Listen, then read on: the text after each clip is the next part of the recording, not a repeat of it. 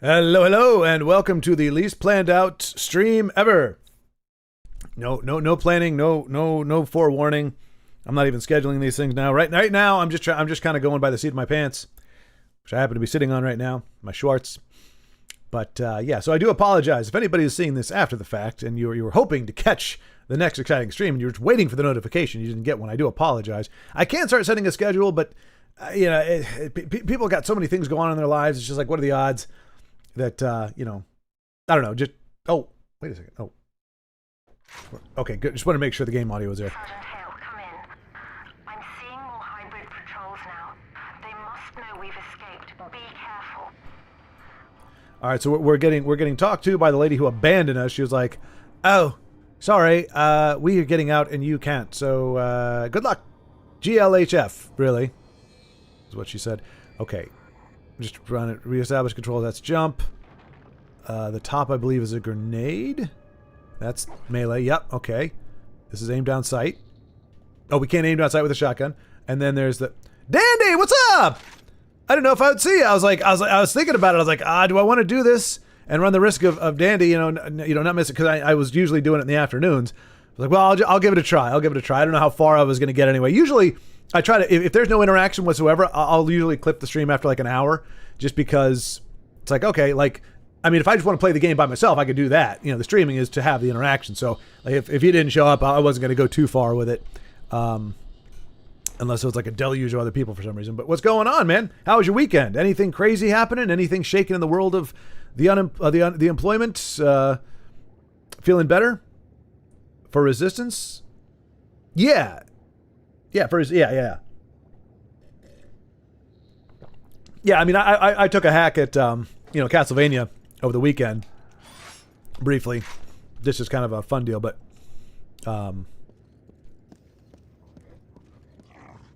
hey, buddy. I duck. No, that's not duck. This is duck. There we go.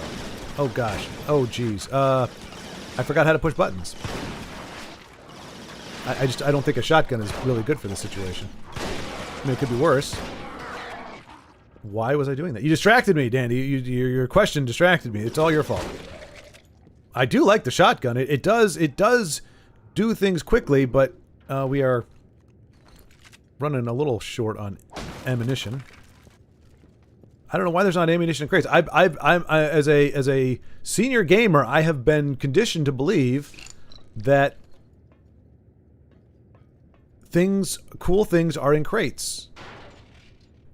Let me switch over to my weapon of choice. Alright, I forgot what she said our goal here was. I'm sure they'll tell me though, right? Escape the Chimerian Conversion Center. Okay, that's easy enough.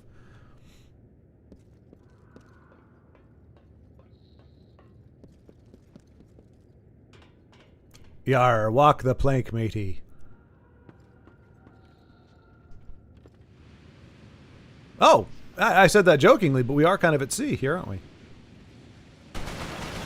Wow. I opened up with a volley and totally missed him.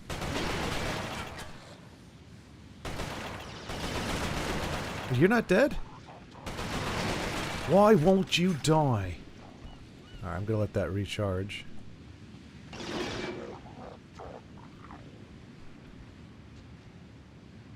Don't hit me because I'm skilled. Try it. Stick your ugly head out. There you go. I feel bad. No, these are actually these are former humans. That does make it a little bit bittersweet. It's like, haha, I killed you, scum. Oh, you were probably a very nice, hygienic person. Part of me wants to boot up my PS3 and play the PS1 version of Spyro. It's been so long, and I'm used to remastered games now that the originals feel like a little unfamiliar. Lead sales position, not leader. Wait, what? You're in... Wait, you got a job in sales? Wait a minute, wait.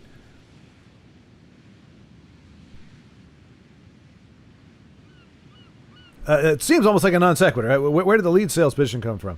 Are you talking to somebody else? How dare you?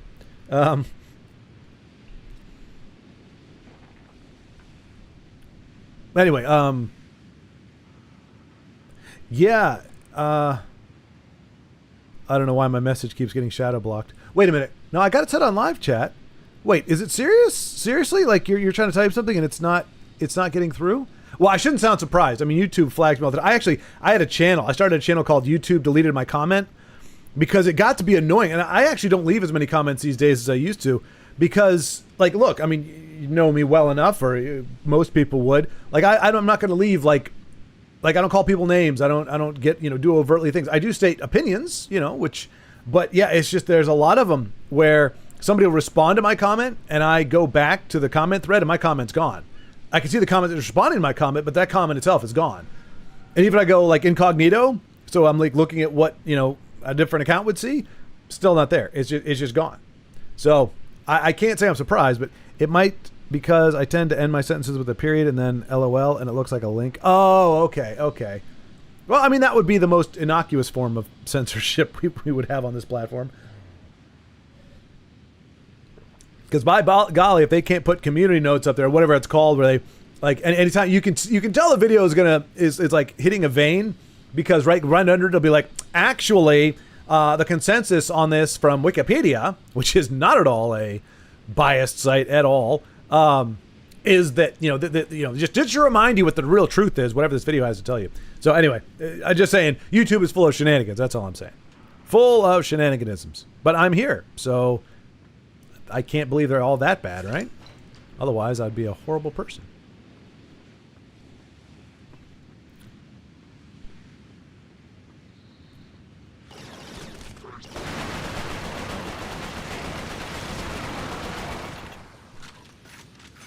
I mean, that's the dumbest they've been all day, or ever since I started playing. But yes, I had an impromptu meeting yesterday with a manager at the Dollar General. Nice. Okay. So I'm just waiting for the background check to clear and should be good. And indeed, it is tricky. But that's cool, man. Congratulations. You have taken your first step into a larger world. So really, is that, I mean, so the interview went well and everything, so it really is just, as long as you aren't on like in a list anywhere, like you got the job. Now you said lead sales, not leader. Is that what you're referring to? So, how does that work for? Because Dollar General is kind of like, I mean, I've been in one. I'm thinking it's like a convenience store, right? More or less.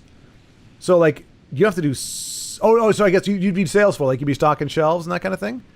Would you be working overnight or during the day? Oh yeah, because you're a night owl, right? Yeah, you were waking up at like 3 o'clock in the afternoon last time we talked. What am I talking about? Of course you can't. You're not gonna be up at 7 o'clock in the morning. That's crazy talk. During the second phase of the conversion process, the humans are wrapped in cocoons. This accelerates the final stages of the conversion. What emerges from the cocoon is determined by the strain of the virus. Each Chimeran creature is created by a separate strain. What we call hybrids, the ones that most closely resemble humans, have the shortest gestation period. The more beastly creatures take months to create and are made from multiple human bodies. Ooh, abominations, huh? Nothing about this feels good. Like, nothing about this feels great. Like, I mean, they look like turds, but they're humans. That's terrifying. Golden Enrique! You just came back from college? Wait a minute. What do you mean? Like, hold on, Golden Enrique. You mean, like, for the day you were at a college? Did you visit a college? Or, college is out. This is when college gets out these days, right? So you return home from college? Like, how far is college from home? Are you still on the West Coast? But welcome back. Hopefully you had a good time and you're ready to get some good solid part-time work and enjoy the heck out of the summer before you go back into the fray. Yeah, like Dollar Tree, it's basically retail and the shifts should primarily be second shift evenings, which is exactly what I want. Nice. My waffle. Oh, there you go. Sweet. Yeah, I go to college. Yeah, I didn't know. It was just weird. Like, you're like, I'm back from college. I'm like, I never knew you went. I had no idea. Are you far enough in to have declared a major, or are you still kind of figuring that out? Don't feel bad. Some people were in school for 6 years because they didn't figure it out for 2 years. Ooh, more ammunition. Yes. Oh, sweet, sweet bullets. Ah.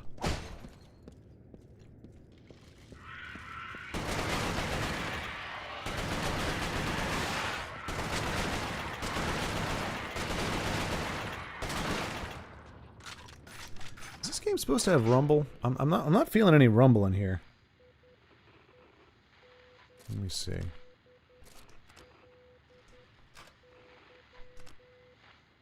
Invert, tilt, invert. Maybe it doesn't have. That's a dual shock model, I think. I don't remember. I just felt there was more haptic feedback, but I don't know why it would all of a sudden just stop. Okay. Well. Criminology. Okay. Going for is that well, I know criminal justice typically is like segue into law enforcement or CIA kind of stuff. Are you looking to be like a what do you call it? Forensics or something, or what is the end goal of criminology, or is it just the fascinated study of crimes and such?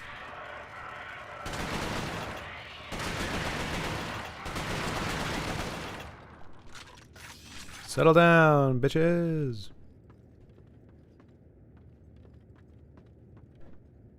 No, well, this is nice and easy. Sure, this is the way out. Oh no. Oh, I hope they're not gestating. Nothing worse. The only thing worse than a ugly turd-looking cocoon is a gestating cocoon. If for no other reason than the name sounds horrible. Okay. Time for some... I have no grenades. The one time I actually remember to throw a grenade... Oh, wait. You know what I can do? Boom. What are you going to do? What are you going to do, scrub? Huh? You can't hit me. Alright, well, you can try, I guess. I see you.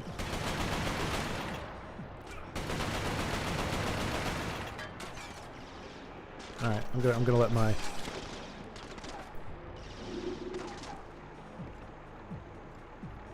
I see you. I don't know if I was hitting you or not, but...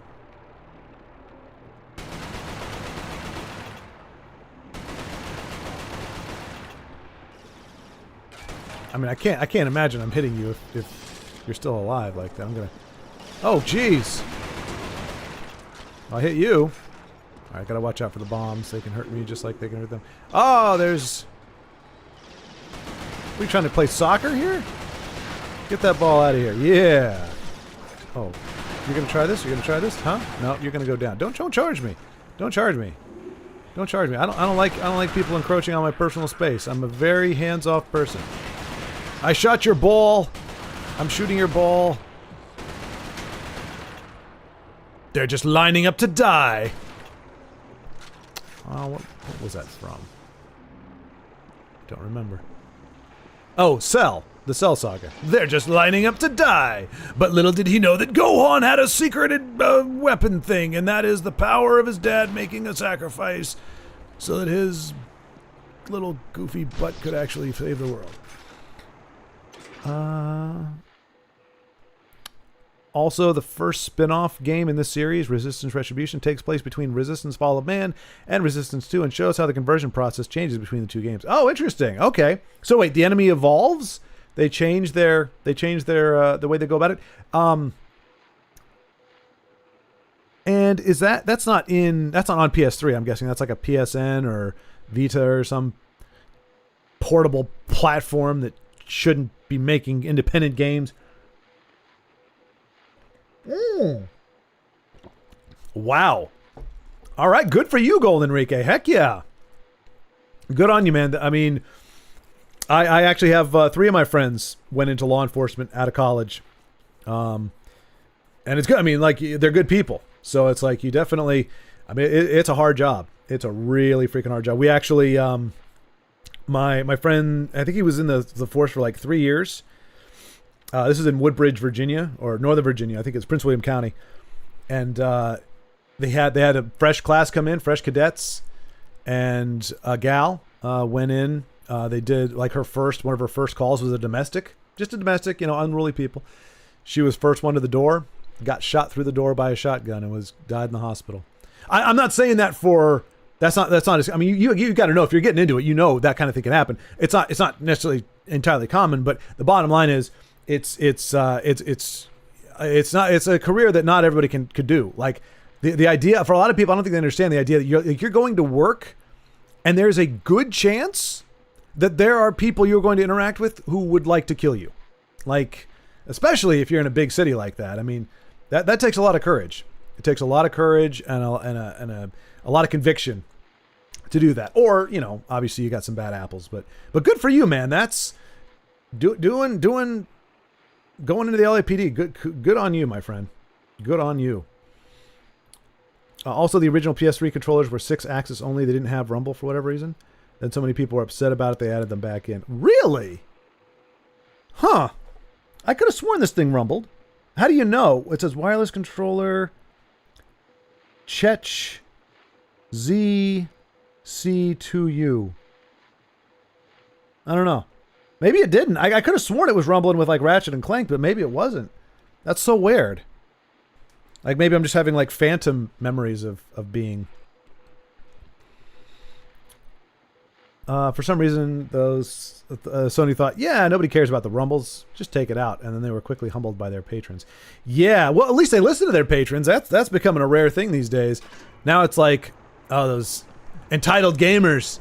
They want rumble? Screw that. No, you got to sign a subscription service if you want rumble stuff. What the hell? Get out of my face. Get out of my face. Get into my car. PS3, that was a long time ago. There was some yellow goo over here, wasn't there? I didn't use it all. I didn't. Ha! Your bold attack was nothing, for I have been gooed. Goodly. Oh, you turd muffin. Well, fine. I'll just go get the other goo that I didn't use.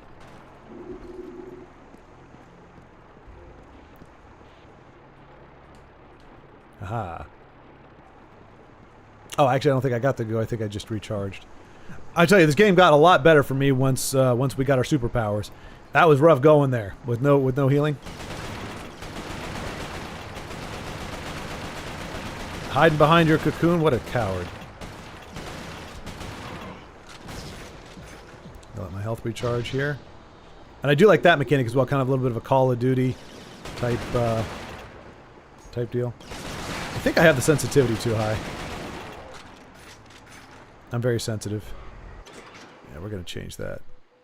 Options, controls, look sensitivity.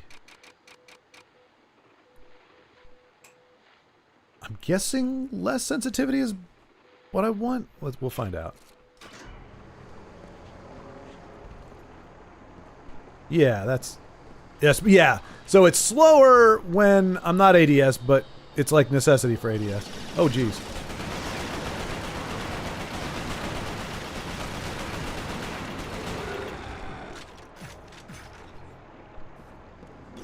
I want to pump my shotgun. Oop.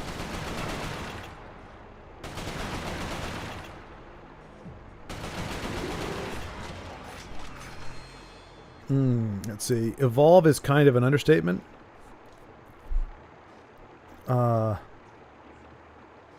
Retribution was originally PSP exclusive, but was later re-released for PSN, PS4. Okay. You could connect your PSP to your PS3 and connect Resistance 2 and Retribution to unlock extra stuff. Oh, nice! That's kind of cool when they have that kind of crossover, like we talked about with like Ratchet and Clank. I mean, of course, you know that's just like, hey, buy PSP too, but I think it's safe to say I bought my last system. Gaming would have to undergo a significant change for me to look into modern stuff, but there's so much great stuff from the past that it's all good. On the back of the controller, it'll either say DualShock or 6-axis. If it says DualShock, then the game that supports rumble should work. I think this game just has no rumble. That's okay. Oh, this was a launch. It doesn't. It just says wireless. I'm 90% sure it's shock. It doesn't. I don't see it say 6-axis either. But I remember it vibrating. Oh yeah, no, okay. It says DualShock 3 6-axis. Yeah, okay. So I didn't realize this was a launch title, but you're right. That would make sense. It probably didn't have rumble rumble enabled. Because I don't think the PlayStation 2 controllers have rumble on there, do they? Well, it's DualShock, yeah. Oh, but you said they didn't have that initially, so they wouldn't have programmed the games with it. Okay, that makes sense. All right. So then I was just misremembering. Like the back part near the charge port. Yeah, exactly right. Yeah, we got it. Yep, you're right. DualShock 3, 6-axis. I don't deal with tainted goods, and I'm actually thrilled because the guy that I bought this from, like you know on eBay, it's despite what the pictures look like or whatever, like you never know what you're gonna get. I charged this using just like the PC, because just how my layout is set up, it's kind of sucks to have the charging cable coming out of the front of the PlayStation 3. So I have it hooked up to a USB port on the computer, and so it charges it, but it doesn't necessarily always communicate. So I was seeing the blinking lights. It just kept blinking those 4 lights, and I looked it up, and it was like, well, it could be the battery going or blah, blah, blah. So like, you know what? Let me just have a backup controller, because that just seems like a good idea. And I started looking, and man, I'm like, what do people do with their controllers and their games? Some of these games, too, I'm like, you're not supposed to eat them. You're not supposed to wipe your butt with them. You're not supposed to run outside in the rain. You're not supposed to use them as footballs. I get dirt. Dirt I can understand. But like the amount of so I've been looking at the controller that I got after I was looking on eBay, and I'm like, man, I hit the jackpot. Like this thing is almost immaculate. And it was used, but I mean lightly used, if at all. Like you could imagine this is like one of those, like a car that only has like 10,000 miles on it, where it's like, yeah, it got a little bit of use, but it's technically not new. But there's no scratches. There's no like clear indication that this was, defecated on or used as some kind of bludgeoning object.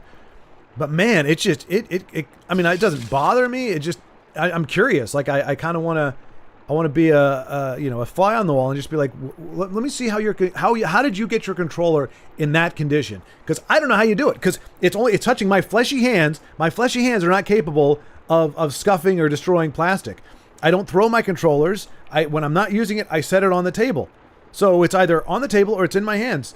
There's no way for it to become mangled and busted and whatever. No,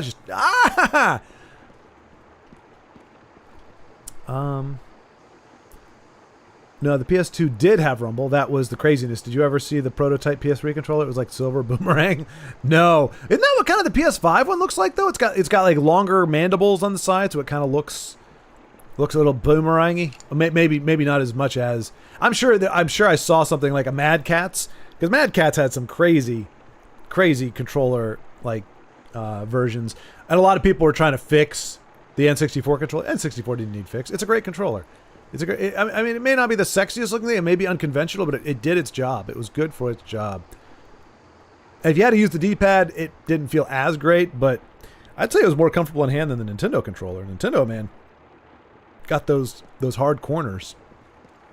Sharp corners. Hard, sharp, whatever. All right, well, I see a bunch of balls scattered about, but let's go ahead. Take that, crate.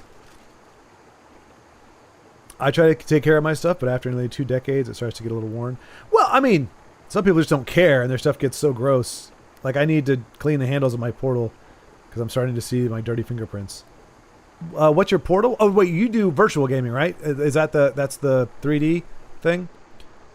Yeah, I mean, but that's the thing. Like, so if I see a controller and it's got like the dirt grime things like in the cracks, I'm like, okay, like my controllers get that too. And you take a little isopropyl alcohol or whatever, and you just clean them out every once in a while. Like that's fine. It's the mangled, like you have to bludgeon it with. Now, truth be told, I busted a Super Nintendo controller into tiny pieces with a 24-pound barbell because Street Fighter 2 cheats.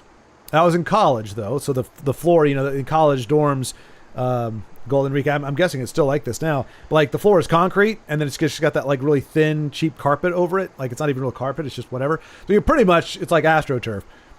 So yeah, man, they was reading my inputs. It was cheap little bastard, and I didn't have quite as much, self-control at that point, and I was grinding at it for like 45 minutes. So I just got pissed off. I threw the controller down. I grabbed the barbell and just smashed it to pieces. So I could understand it. Now, granted, that was when I was 19, and that was the last time I ever destroyed anything physically. Like, the closest I've come is to bang on the arm of my chair like once in a while. It never works out well. The controller didn't learn a lesson. The game didn't learn a lesson. I just learned that, hey, if you want to replace a Super Nintendo controller, it's going to cost you like 25 or 30 bucks. Might not want to do that in the future.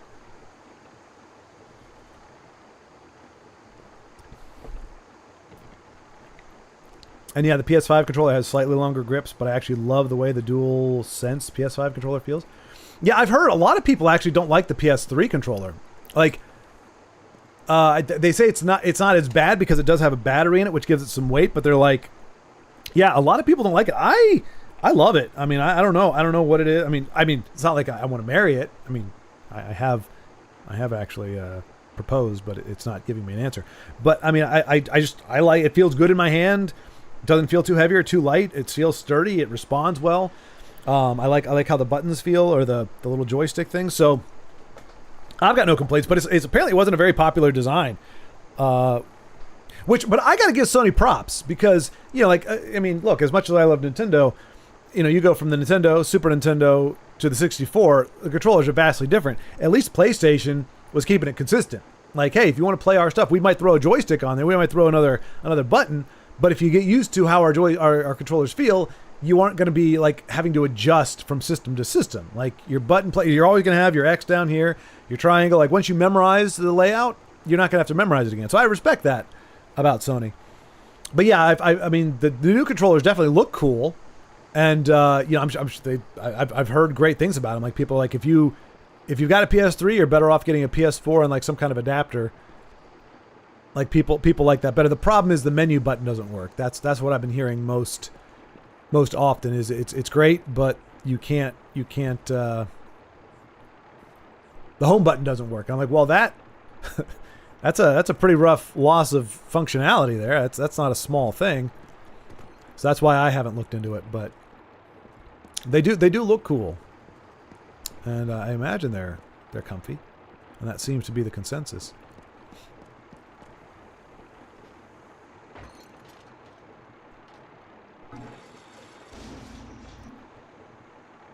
I'll be the witness for your marriage to the DualShock. Thank you, Dandy. Thank you.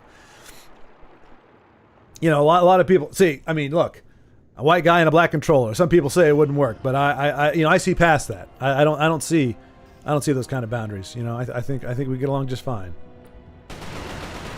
Wow, he looked everywhere but where I was. Oh, you getting back up? Stay down, son. Stay down.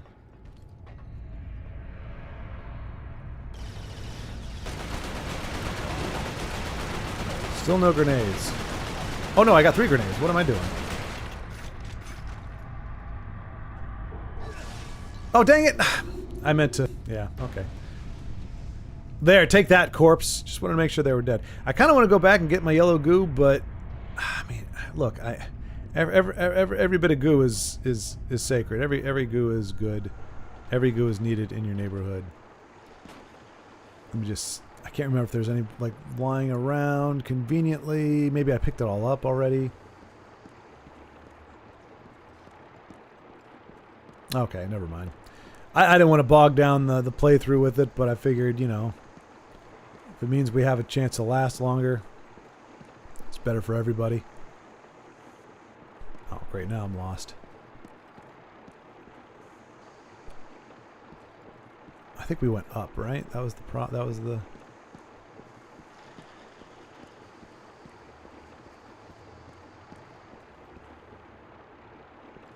We went up. And went down. Went down again. The PS3 controller is literally the same as a PS2 controller, except it's wireless and has a 6-axis. I always like the PS controller. The DualShock 4 definitely underwent a redesign. Gotcha. Yeah. I don't. Yeah, no. At one point, I did own a PS3, and I sold it, and it was really cool too. It was a really cool story. So, I sold it because I was like, well, I thought I was going to get married. I thought I found the love of my life. And I was like, you know, I hear girls don't really like guys who, you know, have video games and stuff. And I want to show that I'm like a mature adult and whatever. So I decided, it was like around Christmas time, and I decided I was going to sell my PS3. And like, I had like 5 games for it, I think. And I pretty much, I think I charged $200 because I still had the box. I like to keep all the boxes of everything.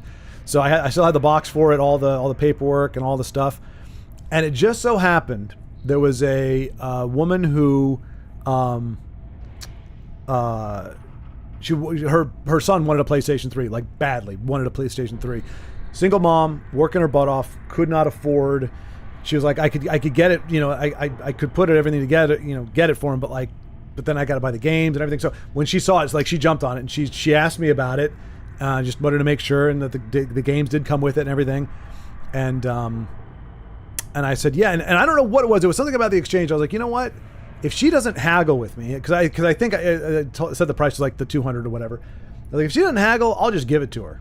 Like if she's coming at this with good intent, like she's going to show up with the money, then I'll just give it to her. And sure enough, she came and she didn't haggle at all. She gave me the money, and so I just gave it. It's one of those things in life where when it says it's better to give than receive. It's not like a thing. It was something I felt led to do, and it was just a cool experience to be like on what do you call that, the front row seat of somebody getting a cool thing happen in their life. Because I didn't need the money at the time. It wasn't really about the money. I mean, it was about trying to be like, I'm mature and everything. And since I've learned, I'm like, no, shoot, if the girl that I'm interested in says you need to give up gaming, my interest goes away. Let's see. I like the PS controller, the DualShock 4. I wasn't a fan at first, but I got used to it very quickly and then started to prefer it. I can't help myself a lot of times, and I end up buying special edition controllers. The latest one I got was God of War 20th anniversary, but the one I always got used now is my PS 30th. Is it like gold or silver? It's basically it's a basic PS5 controller, but it's got gray like the OG controllers and the button. Oh, nice. Buttons have classic colors and stuff. Nice. Oh, cool. Hey, look, honestly, I would too, but I don't know if like. If you want to get a new controller, like a PS3 controller, you're going to spend, well, I'm guessing PS4 and PS5 controllers are pretty expensive just because they're expensive. Like they got a lot of tech in them. But like a PS3, like they've got white, which is hard to keep clean, but I don't mind it too much. And they got this cool blue color, but you're going to pay like $150 for a gosh darn controller. So I'm with you. I like different color controllers. I think they're cool. Like, yeah, but as long as they're like $35 or less. If I got to start paying like $50-$60, then I start to just be okay. Like right now, like the way I'm playing, my controller's under the table, so I can't even see it. So, but that does sound cool though. A little throwback. My wife really isn't a gamer. I can convince her to play sometimes, but she still loves me despite being a basement dweller gamer guy. That's good. That's what you need. Here's the thing. It's you go, okay, am I willing to share my life with this person, provided like knowing that they may never change from who they are now? And as long as that is your honest opinion going into it, you're in a good place. But if you're like, well, I'm sure, after a little while, I'll be able to convince him, life will pick up and whatever, and I'm sure he'll grow out of it, or she'll grow out of it, or she'll stop doing this. You can't bank on that. You can't bank on it. So that's cool. Honestly, as much as people want to blame all kinds of reasons for why women don't game, it's just, we're different. Men and women are different. And video games just don't appeal to as many women as it does men, and that's okay. Sometimes you find one that is totally into gaming, and that's great, but that's relatively rare.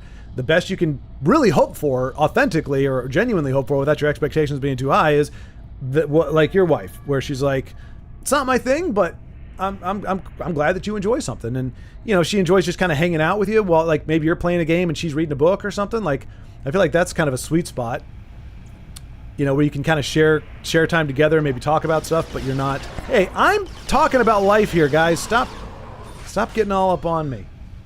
Is it loud enough for you guys? Hey, these guys are so inconsiderate. You'd think, being former humans and all, they'd have a little more decorum. They're probably jerks. That's what I tell myself.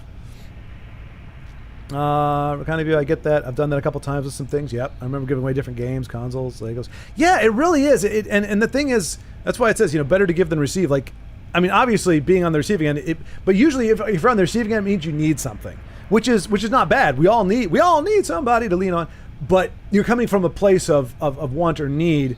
Whereas when you're able to give, now it doesn't mean there's a lot of people that give and they don't have an abundance. They're just giving out of what they happen to have. They're not thinking about, money or anything else. But usually, if you're able to bless somebody or give to somebody, it means you're in a place of prosperity, or you're in a good spot. You've got something that you're not married to, like my controller. You're not married to, and so you're in a place where you can give it to somebody, and it means so much more to them because of where they're at. In a place of needing. So yeah, it's a good. I'm not gonna say I do. I've sold a lot of systems, unfortunately, because if I hadn't sold them all, I wouldn't have to buy them back at twice the price. But I've sold a lot of stuff that I haven't, given it away. But it was just that circumstance, that situation. It just was this is the way. This is just what it needs to be. So, yeah, it's a universal thing, I think, for most people. So that's awesome. That done that way, especially Legos. That's a rough. Those can be rough to give away. They're not cheap. I will never forgive Sony for changing the base console controller from black to white for PS5. Oh, I was never an Xbox 360 guy, so I never realized how difficult it was to get. Yeah, no, that is my, I still, I don't use it because the hard drive seems to be kind of crapping out on it, so I don't use it as much, I should say. But I have the old Xbox One, doesn't have a drive or anything, it's a digital only. But I use a controller for PC gaming, and it's great. It feels great. I really like the Xbox controllers. But yeah, the white, it's definitely harder to keep clean. And not only keep clean, but white. Now I think they fixed it now, maybe, but classically white, because they put that whatever that flame retardant, whatever it is, chemical in the plastic that ages, it yellows. So it's not only is it making sure you clean it, but it is making sure it doesn't start to turn yellow. If it's going to go yellow, I want it to be banana yellow. I will take a yellow Xbox controller. That's great, but not a yellowing controller. That's where I draw the line. So I get a little nervous about white stuff, just because I don't want it to discolor on me, because I can't really fix that. You can, if you can take it apart. There's ways to de-yellow stuff, but it's usually a chemical process, with hydrogen peroxide and sunlight, UV rays, whatever. And but you have to be able to take it apart. You can't just dunk your controller in water.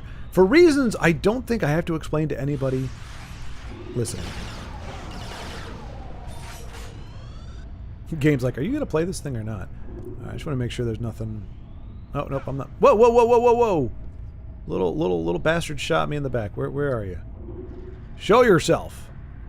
Alright, screw you.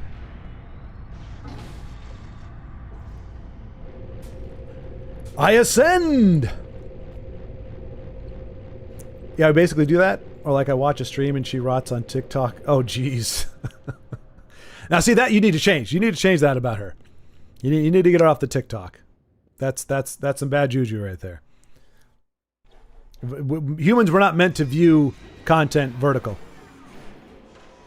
1920 by 1080? Bueno. 1080 by 1920? El Diablo. Yeah. The cocoons are opened and new chimera are born. In the case of hybrids, a cooling apparatus is fused into their bodies. The chimeran metabolism is roughly 12 times that of humans. This results in remarkable healing abilities, but also raises their body temperatures significantly. Without the cooling apparatus, the hybrids would overheat and die.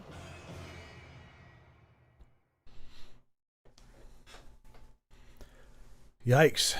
Well, at first I was all on board. I'm like, damn, I would take my metabolism working 12 times faster too. Burn off this fat. You know what I would like to do? I would like to trigger my metabolism for a week. Just get it back to the way it was when I was a kid. I think I could probably burn 30 calories, 30 pounds in a week if I get my old metabolism back. And then you stop it. Then you turn it off again. And then you get back on track, start eating well, smaller portions, etc. But yeah, I just don't let her equate gaming to TikTok. Don't let that. They're not equal things. She's happy that I've made an online streamer friend. She hears you talk sometimes and realizes that you're talking directly to me and thinks it's cute. Just people connecting. Exactly. Yeah, Dandy. And look, I mean, part of it is just it's I'm a small channel. Like, so but to me, that's the idea. Like, if you're gonna be a small channel, capitalize on it. Like, talk to people directly. Like, that's the whole point. I can follow my chat where you get on some of these streams and they got 2,000 people in there that you can't see anything. It's just going by in a blurry. You just have to have like a producer kind of pick a comment out randomly. So yeah, it's like if you're going to be small, then the huge upside of that is you get to connect with people. Honestly, the modern Xbox controllers feel good too. Yeah, well, they're pretty much the same design as the classics, right? They didn't change a whole lot. Yelling grosses me out a little. Yeah, it does. Yellow, yeah, it's nasty. It's nasty. And I don't know why, but yeah, there's something very unhygienic looking about yellow. Maybe it's because like yellowing of teeth. I don't know. But there is something very unsettling about yellowing. Especially because on it, like in general, like white. I think in general, like white with black accents looks awesome. Like I like the look, especially if it's got like a little of that like neon blue, that kind of glowy, blue whatever, which I think the PlayStation 5 has in its design or something, or on the controllers. I like that combination. It's just, yeah, it's really hard to keep clean. Whereas black, it's like, unless it's like really nasty finger grime, you're not going to notice it. One of my favorite controllers I had, I might still have it. Oh, it was a PS5 controller. It was called Sunset Orange. Ooh, orange and navy blue and just looks so good. Damn. That does sound nice. How do you, Danny, how is this a question? Like, I don't inventory everything, but like I would remember selling a controller like that, or I guess losing it or something. Like, I guess it's because you just moved. Did you guys move a bunch of stuff into storage? So you've got like, or you just haven't unpacked a lot of stuff. Like you've got them in boxes, kind of tucked away. Because like I know, like you were saying, this is more like to get back on your feet. So you're looking at it like it's temporary enough that we're not going to like unpack and get settled in, or because honestly, if you don't remember if you had it or not, I think you just go ahead and chalk it up to not having it, and then if you do find it, you just send it to old J Money. I mean, I couldn't do anything with it, I don't think, but I'd put it on the wall or something. It's similar but a little different from the 360 controllers and way different from OGI. Oh yeah, the original Xbox, those things were hideous. The people make fun of the N64. The original, because didn't it have the giant button, like the giant Xbox? I don't even know if it was a button, but it was just a giant Xbox logo in the middle. The controller was the size of a small house, and half the real estate was worthless. It didn't actually, there were no buttons there. It was just this big, like, hey, you're using an Xbox controller. It's like, okay. So yeah, they definitely got better over time. Way too big, exactly. Oh, it's a PS4 controller. Okay, well that I could use. Yeah, no. Oh, cool. Well, hopefully. That is the one nice thing about moving, like when you're unpacking boxes, especially if it's been a little while, it's almost like you're getting it brand new again. You're like, oh, I totally forgot I had this, or oh my gosh, yeah, that's a thing, or you're pulling it out of a box, and you're like, oh, I have this. I don't know, that's the way it's been for me on some longer, like if I've had stuff in storage for a while, like about a year, there have been some moves where I've had stuff in storage for a year, which really sucks. But after that, like you pull it out of storage, it's like, oh yeah, this is so cool. I totally forgot to do this. Well, this is just all kinds of unpleasant. I do appreciate them going, because a lot of games gloss over this part. Like you fight the bad guys. It's like kind of like Terminator, the Terminator, which you were watching the Terminator series not too long ago, right? You just watched the original Terminator. Have you watched Terminator 2 yet? Or 3? Like how far are you on the Terminator timeline? Because that's the thing, like they give vague allusions to like what was going on in with Skynet and the production factories and facilities, but you don't really get to see any of it. That was kind of one of the things that I wanted to see. Like in Terminator 3, I thought they were going to show all that, and they never did. But like here, the game could have very easily just been like, we don't know from where they came or why they came, but they're here now, and we have to fight them, and that's it. And that's your premise, and you just go in. I appreciate the fact that they've got these. We're actually in the facility, and you can actually see how they're incubated, how they're transferred. It definitely has some very like Matrix-esque. I mean, it's not Matrix in any functional way, but yeah. So I'm guessing at that point they're zombified. They can't think for themselves. They don't have personality. They're just kill and just rape, because I don't think they've covered that. I've made it out of the camp. The hybrids How about I just bail out real quick? Surely they're not down here waiting for me. We're going to watch... but I'd probably keep it. I don't know if I can honestly part with it. No, I was totally kidding. I wouldn't either. It sounds amazing. But just the fact that you're like, I think I have it. I might not have it. I don't know. And they're like, I could not part with it. It's like the One Ring. Like, do not lose it. Never, never take it off. Be maximum caution. I might have set it down somewhere. I don't know. I might have. I think I still got it on me. The One Ring, Frodo. Yeah. Yeah, I got it. It's still here. Yeah, cool. I thought I might have set it down somewhere. Keep it secret. Keep it safe. Exactly. Is it secret? Is it safe? Sure, Gandalf. Sure. 13 years later. I think that was the original timeline. 13 years, Gandalf went off. Took him that long to go to Gondor and do some reading. He's a slow reader. Oh, I thought this was going to be some alien thing. I'm like, wait a minute. Why do they have a menu?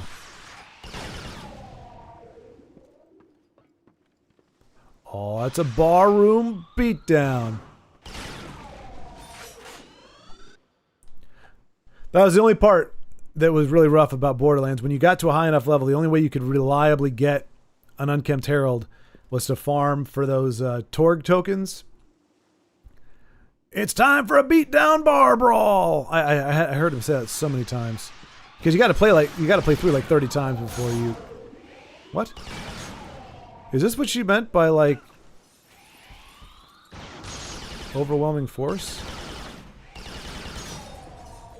Because I'm not impressed. I got my goo.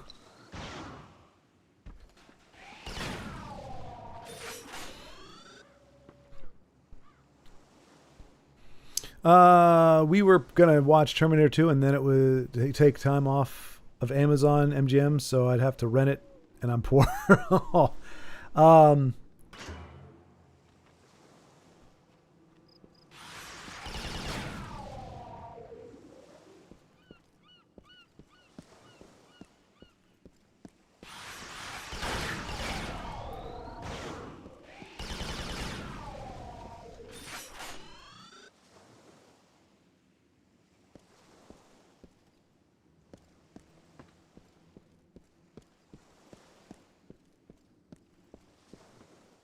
Nah.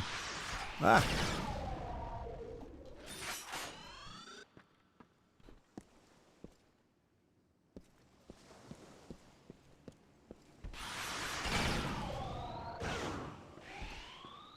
I mean, we're getting cherry picked here, but I'm not really. We're not having the fight of our life just yet. But like I said, we are on the hardest difficulty after all.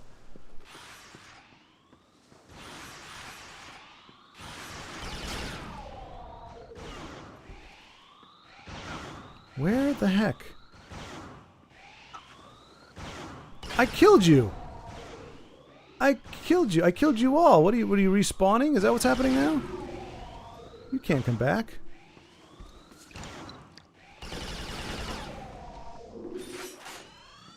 I mean, I guess they can, technically. Ooh, shotgun. Ah, there we go. Finally. Wait.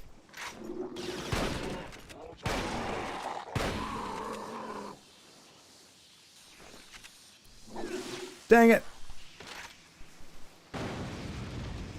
Take that, corpse.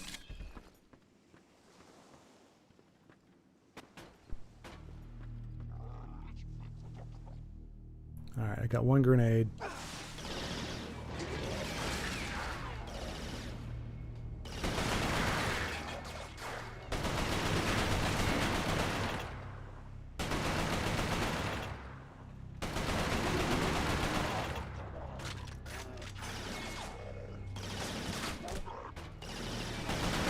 Oh, so Dragon Ball. What was your Dragon Ball, Dragon Ball Z, Dragon Ball GT? Which Dragon Ball?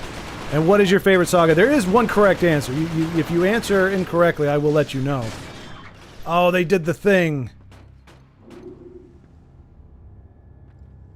There's definitely a wrong answer. Several wrong answers. There's only one right answer. I'm open-minded about a lot of things, but the best Dragon Ball Z saga is not one of them.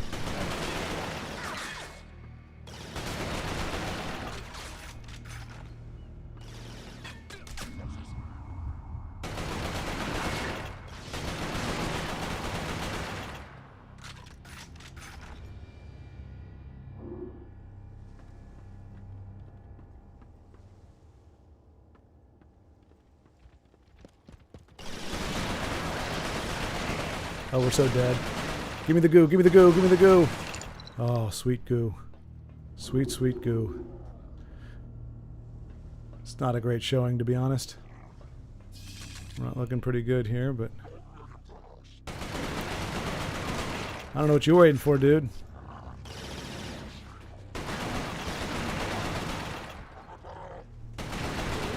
I hate this whole, like, they go down, but then they get back up. They get knocked down, but they get up again. They're never gonna keep me down. They get knocked down, but they get up again.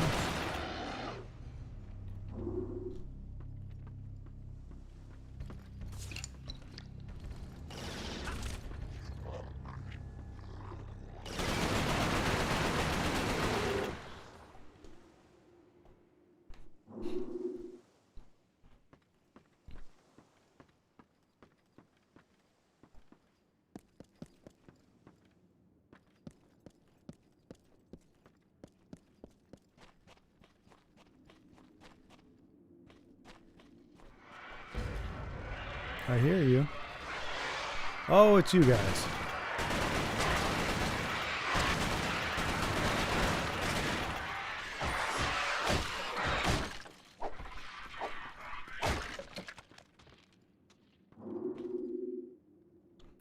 Okay, so it was all of them. Dragon Ball, DBZ, GT. This is before Super was a big thing. DBZ is my favorite, but I actually enjoyed Super a lot as well.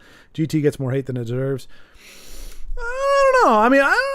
It deserves some hate. It deserves some hate. I mean, I wouldn't say infinitely more than the Boo saga does, but I mean, yeah. I mean, and that's why. Look, I'm just going to tell you right outright. The best saga in Dragon Ball and in all of Dragon Ball, although I haven't seen all Dragon Ball, but Dragon Ball Z is the Android Cell saga, because you do get a little bit of that. Okay, there is a way to both increase power and speed as a Super Saiyan, which makes you a Super Saiyan 2. So it gives you something else to go for. Like, you crack the Super Saiyan thing. We got to enjoy that for a little while, but you go, okay, you can still ascend to another level. But when we got the Boo saga, as soon as you get to Super Saiyan 3, you're like, okay, so, and then GT's 4, 5, 6, God, whatever. The power creep becomes a little obnoxious. Whereas I feel like having another level that you could get to and having Gohan get there, like as Goku's son, I felt like that was a perfect thing. If Goku had gone Super Saiyan 2, it wouldn't have been quite as good. I feel like it had the impact because it was Goku's son who was supposed to be. Now, granted, Boo and GT butchered Gohan. They just ruined that kid. But, you know, at that time, it was supposed to be more potential than his father. That as a hybrid, that as a part Saiyan, part human, he had more potential even than Goku. So for him to go Super Saiyan 2, that was a special moment. Like, that was, you know, you surpassed his father, which is what made it all the more, like, that shot of him doing the Kamehameha with one arm and Goku behind him doing it. Oh, that, beautiful, beautiful scene. But then it's like, okay, now we can go through, and Goku, like, yeah, he died before, but that kind of felt more like a permanent thing. They give a goodbye to Goku, but then he comes back. So I feel like that was at the apex before it started being just like cyclical. Like, okay, we're in a new thing. There's going to be another Super Saiyan level. And then there's going to be one after that. There's never going to be enough. Classic Dragon Ball was actually pretty good too, but started to lose its excitement for me after a while. I still haven't watched Daima, but I've heard great things about it. I'm not familiar with Daima. But the best way to experience DBZ is DBZ Abridged. Oh, yeah, Danny. Yep. I have seen DBZ Abridged. And yes, that is good. I love, what is it? Vegeta, when he's fighting Android 18, every time I see it, I laugh out loud. But he's like, you know, he's talking trash to her. And, you know, of course, she's kicking his butt. And he's like, element of surprise. And he's like, she's about to hit her. And she just backhands him. So just like, the element of surprise. Dunk. And he just flies back. That's just so funny. I mean, I don't know if it's funny because he says, the element of surprise, or if it's that it gets cut off by her backhand. But yeah, that's pretty darn funny. It is a good way to experience it. And you pretty much do get all the, and they do good voices too.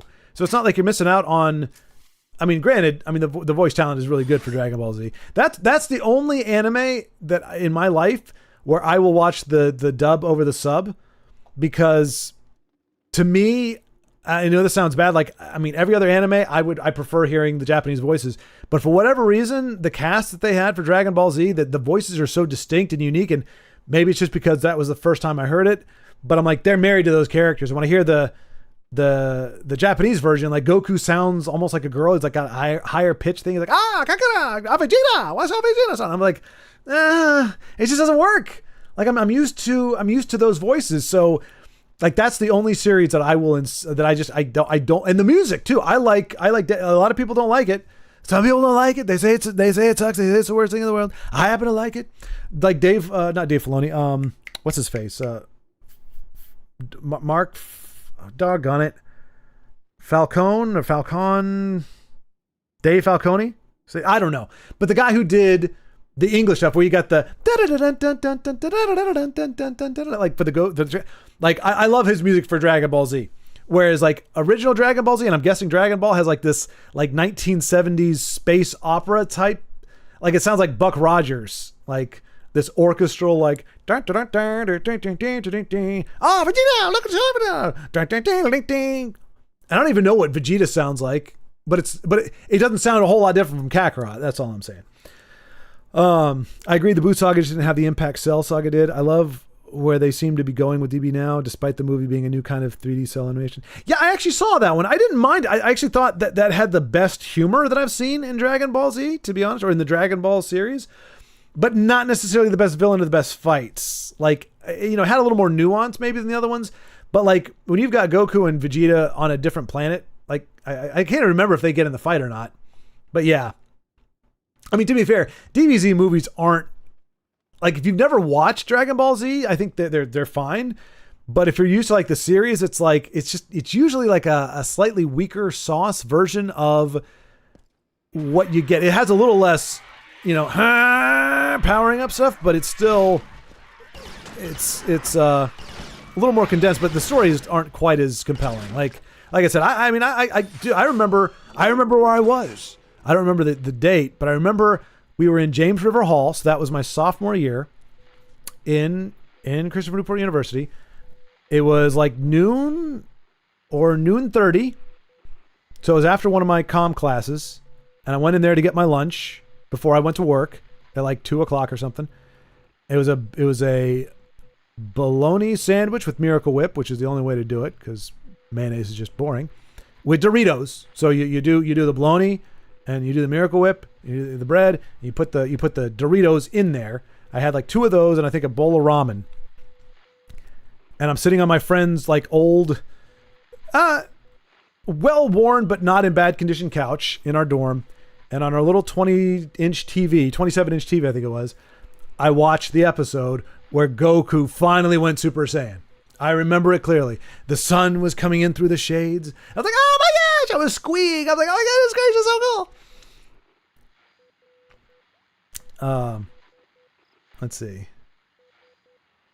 Dragon Ball Superhero was pretty good and shows Gohan getting back into the fighting. Is that the one with the little short fat kid, looks like a little baby Hitler or something, and he's like he's a super genius guy, and you have the androids like Alpha and Beta or something, like little gray guys, and they have like little guns, and they think they're superheroes, but they're actually bad guys, and Red Ribbon Army stuff. I think that's the one I was talking about, and I think that's the one. And I thought it was good.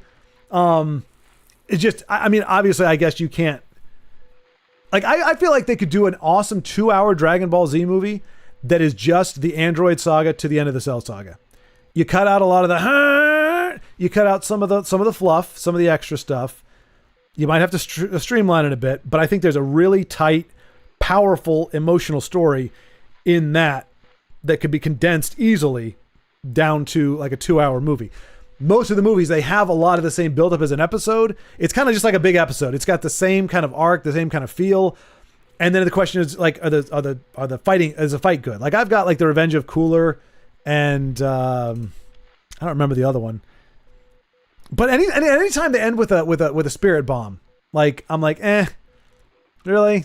Because then it's just Goku doing this for like an hour and a half and everybody just getting their butt kicked and just a little longer, guys. We can't hold out any longer. Goku, use your bomb. I can't do it. It's not ready yet. Do that for like 20 minutes, 30 minutes, 4 episodes. And then finally, it's ready.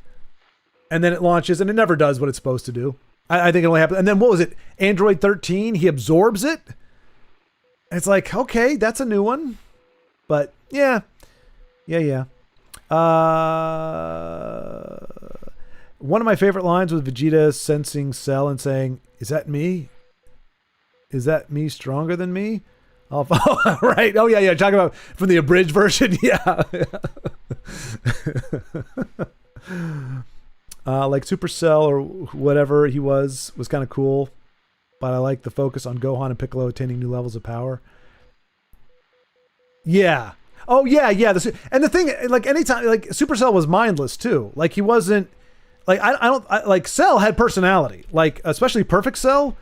He was a great villain. Like he was kind of like we talk about like Handsome Jack from Borderlands 2. He's cocky. He a little bit of comedy. He's like, oh really? Oh, I didn't even notice. Like he's smarmy. He's smarky. He's snarky. He's not over the top malevolent. He's just like he doesn't give a care. He's like, yeah, I'll destroy the planet if that's what I want to do. But like he's not like ideologically motivated. Just like, yeah, make it entertaining before I kill you. So sadistic and everything. But like the Supercell is just kind of. And he's the imperfect Cell, so he's got that goofy voice thing. Oh, Vegeta, no, you can't do that to me, Vegeta. Oh. Bruh, the Brawly movie was dope. Didn't they? There's more than one now, isn't there? You talking about the classic one, like the original? I definitely prefer the dub over the sub for DB. Same for Full Metal Alchemist. I haven't seen Full Metal Alchemist. That's definitely one of those animes that's like always brought up and is very popular, but I never watched it. I didn't avoid it. I just never got into it. But like Cowboy Bebop, I like the Japanese version. Tekka Man, I strongly prefer. I love the music from Techno Man, the American version, because again, the original just has this kind of cheesy space soap opera music.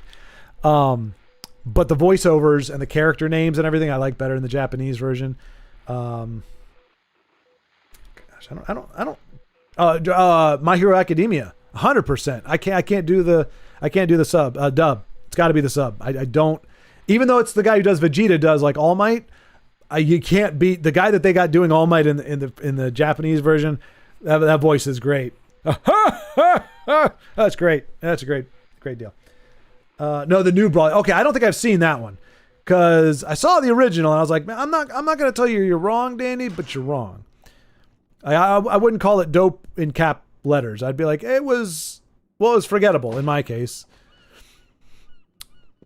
But I don't think I've seen the new Brawly. So you might be onto something there. But I'm very much a seasonal guy. Like I get in the mood for things. Like I haven't been in the mood for Dragon Ball in a long time. And granted, I'm pretty old now. Are we going? Oh, oh goody.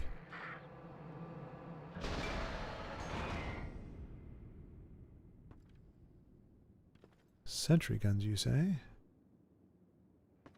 Sentry guns.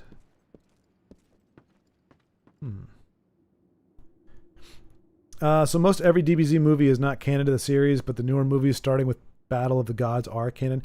And I think that's the way it should be, Danny, because it's yeah, I never got, I mean, I knew that was the case. I just never understood why. I mean, I guess like alternate version, but it's like you're retreading for people like, if you want to say that the movies are for people who don't watch the series, I understand that. Okay, you're getting but it's like, I don't want to see, like I remember watching Android 13 and I'm like, why is nobody going Super Saiyan 2 yet? Like this is beyond. We've already gotten past the other androids. Like they should be Super Saiyan 2, and they weren't. And it's like, oh, they become Super Saiyan 2 at the end of this one. It's like, but we're already past it. Like I don't want to feel like I'm going backwards. So I think it's a good call if that's what they're doing, where they're kind of keeping it in the continuity and it's canon. Because if it's canon, it's like that's why I don't dig on fan fiction all that much. Because it's like, okay, well that's great, but I mean that said, the expanded universe Star Wars is where it's at. But oh, the music's playing.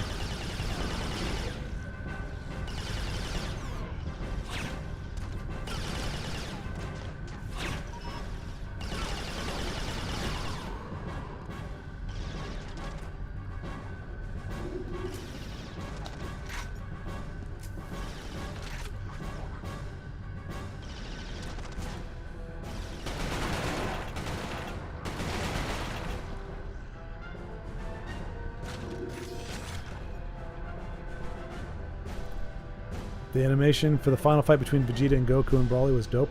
Wait, is it Vegeta and Goku versus Broly, or is it I would imagine so. Are they doing fusion? And I'm guessing that becomes before Superhero, because in Superhero they're all kind of friends, I guess, right? Or they're all hanging out together. And is that an alternate timeline? Because doesn't Broly kill himself or something, or blow up, or do something in the first one, in the original? Like he's so angry. Also, all caps. You've never seen Full Metal Alchemist? No. I had a lot on my plate back in the day, Danny. I had a lot of things going on. I couldn't. I couldn't watch everything. And I think I got confused because like you have Full Metal Alchemist and you have like Brotherhood. Anytime you have like multiple strains of the same show at the same time, I'm like, I'm not sure which one I'm watching, and then you're trying to get into it. But like the only way I could have watched it all the way through was like, buying the DVDs or whatever. And I didn't have that level of commitment. Or maybe it was the money. I don't know. I'm familiar with it. Like if you show, like, I know what the characters look like and everything. And I think I've seen one episode, but yeah, I haven't watched a ton of it. Dang, I wiped you guys all out. Man, I'm something awesome. Dragon Ball Daima? What was going on here? Oh. Hang on, I'm fighting for my survival here. I'm fighting for the fate of humanity. Oh, they're just putting their head in it, aren't they? Where you going, Chicken Little? Huh? Oh, you think you're clever, huh? You think you're clever. Well, you might have been clever before you became a chimera, but... Okay, that's too soon. Too soon? Like, you were probably just born, weren't you? You just got that little thing strapped to your back? Hey! I was commemorating your fallen comrade, Jackhole. Show a little respect for the guy who just shot you to death. I'm worried about these turrets. I don't...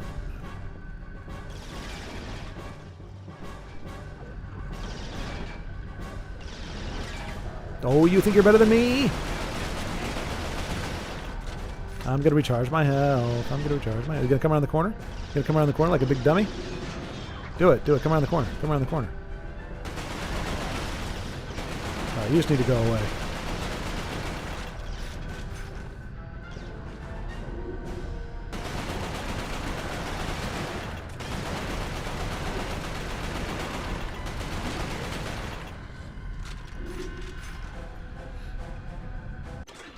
I have no answer than I don't know the Japanese.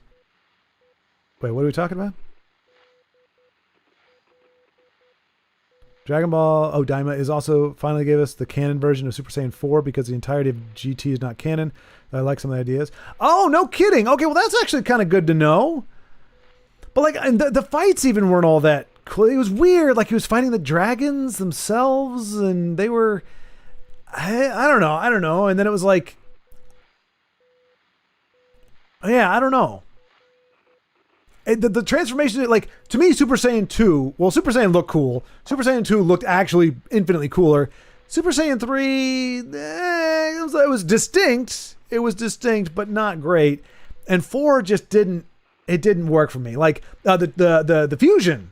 The fusions look good. Like, Gohan and Goku's, I think they fuse. Like, Gogeta. Gogeta was freaking awesome. Is it Gogeta or Yeah, Gogeta's the good fusion, right? The strongest version. Like in terms of like just the clothes that they end up wearing, the overall look and everything. I just didn't get into the like Super Saiyan 3 and 4 didn't seem like awesome transformations. And how do his eyebrows go back? Like I need immersion in my anime, and that just breaks the immersion. There's no way he could singe his eyebrows off in the transformation and then they just grow back as soon as the transformation goes away. And it didn't really get enough time to breathe. That was the problem.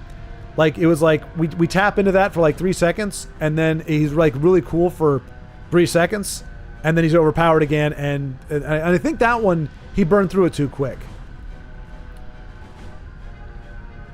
Okay, so originally there were 3 other Broly movies, and those were Dragon Ball Z movies.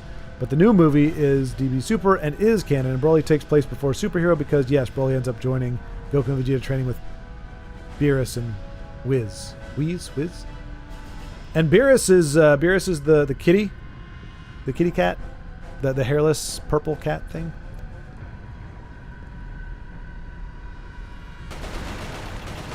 I mean, he reacted to that. Oh no! I got the drop on him, but I had the wrong weapon. Alright,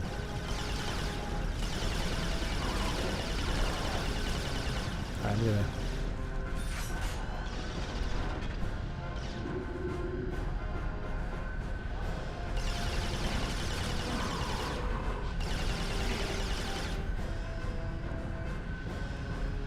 That it? Is that all you can conjure, Saruman? Apparently.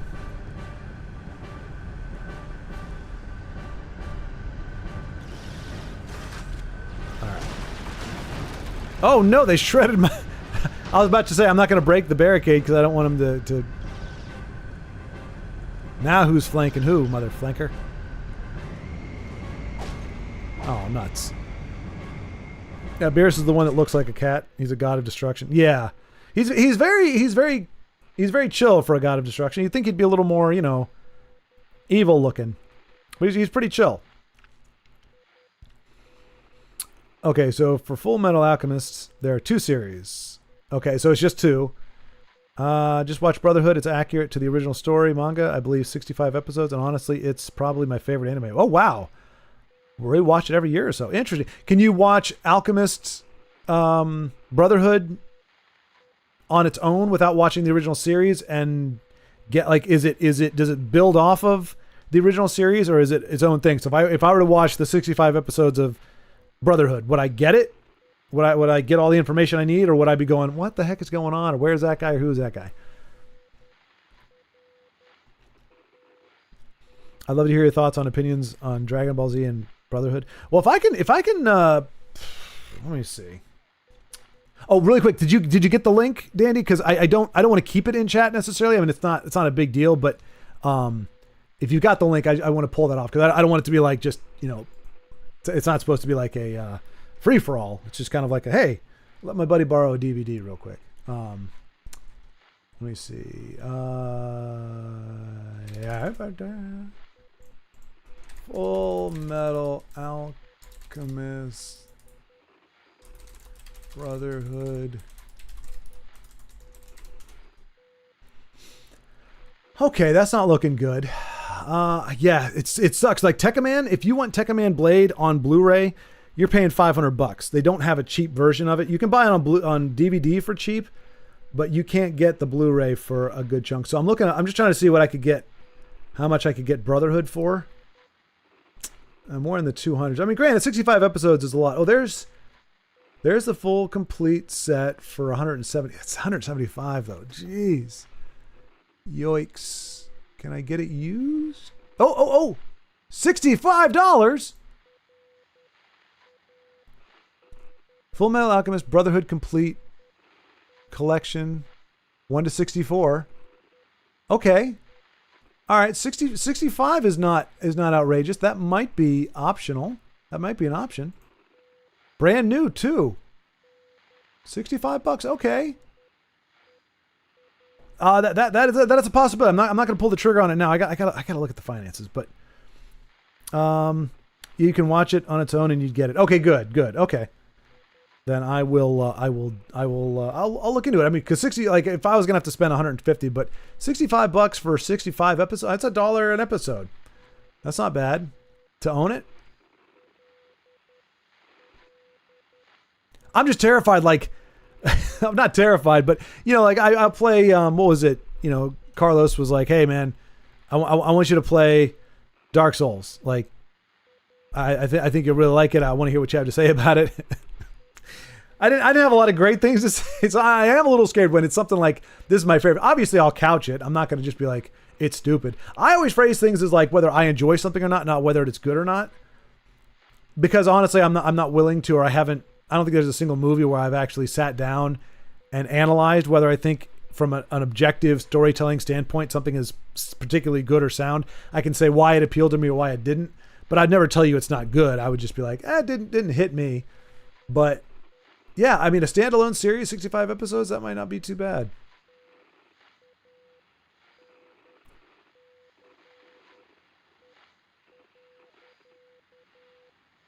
$165. Let's see. The original FMA starts out following the manga, but catches up quickly, and then makes up its own story that completely diverges from the manga. It's not bad, but it's not as good as the Brotherhood. Okay. Well, good. I'm glad they made a series that's more faithful to the original, because that's what I don't understand when people deviate from source material. It's like, it's popular. Like the original material is what made it popular. I understand adaptations. Like you gotta make changes to adapt things to different mediums. I get that. But a lot of the changes that we see are not adaptations. They're just, hey, I'm just gonna, modern interpretation or whatever. I want to make it mine. Well, it's not about you. It's not about you. It's about exposing an audience to a series that has immense popularity because of the way it was written originally. So you want to go off and do your own thing. That's fine. Create your own series, and if it catches on, great. But don't try to hijack something that is proven to be good and has a core audience because you want to do your own thing with it. So I mean, I'm sometimes it's a little, it's not malevolent. They're not doing it maliciously, but it is selfish. Like, I want to put my vision on it. Well, it's not about you. It's about the work. That's what I liked with Peter Jackson when they did it. Now, I think the adaptation goes awry in a lot of places. Like the prologue for Lord of the Rings is the most horrible thing in the world I've ever seen. But I think his philosophy going in was, we don't want to put any of our our ideas into this. We just want to show Tolkien as he was done. And, as he thought of it, as he conceived it, we want to be faithful to his ideas and his themes. And so it's, we're trying to stay out of it and just bring it to life on screen as it is, as faithfully as possible. That's the vision you should have. Not, as an artist, I'm going to take something that was good and improve upon it with my own vision. It's like, well, but people didn't pay for your vision. Like, people didn't buy millions of copies of your version of the story. They bought the original. So you can watch it. All right. Let's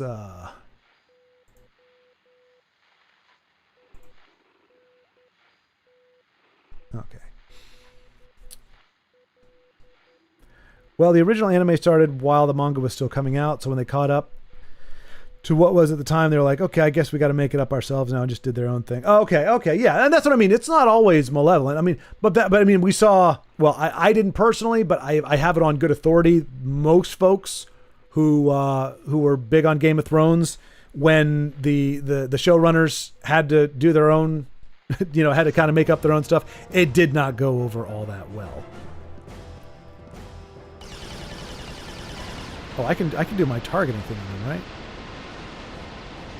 Oh boy, he is lighting it up. Can I?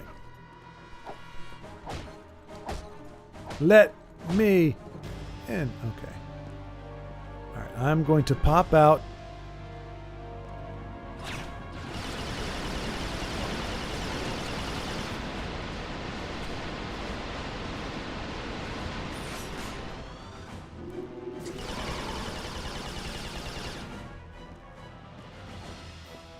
It worked. Holy cow, it worked. Like, I purposely saved my targeting things just because, they said the turrets, so I'm a... The Oh! Well, that's good, because I don't think I've got a lot. Time for a face full of buckshot! I hope I'm going the right way. This is going to be a real short trip. Okay, should we hit it?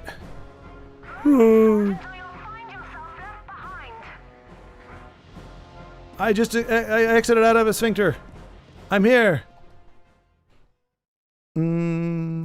Also, I did get the link, and I'm downloading Terminator 2. Just got to figure out how to get it from my phone to the TV. Oh! Flying into the Chimeran territory was always dangerous, but we had to risk it. Hale made it out shortly after. I looked for any further signs of conversion. Fever, nervous movement, paranoia. There was nothing. Just the gold-colored eyes. That's a good... We flew directly to Manchester. Hang on a second. Soldiers had been trying to recover the convoy ever since my squad was ambushed. They knew what was in it. They knew it was our last hope for defeating the Chimera. I wanted to take Hale back to Northern Command for debriefing. Maybe he could sense I was suspicious of him. He joined the Manchester squad before I could say a word.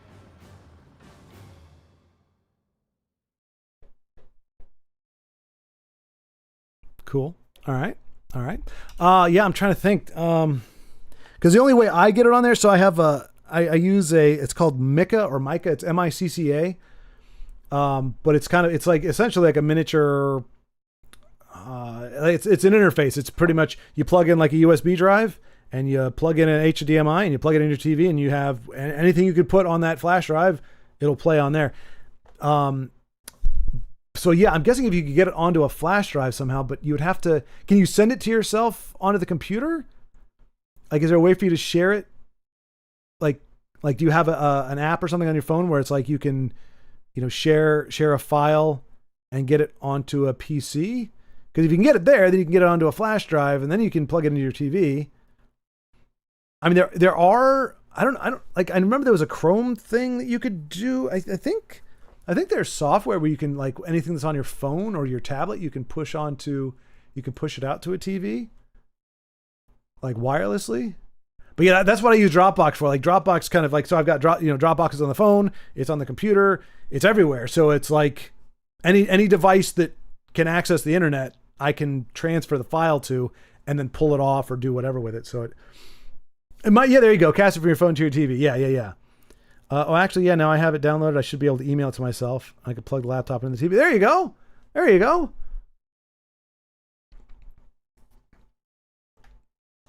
It'll probably have to do something to it because I think, yeah, I'll probably have to zip it or something because it's 4.5. Will the download still work if you delete the link? Yeah. Yeah, as long as you, yeah, yeah. So as long as you have the link, as long as you can click on it. So the only time it'll break is if I take the file out of Dropbox.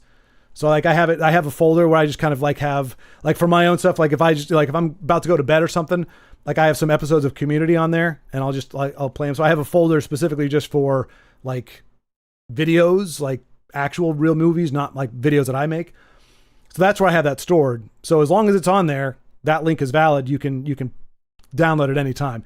I just took it out of there. If you need to be posted again, like if you need to reopen it, I can do that.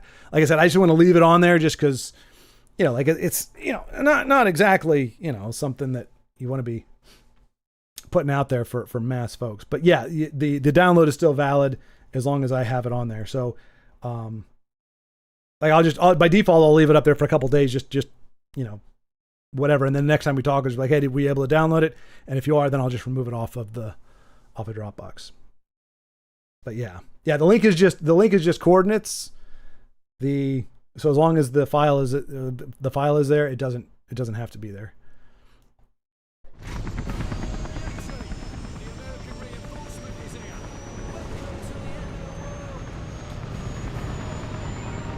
I like the fact that you get to keep your guns. Like Call of Duty, you couldn't do that. You have to get new guns every time.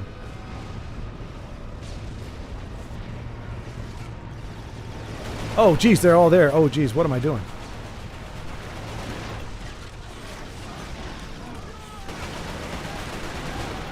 Hey, don't shoot me, shoot my teammates. They're not the heroes. I need to survive.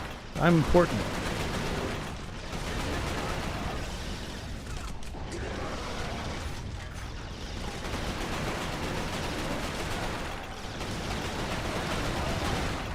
Oh, goodness gracious.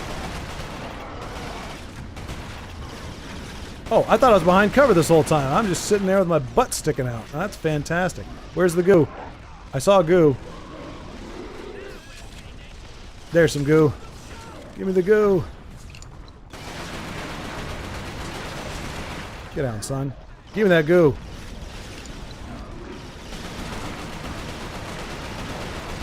Oh, look at you. Look at you. Oh, this is so juicy. So juicy. I should have used grenades. That would have saved me a lot of ammunition. But you're welcome, guys. Don't bother to hail the hero or anything. Okay, awesome sauce. Then I'll finagle it a bit tonight after your stream. I really appreciate it. Sure thing, man. Absolutely. Absolutely. Especially, it's rankling when it's on there and there's like there was one of my favorite like short series of all time. It's called Gallivant.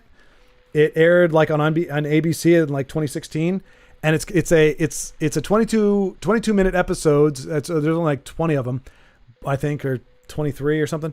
But they're musical. It's a musical, but it's kind of takes the fairy tale thing and puts it on its head. Like in the very first song, the opening song, like it becomes very clear this is going to be a little more raunchy than a real fairy tale, a little more crass, I should say, not really raunchy. But anyway, it's really funny, and I first saw it on Netflix, but it was like I was at a friend's house and watching it there, and so but I don't have Netflix myself, so I was like, let me find the DVD, and I was able to find it, but then I was like, well, but it looks better on Netflix, so I don't know. I was looking for Blu-ray stuff. Anyway, they took it off of Netflix. I don't think it's there anymore, so you can't, and the DVD you can't find it anywhere.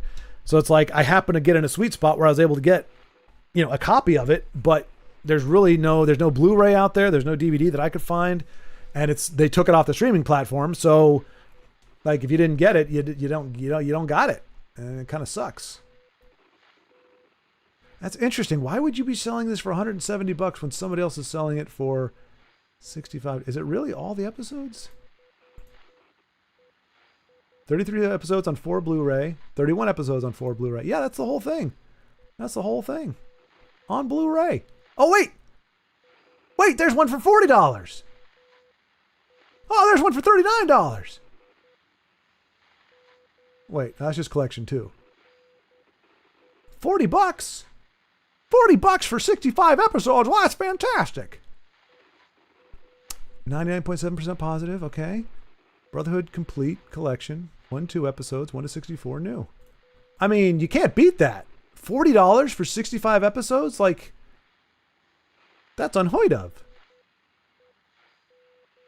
Damn, you can get the whole series of Full Metal Alchemist for $32.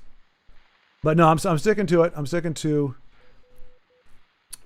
yeah, I don't know why, but Resistance 2, they make it more like Halo. You can only carry 2 weapons at a time instead of having a weapon wheel to choose from. See, that's unacceptable. For Borderlands players like myself, if you don't give me at least 4 options, yeah. Have you ever heard of the show Being Human? I'm a fan of Sam Witwer, and watched the series and actually enjoyed it. I have not. Being Human. I did get Almost Human, which had Carl Urban. It was not great. Oh, it was not memorable. I watched it and I was like, but Being Human.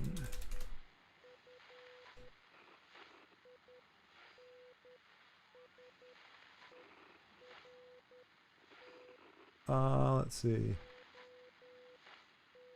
But see, this is in the horror genre. See, like when it starts off, a vampire. It sounds like a joke. A vampire, a werewolf, and a ghost walk into a bar. But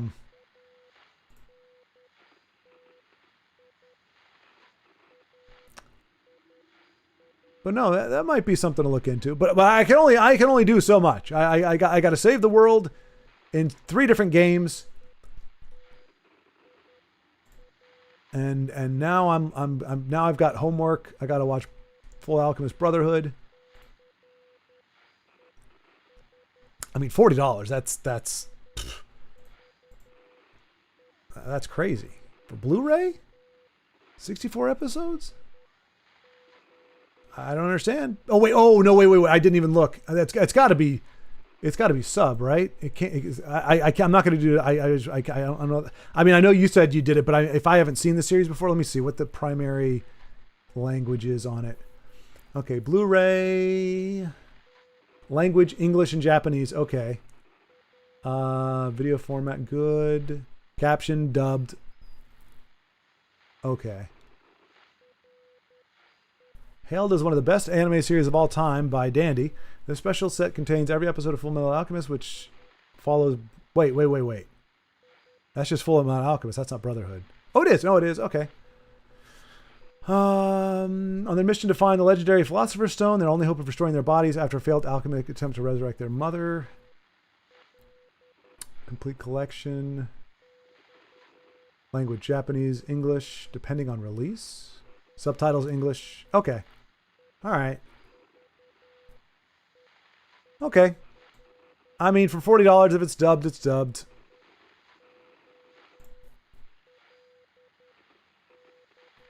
You never watched it subbed? Do you prefer the dubbed?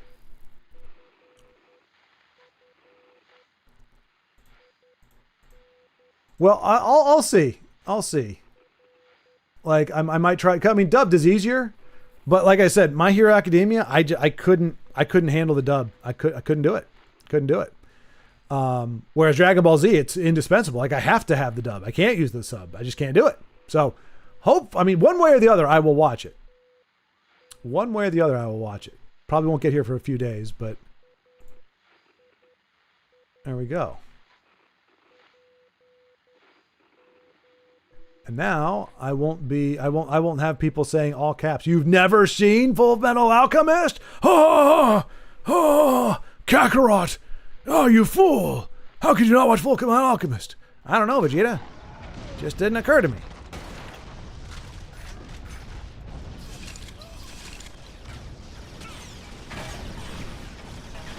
So it's weird to me that crouching is not toggle, but ADS is. Like, I want to be able to just hit the button and crouch, not have to hold it down. And I want to be able to... Well, whatever. It doesn't matter what I want, does it?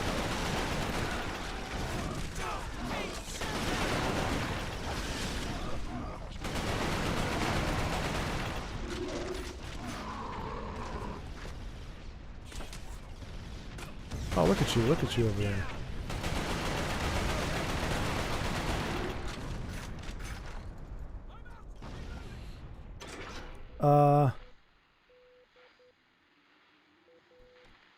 The original show is Australian.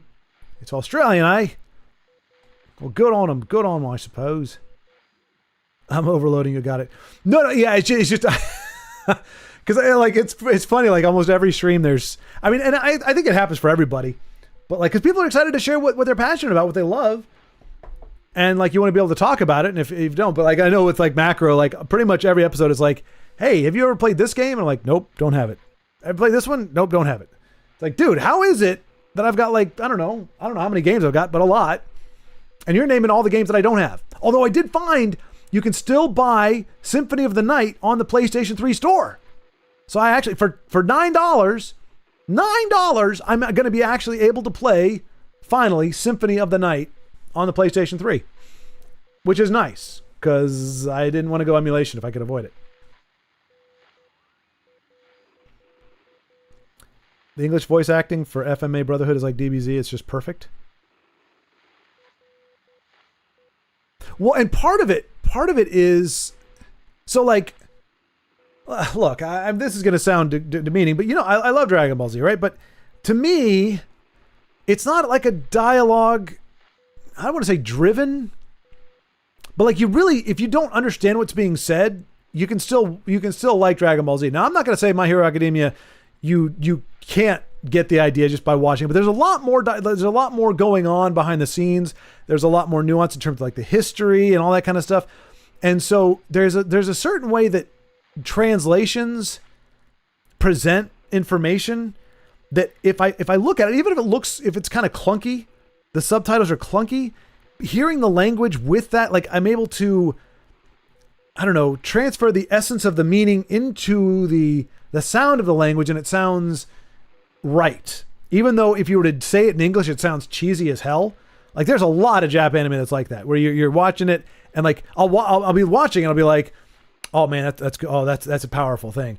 That's a really powerful line. And then I'm like, wait a minute, I pause, and it's like if you were to say that in English, you'd sound like a dork. Like your father and my father have fought for years. It is now time for this to end. Like that sounds you couldn't get away with. I mean, in the Star Wars prequels, you could get away with that because the writing is crap, but in a real story, you can never say your characters couldn't say that. That sounds ridiculous. We'd have to say it a different way in English. It wouldn't be able to be said that way.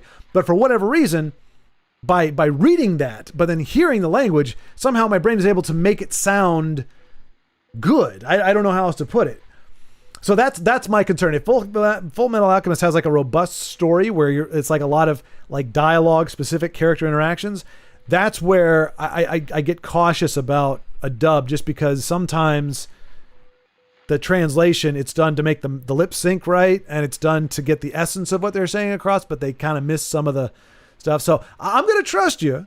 I'm going to start with the dub.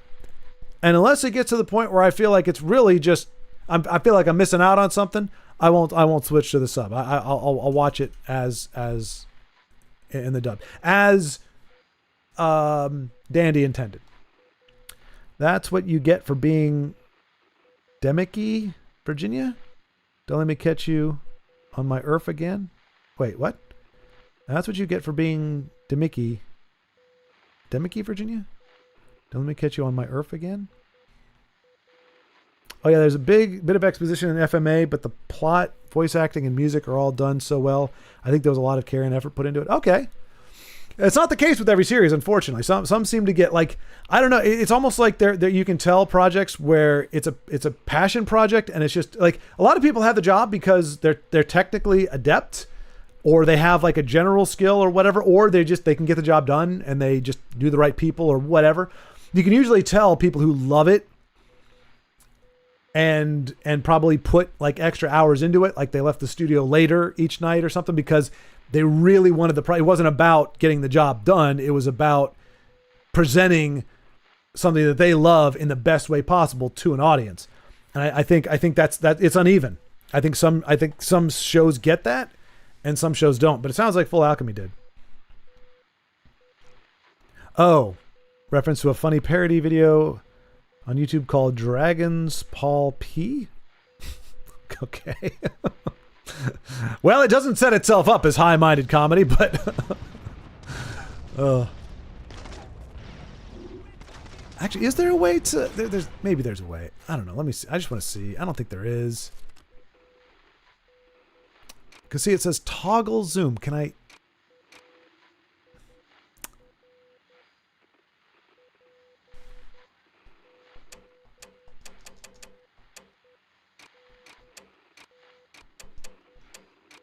No. I mean, if it's highlighted, does that make a difference? Oh no, you can only highlight one thing at a time. Like I want hold down for zoom and I want toggle for crouch.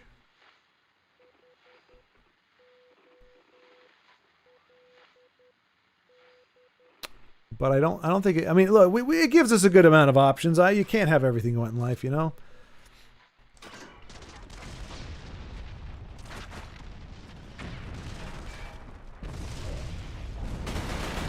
Since you guys can't hit him, I will. And I'll take a little fire for it, but that's okay, because I'm a badass. And y'all are a bunch of scrubs. Your name's not Nathan Hale, you don't know. You don't know.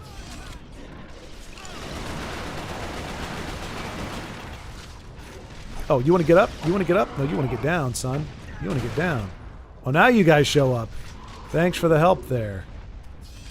Doofus eye.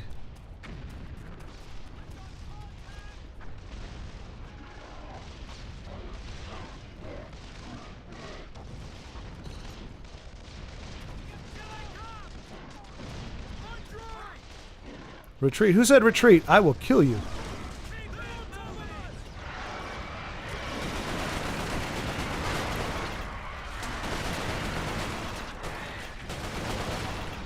Don't worry, guys. They can't hurt you. Let them infest you. It doesn't hurt. Trust me.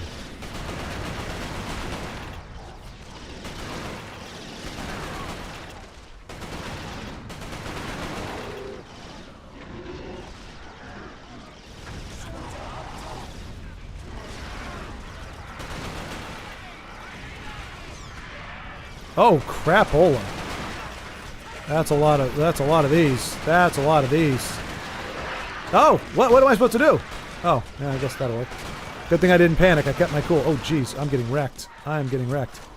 Get out of my way. I'm retreating. I mean, strategically withdrawing to a place that's a little less dangerous.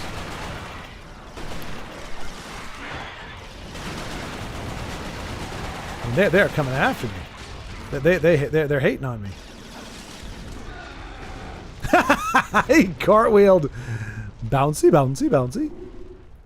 Definitely not high-minded comedy, but funny for people who are familiar with Dragon Ball Z. No, I was kidding. It just the name itself. I'm like, okay, well that might not like Dragon Ball Z abridged. You know, you hear it and you're like, okay, like you may not know that it's funny, but you're like, all right, it sounds like they're taking it seriously. Then you hear that and you're like, all right, well, that's fascinating.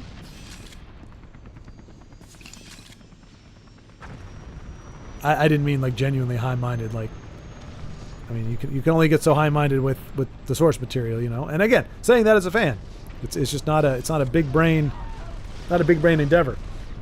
Take that, former human alien hybrid. Exactly. Yes.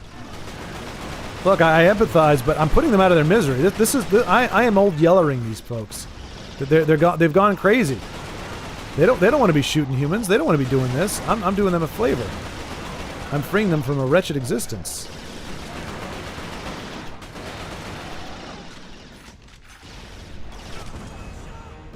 And that's the kind of thanks I get. That's the thanks I get. That's our first death in a while. It's pretty painful. Sorry guys, my bad. I feel like I've done a disservice to us all just now.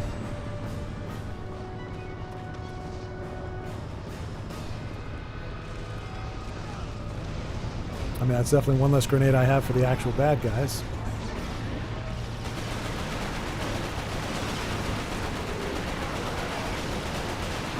Again, grenades would have been so much smarter, but, you know.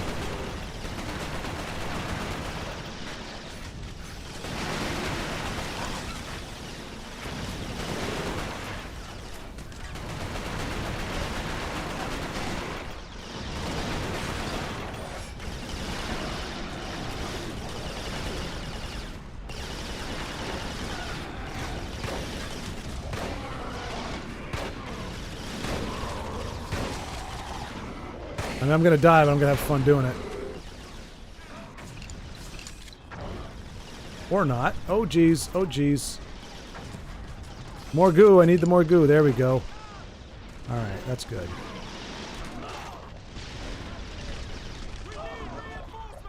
No, you don't. You just need me. Don't get in my way. Just wait till you start seeing some of the other Chimera types. So far, I think you've only seen the hybrids, leapers, and menials. Yeah, that's about right. It's the face huggers from alien looking things. It's the human hybrid things, and the just like zombie like guys. I haven't actually seen anything more than that. So yeah, the ones that have gestated for longer, I have not been privy to their appearance, unfortunately.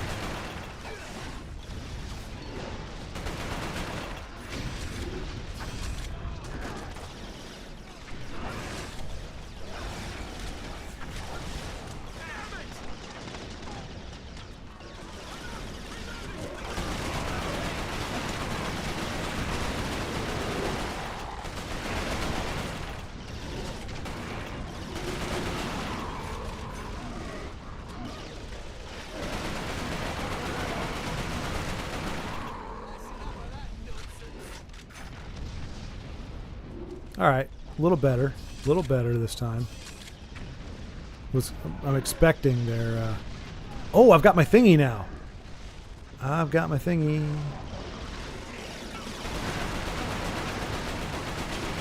I think I know how to use it.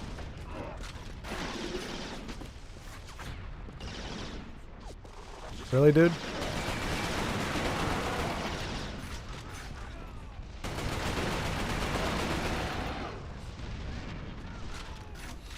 You're in Central Time, right? Also, how should I refer to you? As your channel name is Incarnate. Do you prefer that? No, Incarnate is like it's the vision for the channel. It's incarnating, making things incarnate.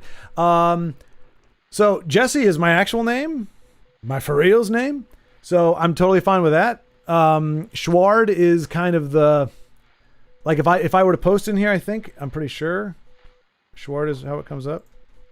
Hello. Yeah.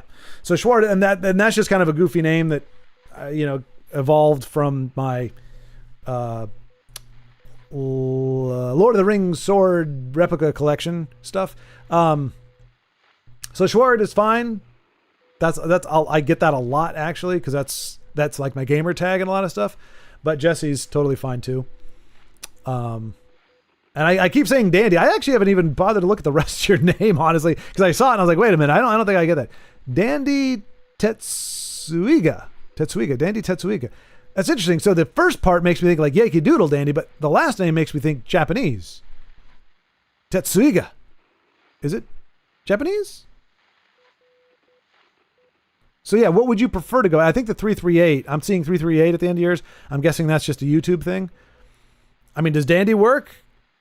I just go with what I can say quickly, but I prefer to call people, if as long as I can pronounce it.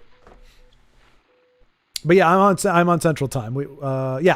Central Time. So it is currently 7:37. My time. What are you guys standing around for? Go fight. Why are you waiting for me to do it? Bunch of gutless wonders.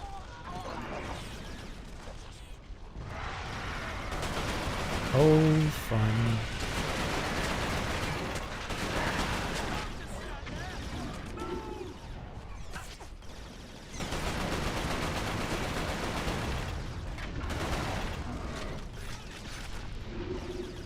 Click, click, click, boom.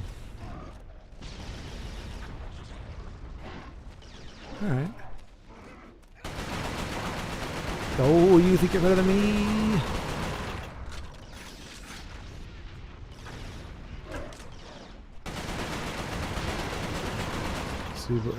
See, they're not used to people going ADS. Because people like my boy Carlos, he's a great gamer, but he doesn't quite have my sophistication.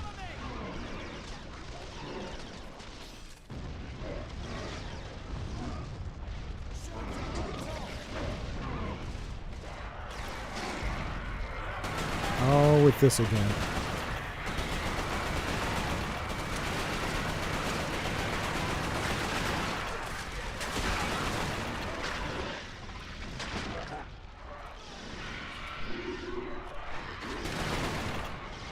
You're welcome, cadet.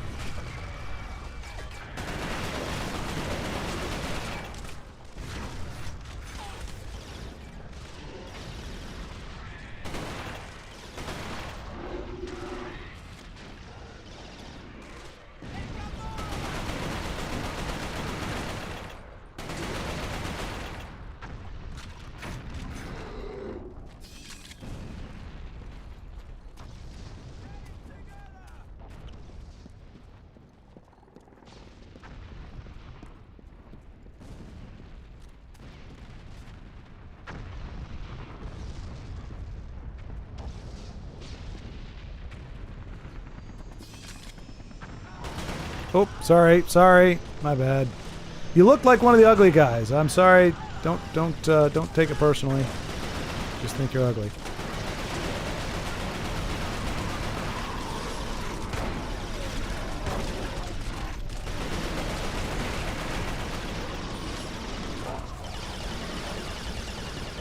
Man, I screwed up again somehow. Oh, give me the go. Because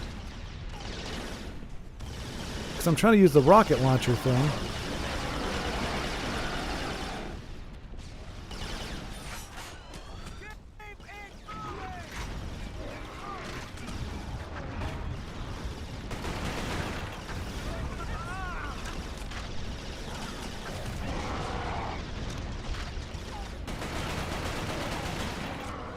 Man, that sucks. Okay, so Tetsuiga. Oh, that's easy. Tetsaiga is the name of the sword from the anime Inuyasha, and I went through an obsession for a bit. Also, my government name is Isaac. Okay. You got me Isaac or Dandy, whichever. But nice to meet you, Jesse. Indeed, Dandy, indeed. Or Isaac. Okay, cool. Tetsaiga. Anime Inuyasha.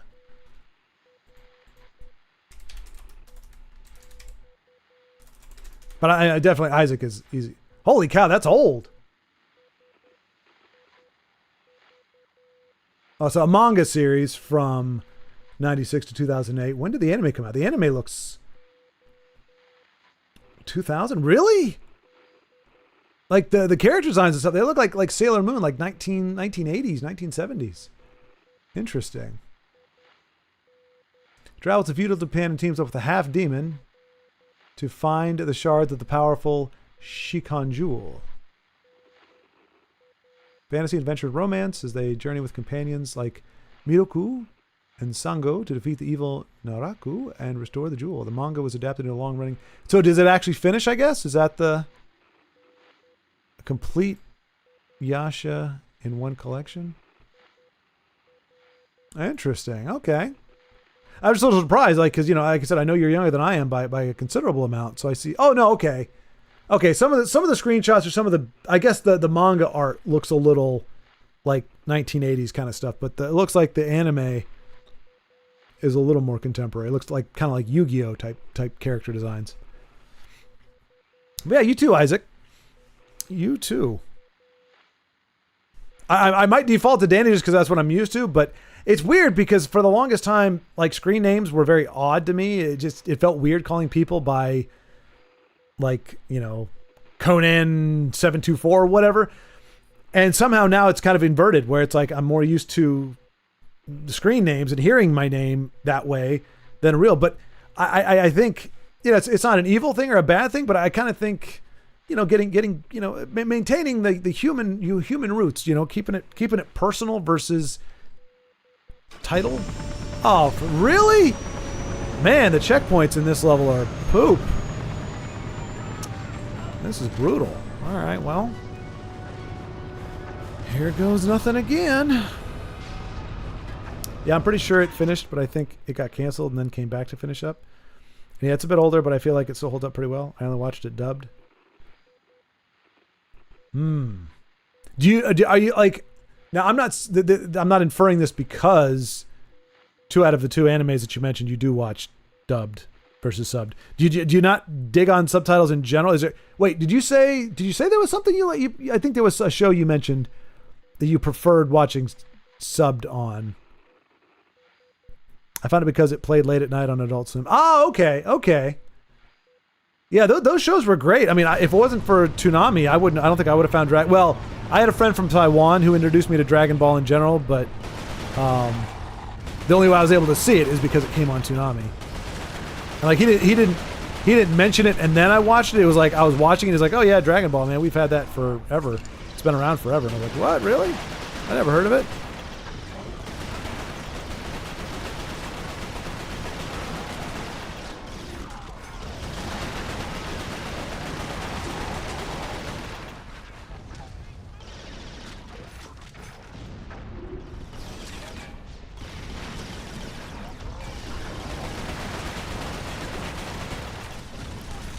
Well, I'm getting shot from behind. Oh, you jackhole. You jackholes. Yeah, I wasn't focusing very well. Well, Nathan Hale's getting his butt kicked. I'm thinking it might actually just because I'm coming at the tail end of my... I started a little late today, so usually I'd have a little more gas, you know, for like another hour or so, but I think we'll give this particular level one more shot. I might just be kind of at my capacity for the time being.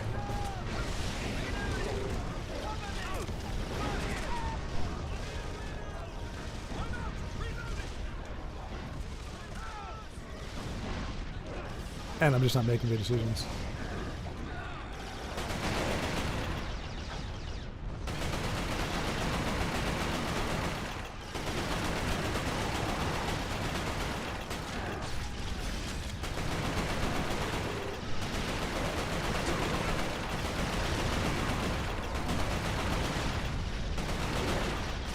Why won't you die?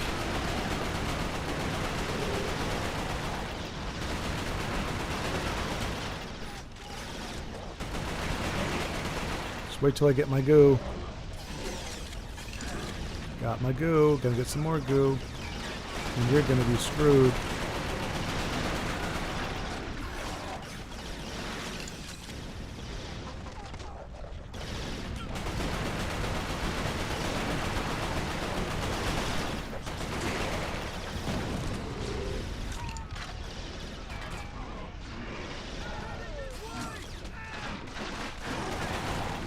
Nice! Way to go, fellas. Way to go. That's showing a little bit of backbone. I definitely watch something subbed, like I prefer subbed for One Piece. Okay. I never really cared much for the English dub. Oh, and same with Naruto, too. There's something about English voices. For Naruto and Luffy, that grates on me. And no worries, the checkpoints in this game are not forgiving. And this is probably about the point the difficulty is going to ramp up, which is still pretty early, unfortunately. I mean, yeah. I mean, I kind of, I guess I'm more okay with it ramping early than later, because I haven't been lulled into a false sense of like this is kind of like what the norm is. So it's fine.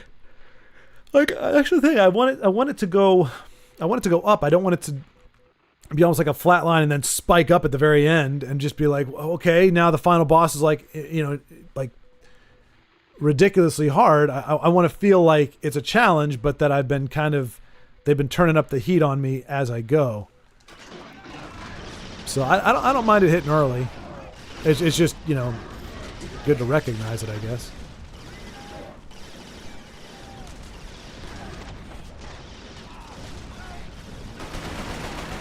Time to fire this up here.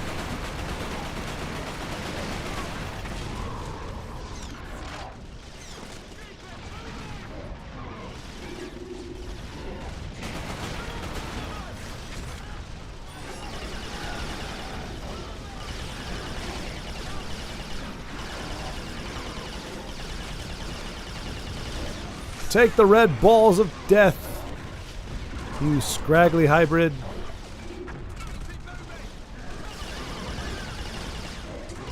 Don't get in the way of my gunfire, you dummy.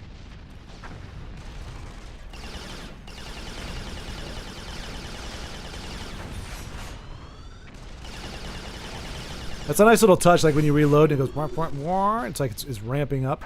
It's kind of a cool.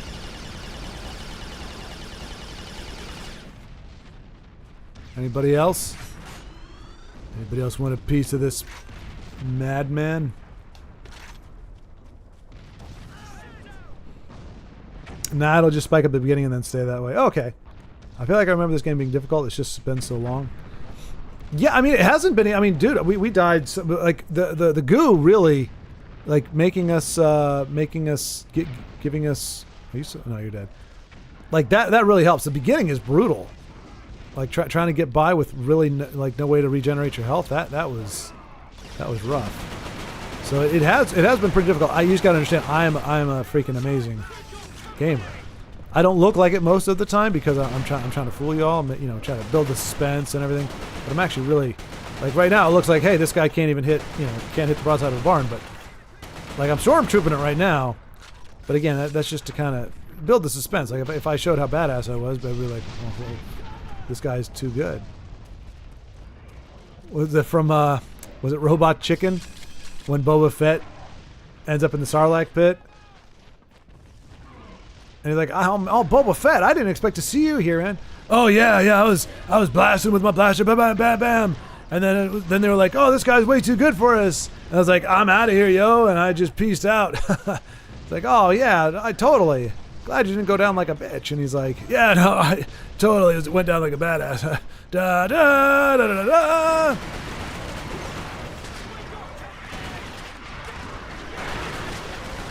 Keep those away from your privates.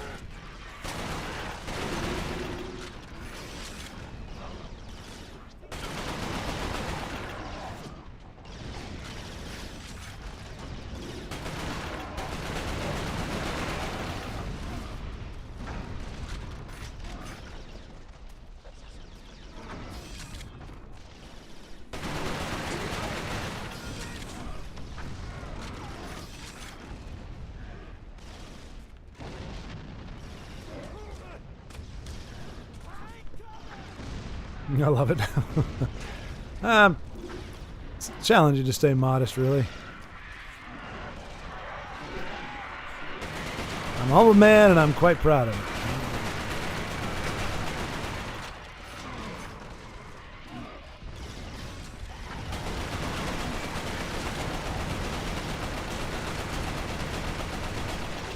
I don't know why I start getting stupid. You know, because they lull you. All right, let me get back to cover again. Stop shooting me! No, my. Oh, now I need some goo. Oh. Ask and ye shall receive. I have the goo.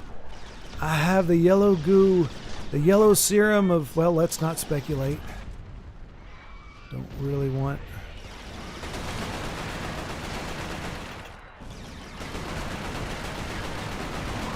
While you're crouching, you do realize you've got like a giant thing strapped to your back, and it's the only apparatus keeping you alive. Big dummies. It's just piss. Exactly. It's a placebo. It's like, oh man, I feel refreshed. No, you're just drinking piss, man. But hey, you know, if it gives you power, yay. Weirdo. How did I miss? I shot a freaking rocket and I missed.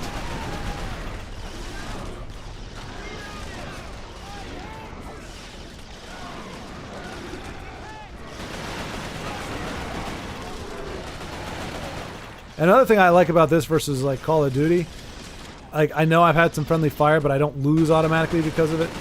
Where Call of Duty, it's like friendly fire not be tolerated. I'm like, I'm not doing it on purpose, you dummies. Your guy ran in front of me, or he looks like if you don't want me to shoot my own guys, then don't dress them exactly like the bad guys. And in this case, they just crossed into my line of fire. It's not my fault. I'm the freaking savior of the world. I mean, in a manner of speaking. We are the saviors of the world. Where are you guys going? Where's the party? Where's the party? Hey, I'll follow you guys. Where are we going? I hear explosions. What are we doing here?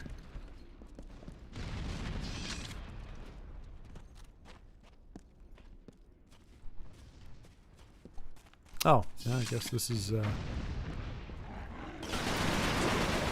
Yep, that would be...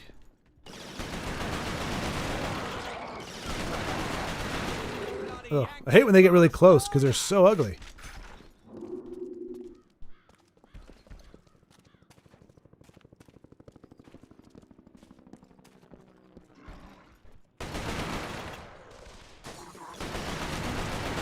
Look at him dancing. He's like, oh, look at me, he's skipping behind the... Yeah. I know your friend's hiding behind the wall there.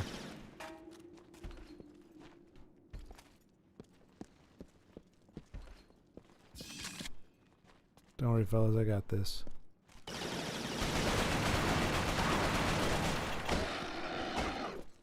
Knock your teeth out, you sad, sad bastard. Aside from that one scene, I actually thought Book of Boba Fett was decent and deserved a second season. Oh! Isaac with a hot take. Hot take. Pudgy Boba Fett, huh? Well, like I said, I do not begrudge anyone their entertainment. Oh. Let me just say, if you ever do get a chance to read the Boba Fett trilogy, or the Bounty Hunter trilogy with Boba Fett, you'll understand why I have been conditioned to see Boba Fett in a certain way. And why what I've seen from the show was hard to watch. It was hard to watch. But like I said, I'm happy when now I need to take back my order of Full Metal Alchemist. If I'm getting recommended a show and Boba Fett, I mean, you pretty much just said Boba Fett is better than Full Metal Alchemist. That's what I heard you say. Now, maybe you didn't say that exactly, but I'm pretty sure that's what you meant. I'm like, I don't know.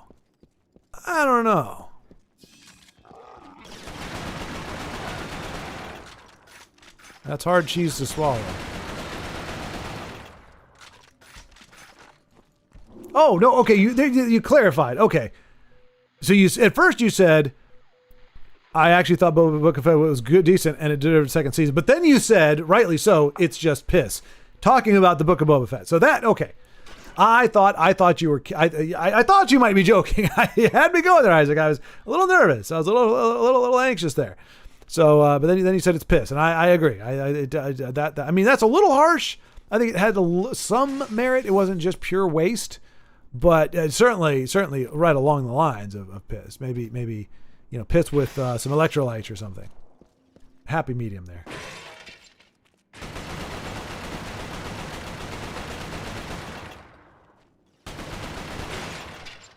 Oh, hello. Oh, dang it.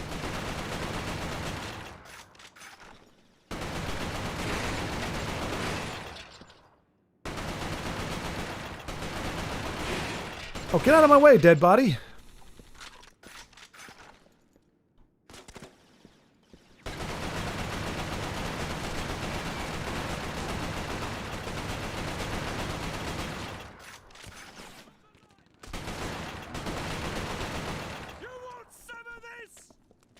Calm down. I did all the work, you dagnabbit.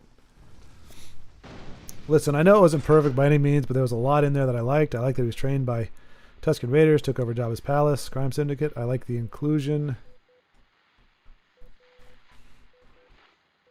See, but that's the thing, Isaac. Fundamentally, like, Boba Fett should not be needed to be trained by the Tusken Raiders. Like, Boba Fett is supposed to be... I don't know who Fennec Shand is. That's got to be a Disney thing. Fennec Shand. That's not original trilogy or expanded universe. Oh yeah, okay, that gal, yeah. Yeah, but I mean, again, crime boss. Like he's a mercenary. He does stuff for money. He's not a power guy. Like that's not. I think that's where like it just the distinction. It's like he wouldn't have an interest in that. That's not. Like Boba Fett doesn't. Was that the one that had the freaking multicolored Vespas? What Disney debacle was that? Star Wars multicolored. If it's Book of Boba Fett, my friend, you're gonna get a verbal flogging. It is Book of Boba Fett.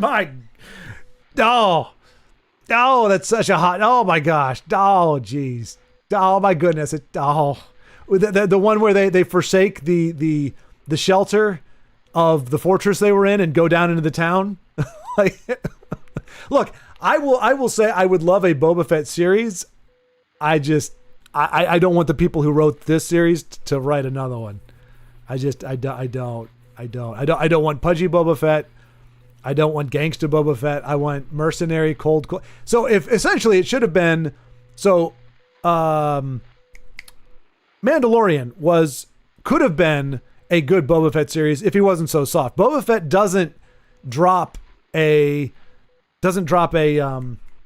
bounty because of sentimentality. He doesn't care.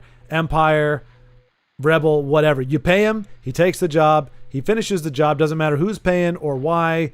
That's just the way it goes. When he has his own discretion, he's not a jerk. He's not a bad guy. But he's not going to bring the Empire down on him, making a sentimental thing like, oh, it's a little baby, it's so cute. So Mandalorian could have been kind of a suitable Boba Fett, but even then, that ain't Boba Fett. Well, like I said, hey, people like it, you enjoy it. Then I'm bummed on your behalf that they didn't come out with another season, but I couldn't do it. I couldn't handle it. I couldn't handle it. Like having what's her name in there, like that's cool. Like they want to introduce that character. But again, and because Boba Fett, even in the trilogy I was talking about, he kind of has like a tentative alliance with some characters, but you never feel like he loses Boba Fett. Like he never stops being a kind of detached mercenary. He just either he finds ways to make it work out in his favor where it's profitable for him to do what he wants to do. And yeah, anyway, it's never too late to learn something new. I saw it as Boba Fett basically having an I almost died moment and realized that his personal code had more honor than what most bounty hunters do.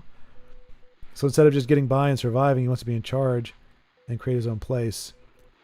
Right, but that's kind of that, like, so like the westerns, which I would suggest, particularly with the way he's dressed and the whole vibe we get. It's kind of that, like, when a western ends, the loner doesn't settle down. Like he keeps going because that's his DNA. Like he doesn't, like this looks like dad bod Boba Fett wanting to settle down and have kids.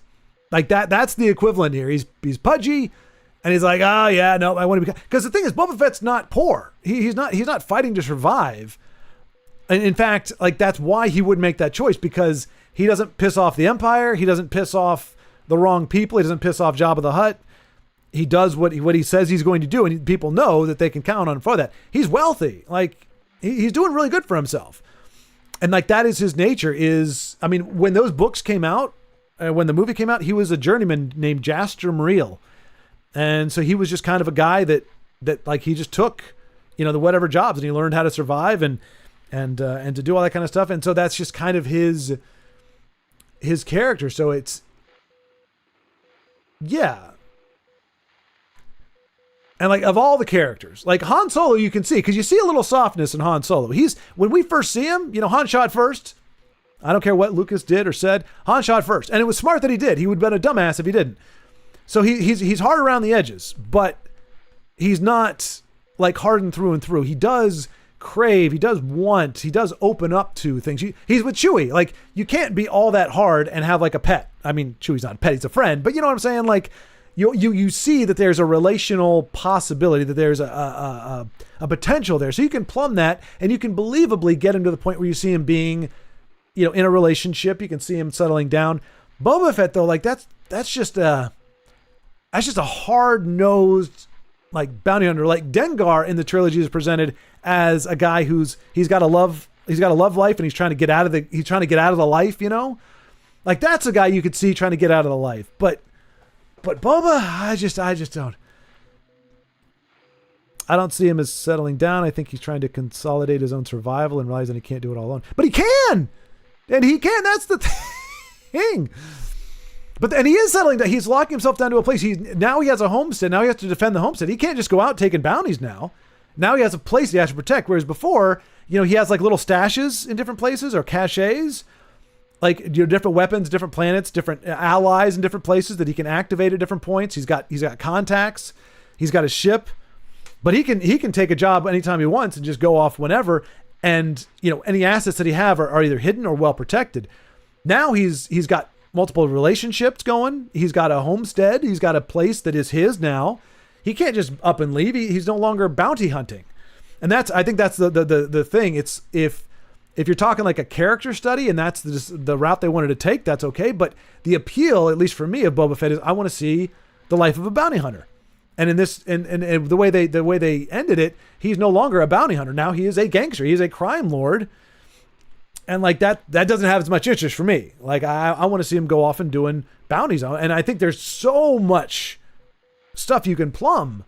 So many things like on different ways to do the bounty. Like they did the same thing to Mandalorian. They very quickly took the bounty hunter part out of him, and he just became like a guy kind of on the run, trying to figure stuff out, trying to get a baby back to his home, instead of it being would be very easy to serialize.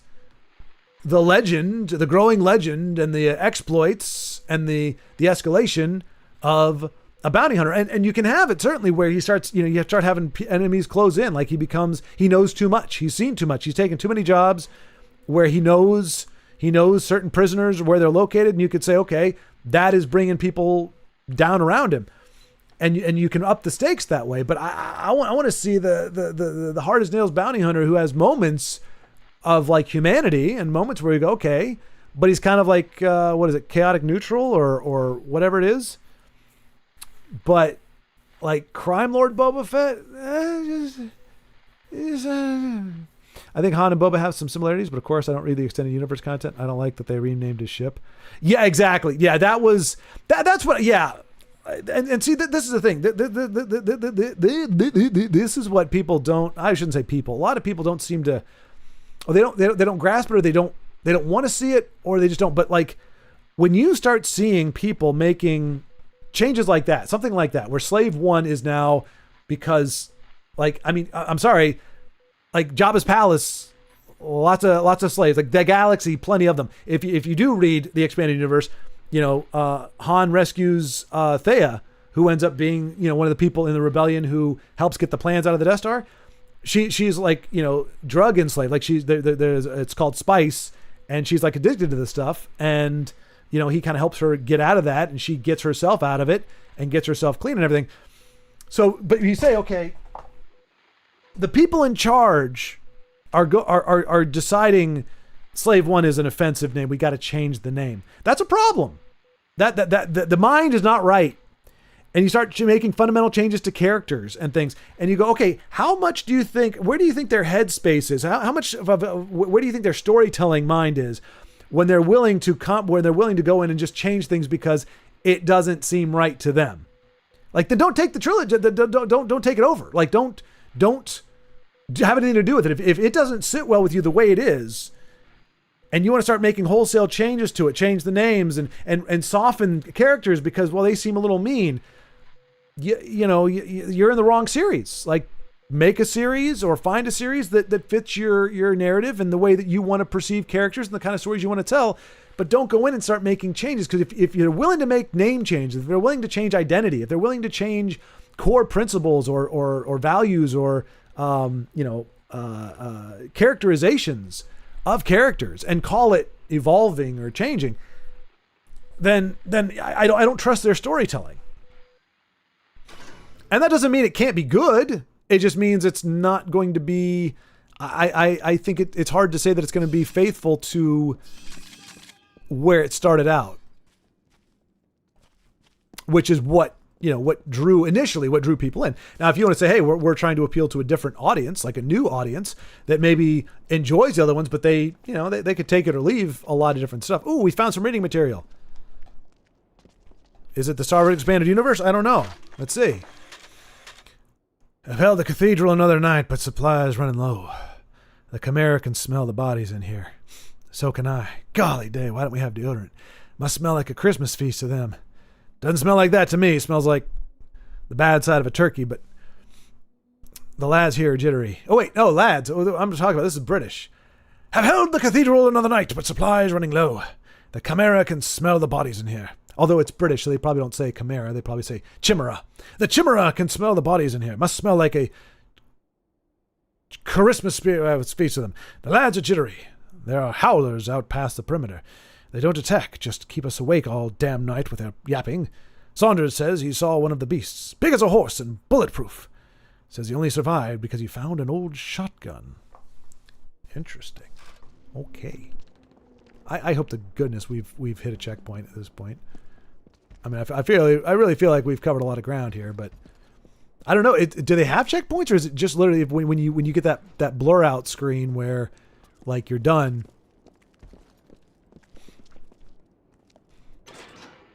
I think Bubba always knew too much from the time he was a child. I mean, he was like 11 or 12 and almost successfully assassinated. Well, now, see, you got to understand, Isaac. Yes, that is true, but that is post prequels. Like I said, I did not like 90% of what the prequels did. So again, that's my personal opinion. That's not that. I'm not saying that that's what should have happened or what should be by any stretch. Lucas did what he wanted to do. I'm just saying the way Boba. Now, granted, Boba went out pretty rough. Like he got desecrated. I think Lucas got pissed off that he got so much hype from Empire, just that little bit. And I was never like a huge Boba the Fett fan. Like, I didn't realize people loved him that much. And I don't adore him, but I think he was definitely portrayed and presented to us in a certain way. And then Return of the Jedi happened, and a lot of things went south. So yes, somehow his jetpack getting activated by Han tapping it with the end of a staff. I don't know how that goes, and he was unable to rescue it. But he was not at that point. Even though the expanded universe was not canon, at that point he was not established as a clone, which I think just obliterates his character. So I guess I could see I could take your point and say this: if you're coming from the prequel, the tone and the vibes that the prequel set out, then I think almost anything goes, because the prequels were a different Star Wars to me. They're drastically different. We have midi-chlorians. We don't have a mysterious force that is some kind of a hybrid of like a spiritual and universal experience, and something that may not be necessarily benevolent, but is always acting to try to bring a balance and a sense of oneness to everything, and that everything is joined and linked together in a kind of a spiritual sense. That, as Leota said, luminous beings are we, not this crude matter. So there is a spiritual element to it. And we took it from that to midi-chlorian counts, how many fungus you have in your bloodstream. Like, it changed Star Wars. It changed the vibe, the whole feeling of it, from a mystical, wonderful, like almost unfathomable, unknowable, but yet somehow attainable and touchable and relatable type existence that some people like, Han Solo didn't have any affinity toward and didn't care about. And we transformed it into a science of just, if you got enough of these midi-chlorians in your blood, you're good. You can manipulate the Force. It's a different Star Wars. It's a different Star Wars. So I guess if you're going from that perspective, I think maybe the Book of Boba Fett makes a little more sense. I still think the multicolored Vespas, like, I just think there's enough going in the show where, like, any good storytelling that happened in Book of Boba Fett was incidental. Like, the things they did right were incidental. Like, I'm looking at the images right now, and it's painful. It's hurting my eyes. My poor pupils. But yeah. Like, he's always been smart, capable. No, it's not knowing to. I'm talking about like information broker. Like, in other words, you hire a bounty hunter who has his kind of credibility and his kind of modus operandi, which is, no matter who offers him what, if he takes the job from me, I know it's going to get done, or he's not going to come back. Like, he's either dead or he's going to get the job done. I don't have to worry about, well, now he's pulling a gun on me because the guy that I asked him to get is paying him twice. Or what Mandalorian did. I don't even know. I can't remember if Django, what I don't know if whatever his name was. Like him, like, after he did that, his name is Mud. Like, you can't trust him for anything. Like, okay, you can ask him to do a job, but if he gets all sentimental about it, or if it involves a cute little baby creature thing, he's probably going to turn on you and shoot you in the back. Like, that's not what you want. So Boba Fett has that thing. So I can trust him. But at the same time, there does come a point where you go, okay, the amount of information he knows and how much harm he could bring to me in the wrong circumstance versus how much of an asset he is, how useful he is to me in the future, how many jobs I can have him do and have this ruthless, efficient, hard-nosed assassin or bounty hunter versus how much of a liability he is to me and my organization, because he knows where the bodies are buried. He buried some of the bodies. He knows, how many, the slave trade stuff or whatever. Like, he knows all that. That's what I meant by knowing too much was that he was a liability in that regard. He's an unaltered clone of Jango, so he has the potential to be just as great. But I think he's also wise enough to know that there's much he doesn't know, which is what I feel happened with Tuskens. He's always taking in new information. See, but that's the thing. Like, are we saying that Jango Fett was, like, less skilled than the Tuskens? Like, what? And the Tuskens aren't good people, really. They like, we've established, even the prequels established, they're kind of scuzz. Like, they tried to reframe them, but the Sand People were never a sympathetic. They were essentially sentient, like womp rats. Like, they're not good guys. There's just this tendency to take bad characters and try to make them good. And it's like, well, you can have in the middle. Like, I think Boba Fett's a nice shade of gray, but you don't take characters that, like, kidnapped, what's her face? Anakin's mother. And she has a weird name. Whatever. Anakin's mother. They kidnapped her from her homestead and tortured her to death. Like, I'm having a hard time reconciling that with good old boys that, Boba Fett kind of gets along with. It just kind of, he's always taking new information, new ways to fight, new weapons to use. That's what Mandalorians do. But he's not a Mandalorian, though. Was Jango Fett supposedly a Mandalorian? Because that's the thing. They're a warrior race, so they're raised from birth to be fighters. So it's kind of like saying a Spartan learning from, I don't know, an Athenian child or something. It's like, you kind of expect that they know hand-to-hand combat, they know staff combat, they know, weapons and all that kind of stuff. I agree with you. Like, if you don't evolve and if you don't learn, you can fall behind. But I would just have a hard time believing that Tusken Raiders in their little group and their culture could actually offer something useful that Boba Fett wouldn't have known. I mean, you can go noble savage with it, but I think to me it's a bit of a stretch. Okay, that scene I thought was ridiculous. I didn't care for was the scooter chase scene. Absolutely absurd. That should not have been in the show, or it would have been drastically altered. Now they're just different kind of people with a different way to fight. Martial arts styles. Yeah. Yeah. I mean, they don't definitively say in any of the other material that they aren't, but we don't really see that. We see them using their oh gosh, I call them their dental picks, but they're called something staves.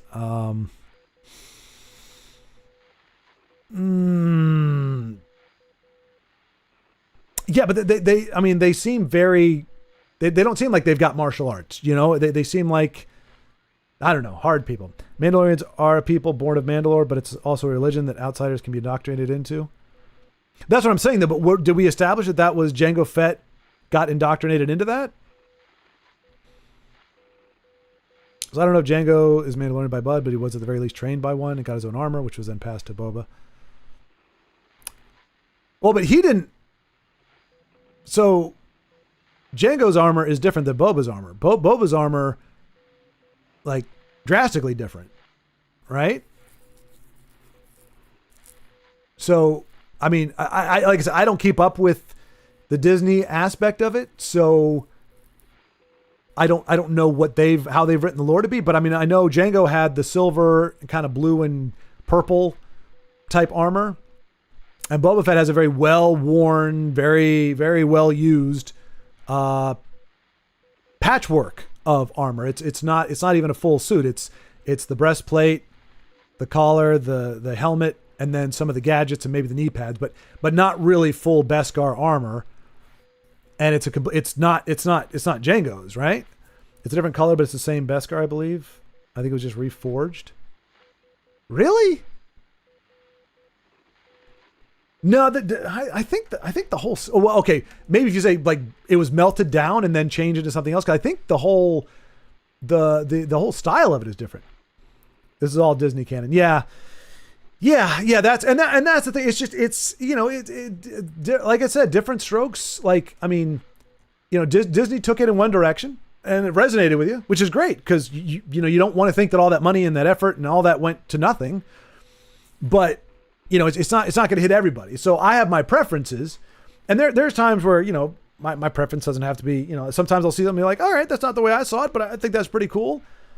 But just whether it's because I had Star Wars, I had my headcanon, and I had the expanded universe, and I had just the trilogy for 20 years or, 17 years ish, that it became like solidified. And so that things that are a variation of that, they don't resonate anymore because the Star Wars universe that I became comfortable in, or, that made sense, now has a lot of disparity and a lot of, I mean, like the Disney trilogy, the Disney Star Wars trilogy just completely did whatever, but I'm just easy to please. Well, that, like I said, Isaac, I think that's a charmed life there. Being able to enjoy many things and just go like, look, if it entertains me, I'm good. Like there's nothing wrong with that.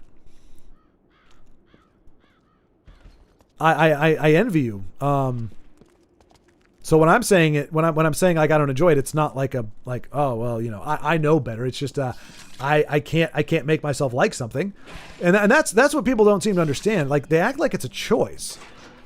We don't have a choice in what we like. We can choose to whether or not we watch something. But if you watch something, you don't go, I've decided I enjoy this show. You just enjoy it. You're like, yeah, I like it. And then somebody says, well, here's all the problems. You go, I know. Or oh, I didn't see those, but I still like it. So, and for me, same thing. I mean, when I went to see Phantom Menace, you better believe I was stoked as heck. I've been waiting for my whole life for another Star Wars movie. We were told we weren't going to get any more. Lucas was done with Star Wars. For 6 years or so, we got that. And then we started hearing rumors. And then we had the prequels are coming out. Movies that talk about Anakin, the Darth Vader before Darth Vader. You better believe I was hyped up on that. and you see the trailer where you see the Anakin with the Darth Vader's. Now I was like, wait a minute, why are we seeing like a child? I didn't like that, but I was like, well, maybe that's just going to be like the first 10 minutes or something, and then we're gonna fast forward or something. But I was still stoked for it, so I didn't go in there, going, I don't think so. I was going in there like, yeah, Star Wars, and I came out going, I didn't like it. So it's not a decision we make when we like something or we don't. Some people are better at articulating why they do or don't like something.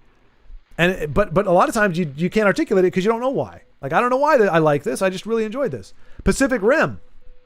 I was in this window of time when that movie came out where I was voracious. Like, I bought books on it. Like, there were, the books about the kaiju and all the different models of the Jaegers before the movies started. Like, I was getting into the lore and, all the art and stuff. And I was looking for the little figures and stuff. And like, I was geeking out over it. And I don't know what happened. I don't know why it resonated with me, but it did. And now I can look back and go, okay, yeah, it's all right. I liked a lot of the details, the mechanisms, like you saw the pistons and all the parts moving when the Jaegers walk. Like, there was a great attention to detail. I like the idea of a mind meld, like the idea of having to partner with somebody in order to pilot a machine of that size and to be able to have it react instantaneously as if it was just, actually happening. But, I can also see the problems with it. So I don't know. I still think they should do a Star Wars version of What If, so I can see Anakin choosing to kill Palpatine and raise Luke and Leia with Padme. Yeah, that would be interesting.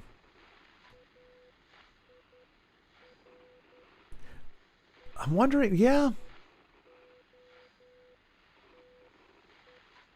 Well, I guess the only bummer would be they wouldn't, like, because if you cut off Palpatine, who did he have at the point? Because Dooku was gone. Maul was, in theory, gone, cut in half. But, we bring him back because... Oh, have you... Charlie Hopkinson? Are you familiar with him? I think I've mentioned him before. I know I've mentioned it before. I don't know about it if you've heard it. It's a guy who does... he does amazing voice impressions of, like, a lot of Star Wars and Lord of the Rings characters and even some Harry Potter stuff.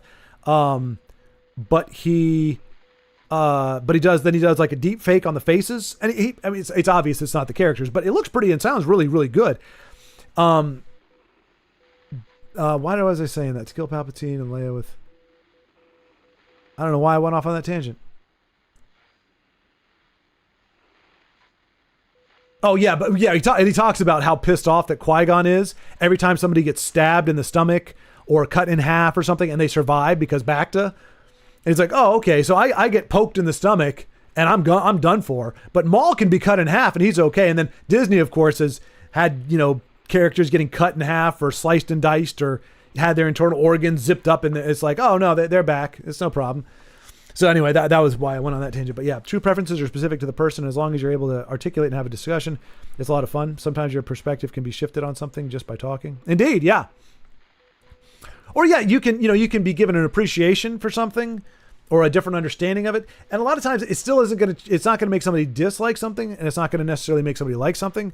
But you can at least understand. Like, that's why I hate it when people that I don't agree with get belligerent. They start calling names or whatever, because it's like, you might have a point. It doesn't sound like you do. It sounds like you're driven by emotion and you're a turd muffin.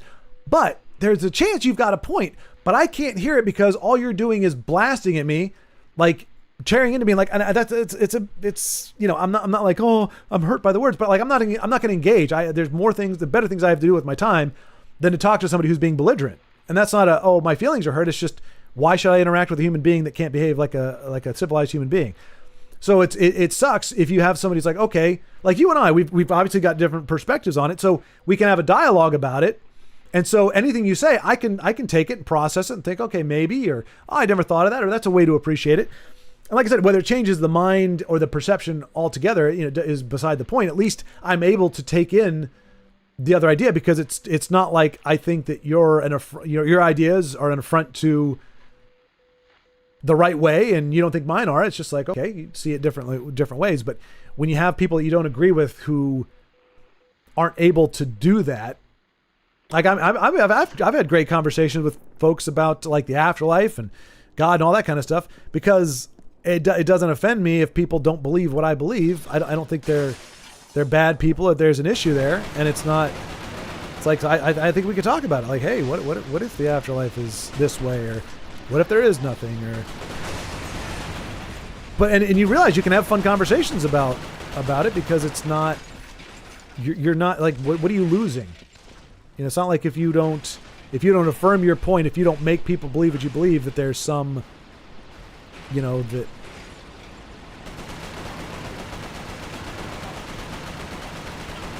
Oh, he's still shooting at me. Oh, he is definitely still shooting at me. All right, I got to change over to this.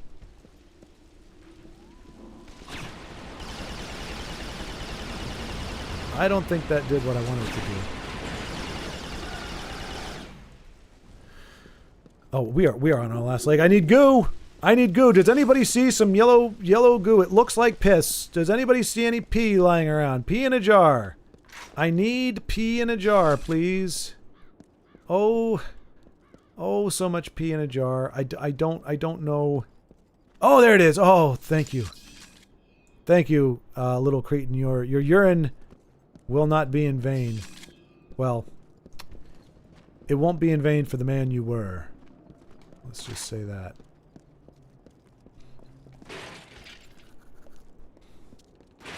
You remember talking about him in that video? Yeah. Okay, cool. Look, I don't get any extra credit for doing that. I just there is some funny stuff in there. It really does seem absurd that Qui-Gon was killed off, but Maul literally got cut in half and survived for over a decade out of spite. He uses hatred and rage to stay alive, and then, as one would assume, went completely crazy and had to have his sanity brought back through Night Sister witchcraft. And as absurd as all that is, I think it's cool and fitting for Maul. The problem, well, I shouldn't say that. Like, for me, what that does, though, unfortunately, is it's kind of like the light speed in Last Jedi, the light speed, the Holdo maneuver or whatever, is you now have, or even the like let's just make it really simple. The in the prequels, when, like, right at the very beginning, when Qui-Gon and Obi-Wan do that little like force thing where they're standing there and they go Whoo! And it's like they turn into the Flash for a second. Like, it's cool in the moment, and it may be cool for like the characters, but every single time after that, you're like, why aren't they doing that? Why aren't they using their Force flash powers? Like, every time you give a Jedi new powers, you now break the world a little more, because now you have more scenarios where, like in a video game, when you get a new power, it's your new ability. It's usually because there's an obstacle that you're going to need to use that power for. And that power will always be needed at different points in order, like Metroid. Like, once you get the certain kind of boots, you need those just to be able to walk on the surface. So the problem when they do stuff like that is, well, now we've established that dark side Sith users can be so bitter. Like, are you telling me Palpatine wasn't? And I mean, they brought him back, to be fair, but like, I would say that any dark sider, unless they're a brand new recruit and maybe they just are making the turn, any of them should be able to survive off of spite. Like, that's just, like, that should be a thing. Did the game just punish me for saying something I didn't like about Star Wars?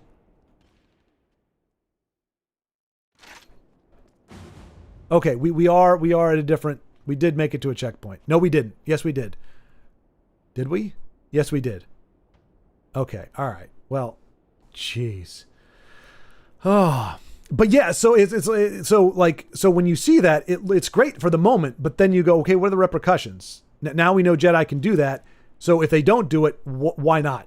What's wrong? Why aren't they doing it? And then they got to come up. And the thing is, it's not because George Lucas actually thought, well, they're going to do it this one time, but they can only do it this way because of this and this and this and this. He just thought it was a cool thing to do. But then now it's like, but no, you can't be lazy about it. Now you have to say, okay, they're trying to do it, but now the dark side can do it too, or something. Like, that's the kind of thing. So it's like, once you've established with Maul, like, that's cool, but I find it hard to believe that any Sith would not be able to do that then. So can you really, like, do you have to chop and dice every Sith? The Holdo maneuver, it's not a 1 in a million thing. I mean, it's pretty straightforward.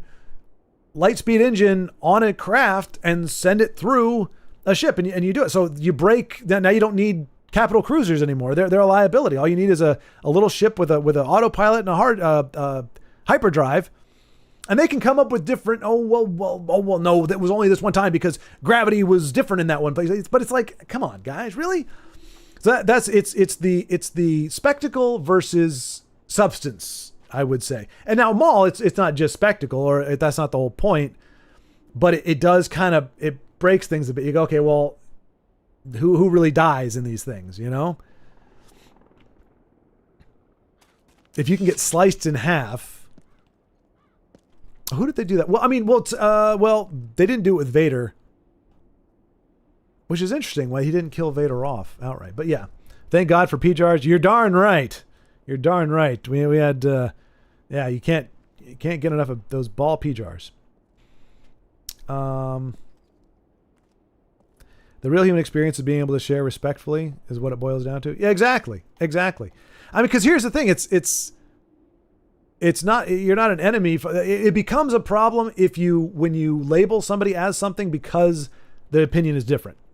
Now, there are things like that. That's why I like talking about Star Wars so much, or, movies or video games. That's why I like to go off on tangents, because they're of little consequence. I'm not going to, you really can't justify saying that somebody is a blank or that they have this problem or whatever because of that. Now, there are more serious issues, more things in life where a certain opinion, you go, okay, I get that, but there are words that apply to that kind of opinion or that kind of perspective, and that would apply to mine as well. And it becomes a little more dicey. That becomes more things that are implicit. Whereas if somebody just goes, I enjoyed this, or I didn't enjoy this, or I thought this was weird, or I thought this was cool, it's just like, it's a creative thing. It's like, okay, there's no harm, no foul. Like, you liked it, I didn't, or vice versa, and that's totes okay.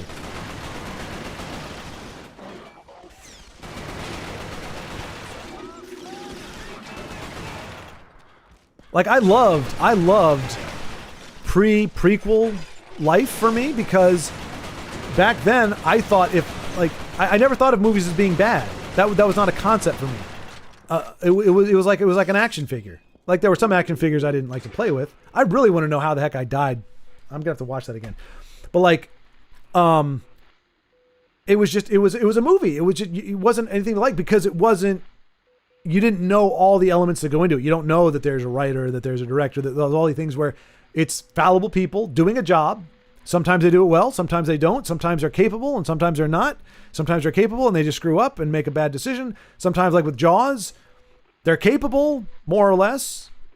They make the right decisions, but bad things happen, crappy things happen, and yet it actually turns out better for it. And so it's a serendipitous type thing. But you never think of that. You just think this is a movie. This is what's presented to me, and I watch it, and I watch it because I want to see the story. And it's not a good story or a bad story. It's just the story. It was kind of a simpler time. And I thought Star Wars, I was like, it's Star Wars. It can't be wrong, because I don't remember ever reading an expanded universe book that I didn't like. So Star Wars for me was batting 1,000 going into the prequels. And then that happened. I was like, wait a minute, what? How can something with the name Star Wars be so, it broke my heart. It really did.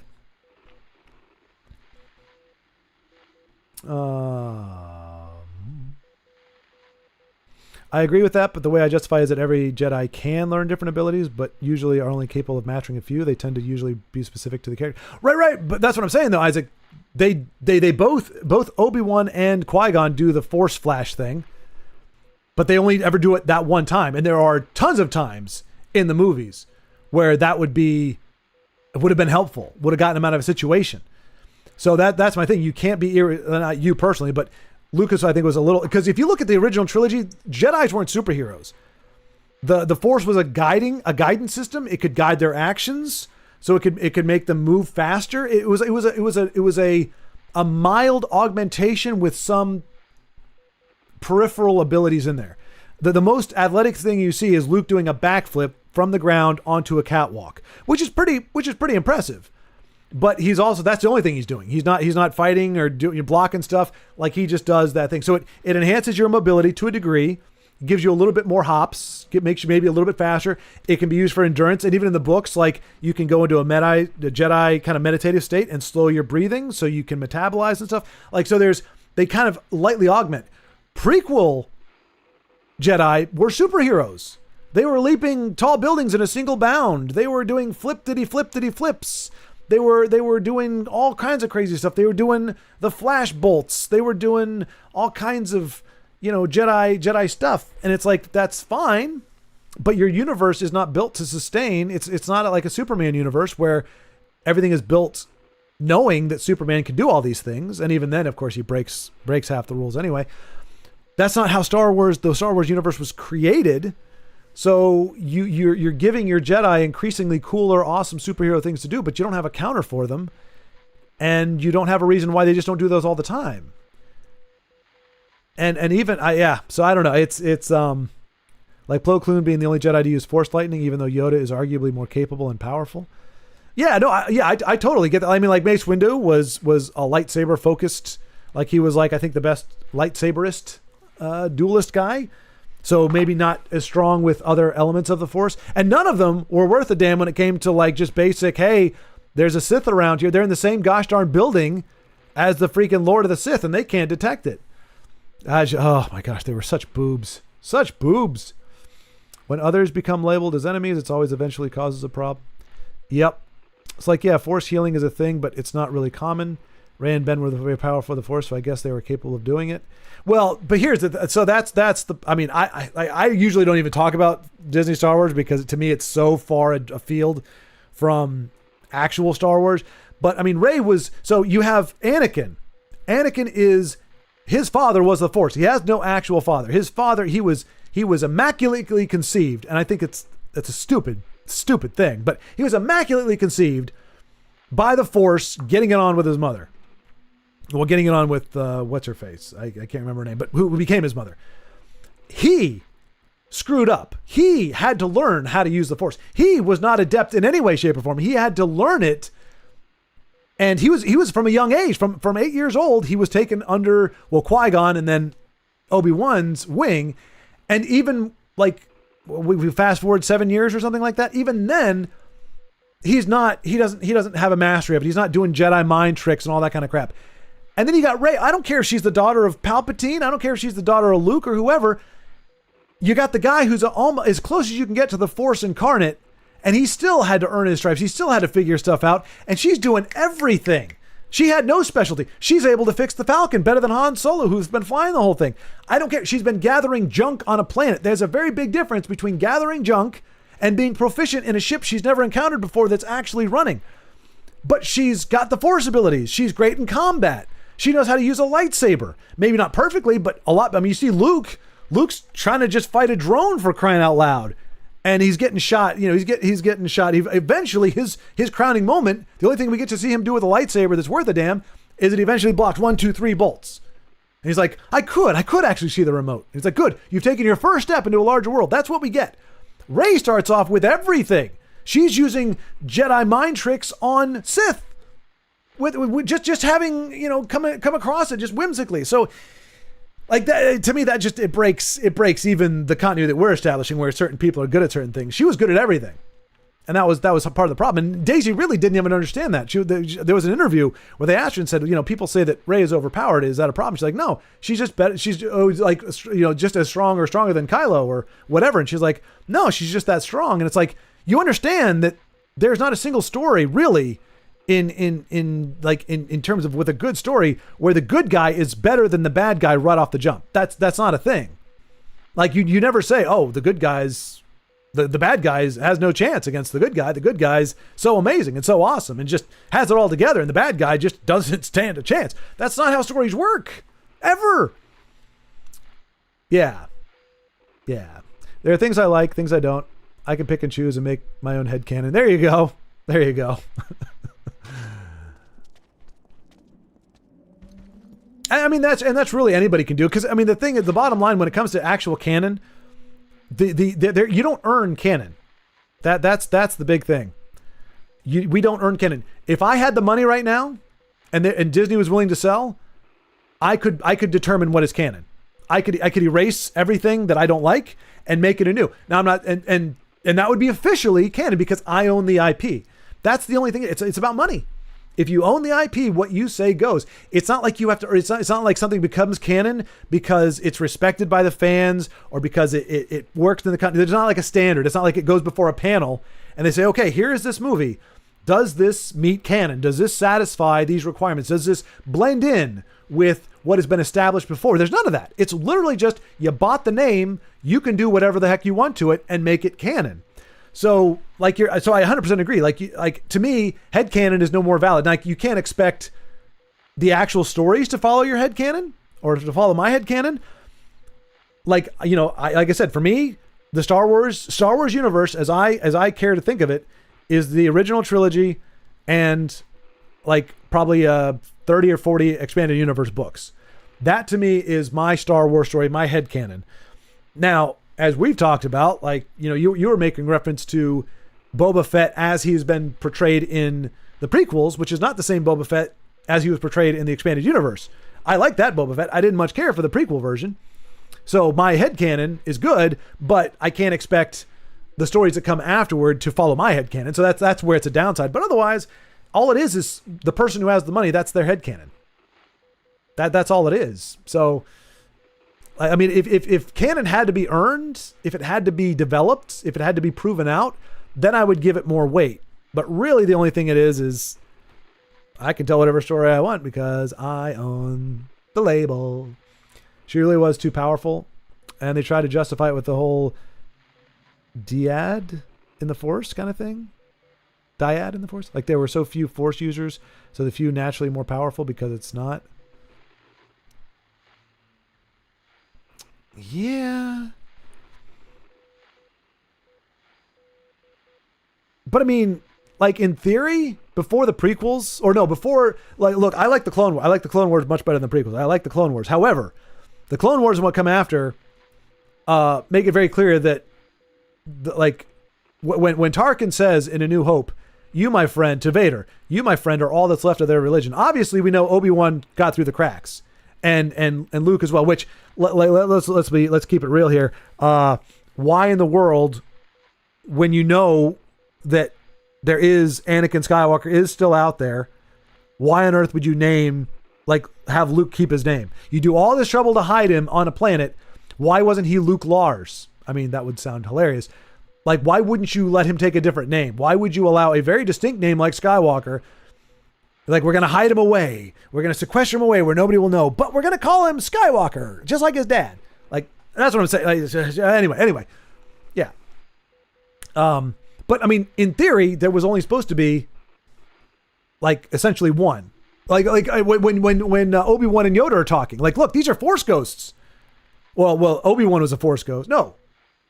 Yeah, Obi-Wan is a Force ghost in Empire Strikes Back. He says, that boy is our last hope.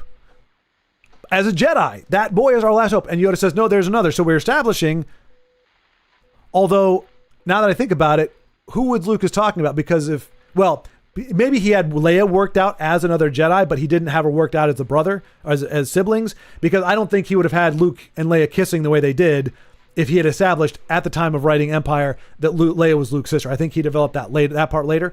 But the best we've got is that Obi-Wan, as a Force ghost, one with the Force, says there's one, and Yoda points out, okay, there's a second one. Now, why Yoda would know better than Obi-Wan, I don't know. But in theory, we've got two. So until the prequels and Lucas fudged all that up, there weren't supposed to be a bunch of Jedi that got through the cracks. It was supposed to be a relentless hunt of Vader and the Emperor, relentlessly finding for kind of like, you know what I think of it as? What I would have loved to have seen. Obviously, the movie had not come out yet, but I would have loved to have seen what they did with Days of Future Past, X-Men Days of Future Past, where we see that future where the X-Men are just getting butchered, like just absolutely torn apart by the Sentinels. Like something that dark and impactful where you're like, oh my gosh, like it was supposed to be a ruthless culling of the galaxy, getting rid of all the Jedi. So in theory, Luke should have been, if we're going by those rules, Luke should have been amazing. And he never was. Every single movie, Luke needs bailed out. He loses to the Tusken Raider. Like he's not, he doesn't have combat experience. He's got a rifle, but he gets his butt kicked by them. He shoots, I think, 3 stormtroopers in the Death Star thing, just by like firing his gun and like hoping and praying. And he shoots down 2, I believe, TIE fighters. I have a whole video on this that I did a long time ago. That's it. And he still gets bailed out by Han Solo at the end. Biggs dies for him. Wedge takes the shot for him, almost dies for him. And he still is about to get killed. And then Han comes in at the last minute and saves his bacon. So even Luke, who, again, should have been channeling a crap ton of the Force at that point, was still needed help and his only thing, he could fly. That was his only real claim to fame. He was a great pilot. Like, to your point, he wasn't amazing with the lightsaber. He wasn't amazing with everything else. He was great. He was a great flyer, and they used that, and that's how they were able to destroy the Death Star. The second one, he gets bailed out by Han/Obi-Wan, gets rescued going to Dagobah, but then he has to get rescued by Leia, Han, and Lando when he's dangling from the weather vanes or the vanes in Cloud City. After he gets his hand cut off and he gets absolutely destroyed by Darth Vader, the first time we think, oh yeah, I've learned enough, I can do this, and he gets demolished. Pride goes before the fall, it does. And then Jedi, he has to get bailed out by his father. And I got to tell you, the whole rescue of Han, that was not according to plan. He did not plan to get captured and have to fight a Rancor. He didn't plan for Leia to get captured and be in a bikini. I mean, God bless him. But, so it's like he was fallible. He was not great. And yet he was supposed to be the person who restarted the Jedi. He was supposed to be the last Jedi. I mean, it's called The Return of the Jedi, but there was the Last Jedi. Well, no, never mind. Anyway. I've been listening. Macro, hiding in the shadows. Hello, Macro, by the way. Thank you for listening. Being split up amongst so many, which is why the Jedi at the height of the Republic were weaker, because that were thousands of them, but that's what made the Sith such a threat, was the rule of 2. So the dark side is only being split between 2. Like, okay, I guess that can maybe make some sense, but that's a lot of Exactly, Isaac. I agree that and so it's the same thing. It's the same thing as what Lucas did with the retcon, with Vader being Luke's father. It's almost impossible to not be able to explain away something using mental gymnastics. Some of them more dramatic than others. You can always explain away something. But usually when you explain it that way, it begs more questions because it's not an authentic, it didn't come from there to begin with, which means the world was built in a certain way that doesn't accommodate that perspective.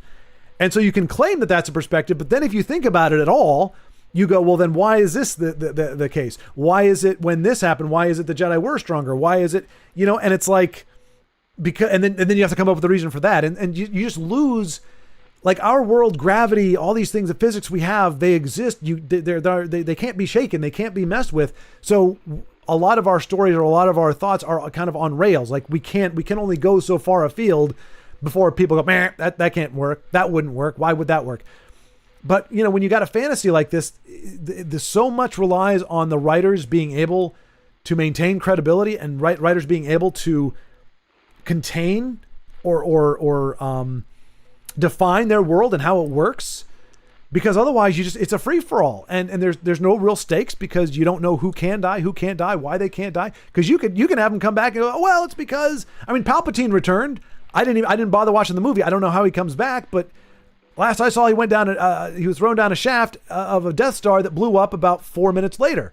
So I don't know how you survive that whole plunge into a reactor. The explosion goes up. And then even if you survive that, and he's holding on to some, bulkhead in the bottom of the Death Star, it then blows up and is incinerated. So, are we gaming? We were gaming, Macro. I got distracted, but I also, I kind of hit we got distracted because I hit a ceiling with my, I hit a point. So now we're just talking for the moment. I was playing a game though. You've been here the whole time? Yeah, Luke is the real princess that needs saving in the original trilogy. Exactly. And they screw, yeah. And I don't know what Lucas was doing, but like he kind of screwed up Leia really bad. That's another thing I talk about. Like, I'm sorry, Leia on the Death Star, There is absolutely zero reason. For all she knows, she sent a message to Obi-Wan telling him to go to Alderaan, right? What just got destroyed? Alderaan. So if her message did get to, either her message never got to Obi-Wan, in which case there's no hope in anyway. If it did get to Obi-Wan, there's a very good chance he was on Alderaan at her behest and got bloated up. Nobody knows where she is. There were no survivors of the Corvette being taken out. The R2 is out there somewhere, but you know what chance does he have? And again, if he established contact, probably dead. Nobody knows where she is, and chances are she sent her last hope. You know, help me, Obi-Wan, you're my only hope, to his death. She watched her planet be destroyed. Everybody that she knows and loves and cares about, everybody who raised her, is dead. She is scheduled for execution. There is absolutely zero reason why she should be lounging in the prison cell. And when a stormtrooper comes in, for her to smartly go, aren't you a little short for a stormtrooper? What does she think it is? Who does she think it might be? Why would she say he's short for a stormtrooper? First of all, you know, Luke is what? Mark Hamill's like 5'8", 5'9". Stormtroopers are like 6 foot. So from your perspective, I don't know how you gauge that, but even if so, what's going through your head, Leia? Like what is the as an audience we know, like, oh, it's funny because it's Luke, but what frame of mind is she in? She's not crying, she's not distraught, she's not distressed, she's not troubled, she's not pacing anxiously, she's not grieving. She's just like, aren't you a little short for a stormtrooper? And then it's like, oh, you're here with Ben Kenobi, let's go. Like now that I can understand. Hey, let's go. You're giving me a way out. That's fine. But I think it makes her inhuman, utterly inhuman, to see that's like she's just kind of I'm chilling. No grief, no sadness, no, not bothered at all, not troubled at all by her impending death. A stormtrooper comes in. For all she knows, he's coming in to take her off to be executed. And she's like, aren't you a little short for a stormtrooper? Like you just took all the weight. Everything that we should have felt from your planet being destroyed, all the grief, all the mourning, your own loss, the rebellion, everything you fought for crumbling around you with no discernible reason to hope for anything. And you're just like, whatever. It's totally cool. I'm fine. I'm good. Oh, look. Oh, okay. I'm going to go do a thing. Like it just in trying to make her seem impressive, it just makes her seem ridiculous. Based on the circumstances. So, like I have plenty of beef with the original trilogy myself, but let's see. I mean, yeah, Luke is a real. Yeah, exactly. It's been here for like 10 minutes. Was hesitant on chatting because I had not much to discuss. Not a Star Wars fan currently, but the voices kept getting louder and louder. That's Isaac's fault. He's been stirring the pot. We've been heartily discussing Star Wars. We were speaking extensively on some anime earlier. If that was more of your thing. Somehow Palpatine returned. Like, okay, whatever, I guess, right? Exactly. I think that's what they say, right? They don't explain it. They just say somehow he returned. Like, I approve that he came back because that does follow some of the EU stuff with him cloning himself, but it's just not explained that well. The plots were missing necessary explanation. Like the fact that Snoke was a failed Palpatine clone, never talked about it in the movies. Like, yeah, what are these plot points even connecting? Yeah.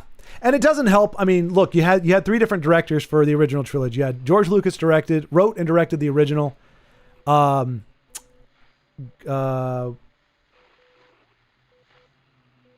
darn it. Kasdan, what was his name? Why am I blanking on his name? Somebody else directed Empire. And then a third person directed, like, so you have different directors, that's fine, but it seemed like the overall flow of it was maintained. I mean, Gary Kurtz directed or produced 2 of them, and you could tell because a lot of people considered Return of the Jedi to be an outlier. So you can tell when personnel shifted or personnel left. You can kind of see how things started to change a little bit, and then you give Lucas 10 years, 2 daughters at least, I think, and a little bit of disillusionment, whatever, a little bit later, and you see what the frame of mind he was in when he wrote and directed the prequels. So, but yeah, and that's the other thing too. Like the clones are expanded universe. Disney said, no, expanded universe. We don't want to pay the authors royalties or anything for their stuff. I mean, it's not original necessarily, the cloning part of it, but it's a little bit of a cheap thing. Just like cherry pick the expanded universe while not actually giving a nod to it. But again, I would say clones to me are just, they're carbon copies I don't think carbon copies are anything comparable to an original, because you are just carbon. And luckily, I can't offend any clones out there because I don't think we have any legitimate clones. But like Jasper Muriel as a journeyman who had all these adventures and crazy things that he went through, becoming eventually the masked bounty hunter name was Boba Fett. To me, that's infinitely more interesting than I'm a carbon copy of this other guy who existed. So same thing with Palpatine. Like even in the expanded universe, I was like the clone thing, it was terrifying because he had entire facility of cloning stuff. And it was more the specter of the cloning versus it really being like exciting that Luke is fighting Palpatine part 2.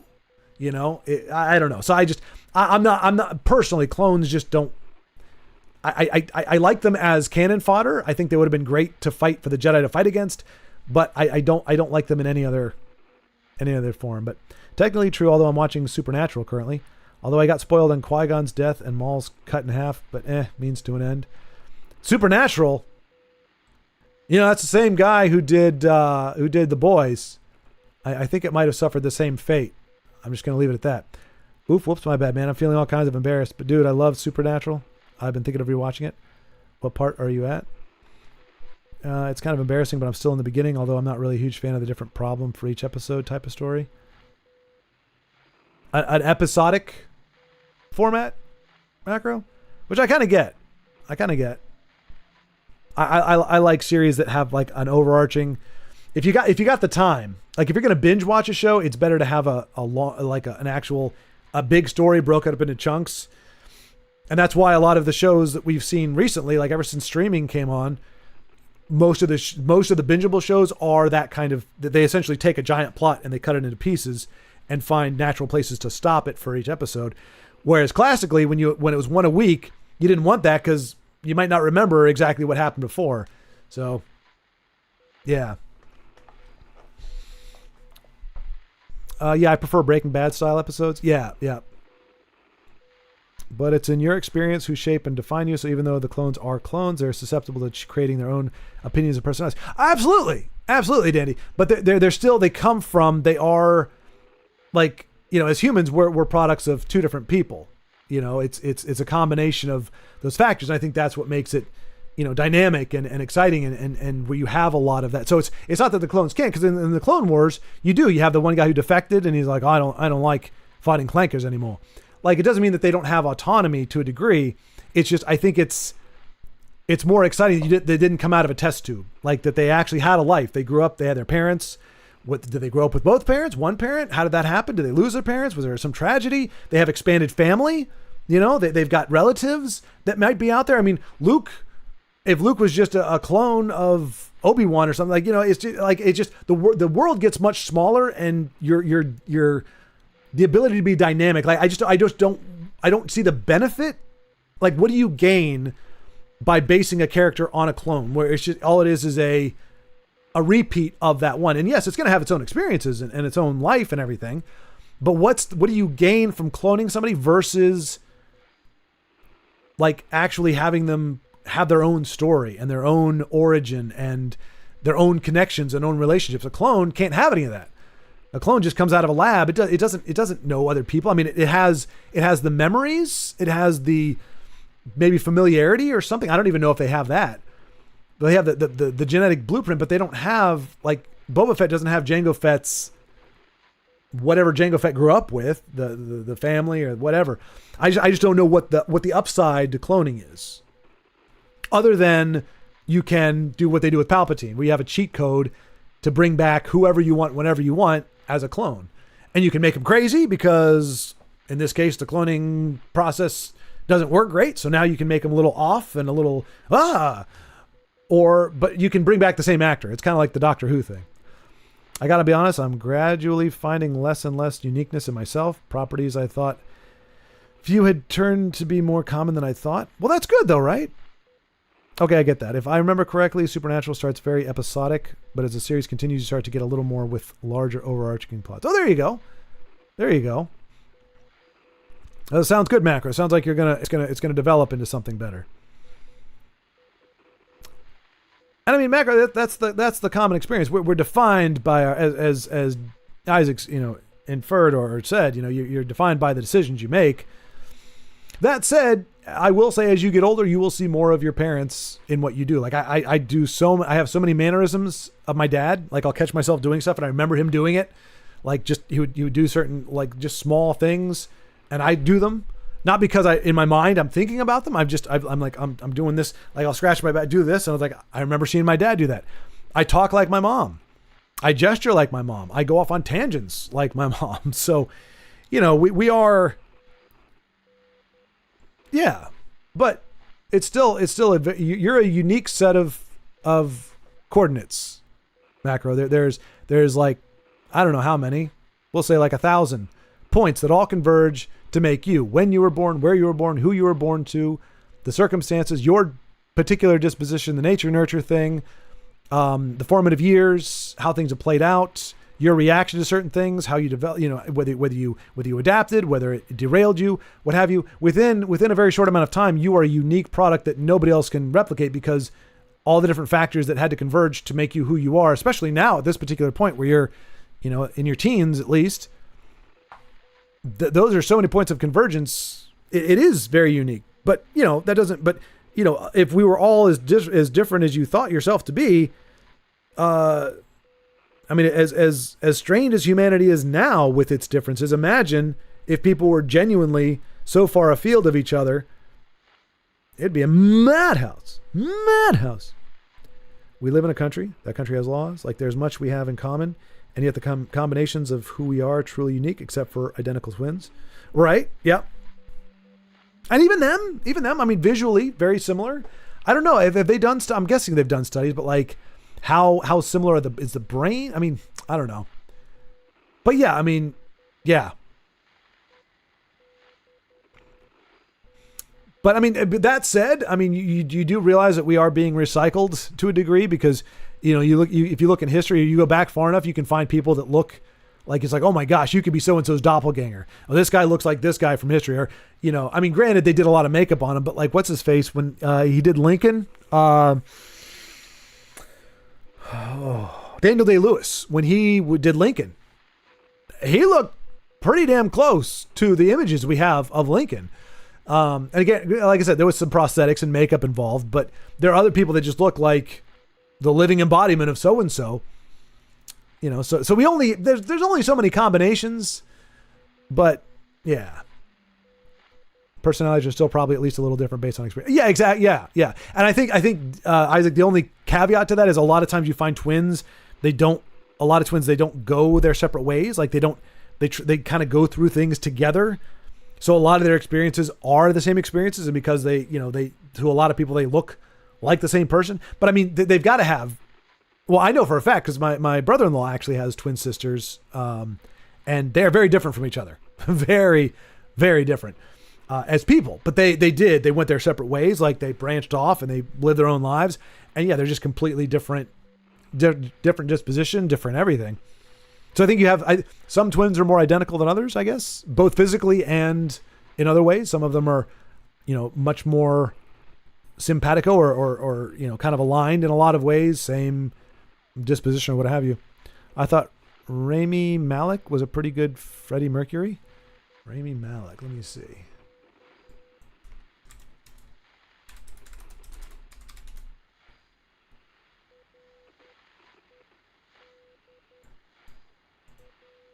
He played Freddie Mercury? Oh, okay. I mean, the mustache helps a ton. Let me see. I haven't really looked at Freddie Mercury. Well, hell. From the nose up, I look like Freddie Mercury. Everybody looks like Freddie Mercury.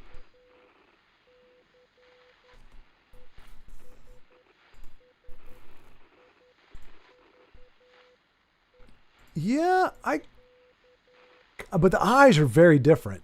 The eyes are very, very different. Like Mercury, maybe they gave him contacts, but he's got dark brown. The other guy's got light blue, I believe. Does he have light blue? Well, they're lighter eyes. But yeah, the eyes they're very, very, very, very different. But I mean, I'm not arguing with you. Like they probably between makeup or just naturally, like, and he probably embodied the character. He definitely If you didn't look at an image of Freddie Mercury, I could absolutely see it. Side by side. Oh, there we go. We got a side by side image there. Freddie Mercury, Rami Malek. I mean, it's pretty close. I mean, yeah, I would say it's pretty close. The jawline is definitely different. But yeah, I mean, look, you're never going to find somebody's spitting image.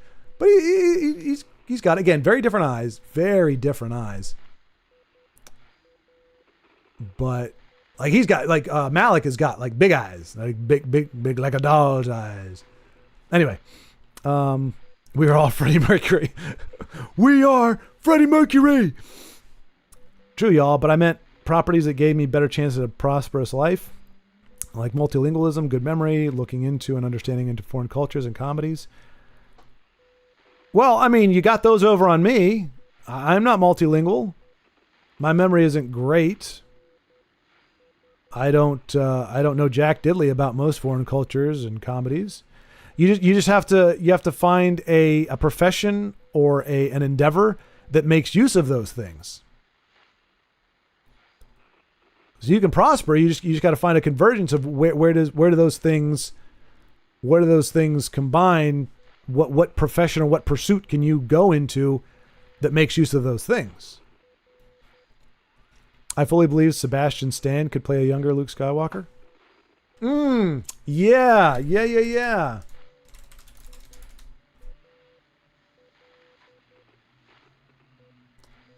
Well, the problem now is he could play a Luke Skywalker, I think, but not like a teenage. Like he definitely is. He's an older guy now, but like he's younger than Mark Hamill, for sure. And yeah, he's got elements there. Yeah. And honestly, I'd kind of prefer it. I wouldn't mind giving Luke a makeover, to be honest. But I mean, because they got that guy that do Han Solo. I didn't know that he. I mean, look. I mean, at some point you go, okay, you're trying to find somebody who looks close enough to the part and has like I don't know if Malik can sing. I'm not sure how much that factored into the movie because I didn't see it. But like in this case, you're like, okay, because you could probably find somebody who kind of looks a lot like Mark Hamill. You could almost find like a Mark Hamill doppelganger. If you look hard enough, you could probably find one where you're like, oh my gosh. Like if you just part the hair on one side and dye it a little bit, he is Mark Hamill. But can he act? Does he have the same physicality? Is he about the same height? You know, like there's a lot of stuff that goes into it. So yeah. So I mean, like who they chose for Freddie Mercury, for somebody who can have that kind of bombastic performance. I'm guessing he had, because I think that was how Freddie Mercury was. Like somebody who can perform like that, who can act, has the chops to convey it, and look similar enough. Absolutely. Like that's the thing. You're not going to find. I would be very surprised if you could find somebody who's a spitting image and is actually a very talented actor. So yeah, Sebastian Stan I think would be. He's obviously got the acting part down, and I think he's close enough that he could pull that off. Then realized these things were way more common than I thought, in recent times at least, because when I was younger, it was near impossible to find someone with the same interests and abilities as me. Well, that is true. As you get older and you become more... I see. My memory is sometimes good, sometimes not. I'm not multilingual at all. I remember a small amount of German from my freshman year of high school. Yeah, that's pretty much my thing. I remember bits and pieces of Spanish from middle school / high school. I think I had to take it every year. People are different everywhere. Maybe you just have trouble finding people in your immediate area with common interests. I'm sure there are people out there. There has to be. Nobody is truly alone. Well, and macro, you got to think. You are in a certain. You're in a certain part of the world, and maybe those skills are needed or are pushed or are prominent because they do open up opportunities, and so there's a lot more people that are learning them or that are pursuing those. Whereas I guarantee you, multilingual, multicultural, all that kind of stuff, if you were to be in America, that would be a completely different thing because it's a smaller group of people that pursue that have that kind of thing. I mean, there's plenty of people, you can find a ton of people who love anime and they know a crap ton about anime. And some of them may even know about Japanese culture and Japanese stuff because of that. A lot of people do, in fact. And same thing for any other country or any other place in the world. But to find people that are multicultural just for the sake of multiculturalism, or people who, you know, have the great memory and are multilingual. That's not as common. It does exist. There's plenty out there, but I think, but then like for somebody like me, like a lot of the stuff that I'm good at, tons of people are good at, because we all have kind of the same education, the same kind of upbringing, the same stuff that's being promoted. Like, this is what's going to get you a good job. So, you know, it's just the scope of humanity in each part of the world is only but so big, and you can only be so much of an outlier and still succeed and still be, you know, still like you could have this amazing, unique skill, but unless it's marketable or it's viable, it just has to be a hobby. Like, look at me. Look at how much amazing gameplay I've been doing. You think this comes easy? You think this amount of talent comes easy? But who cares? You know, like, it's a hobby because there's not a viable way for me to capitalize on it. And people are jealous of my skills, so they don't want none of this.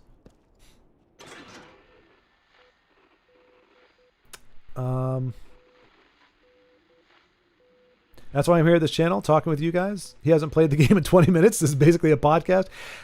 A lot of the game devolves into that. Isaac, I gotta be honest. If you look back at some of the streams, there are some streams where literally the last hour and a half is just a podcast. It really is. And honestly, I try to do that on Fridays. I tried to change the format to just, because we'd be going off on these tangents and people would be bringing up like Sebastian Stan. So I would set it up so that I could have like the internet behind me, so we could actually all look at the same images and everything. And people didn't seem to, well, it seemed to be going okay, but then Legends came back. And so people wanted to see more Legends content. So that changed. But yeah, but yeah, it usually either devolves or evolves into a discussion. And yeah, Isaac, that's, like I said, that's why I do the stream. I do it for the conversation. I do it for the discourse. If I just wanted to play the game, I just play the game. But so like, there's streamers that stream for the audience, and honestly, I wouldn't mind that at all. Like that could be fun too. But when it's this small, you're afforded the ability to not just have an audience. It's actually just, you're interacting with individual people. And I think each has its perks. And since I don't have an option, I'm happy to do the conversation. Stop. I took some edibles, spread the love. But really, this is chill, enjoyable. Like, how y'all feel about Transformers? Just nerd talk, you know? Oh, don't even get me started on Transformers. But that is it, Isaac. And that's, I love it when there's no stakes in the conversation. Like, you can talk about stuff, you can share ideas, but you're not taking on the weight of the world, you know? Like some people, I mean, they love their stuff. You talk about, like, I don't think I was ever that bad. I was very adamant back in my day. I love Star Wars, but back then you didn't have anybody who didn't like Star Wars. There were people who weren't the biggest fans, but you didn't have Star Wars that people didn't like. The closest thing you got to animus towards Star Wars, I don't like Ewoks. That was it. And a lot of people would agree on that, but you could still say, but what about the Jabba's palace sequence? Oh, that was cool. What about the Death Star run? That was okay. Like, what about Luke and Vader? That was really cool. But we hated the Ewoks. Okay, that's fair. You know, but that was it. That was really the point of contention for Star Wars up until the prequels came out. Then the prequels came out, and now you have pro-prequel and anti-prequel, or not pro-prequel.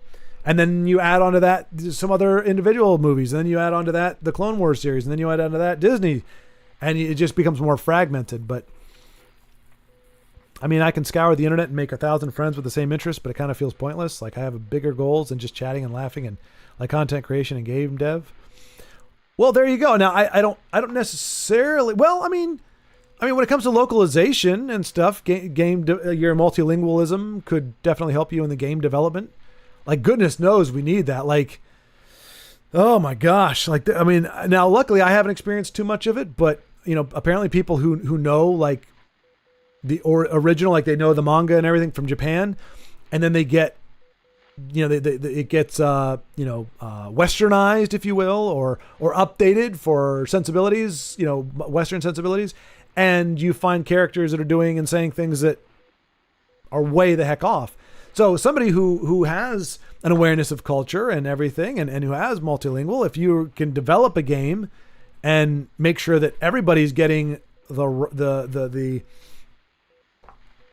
original sauce, as it were, that's a benefit. Or even doing that for other people's games. But yeah, I wouldn't scour the internet to make friends necessarily. I would scour the internet for opportunities to flex your ability muscles. Yeah.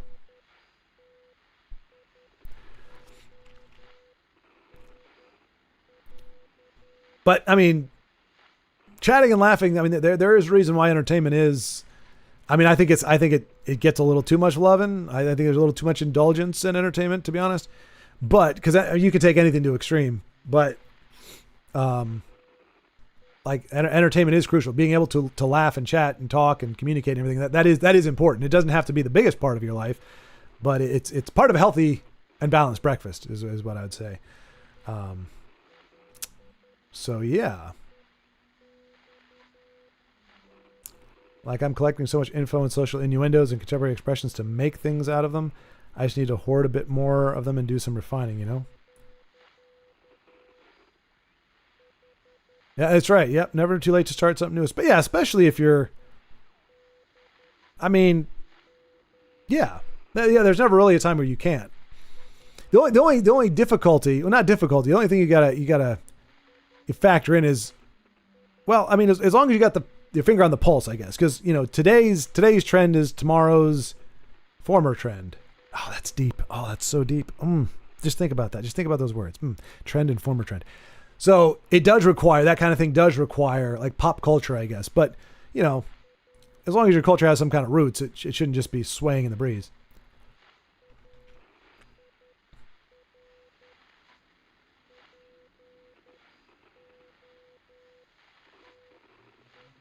I think Macro's posted in chat like some of the native language there. It's that cool looking stuff that I can't read. Like there's no possible way to infer what it means because it's not the alpha. Oh, good game.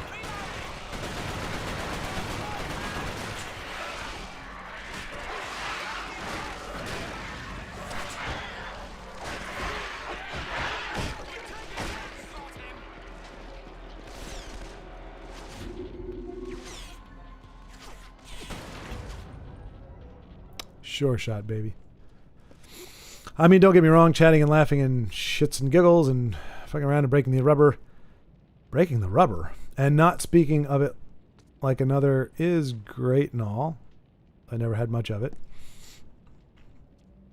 But yeah, you can't just indulge in that wholly.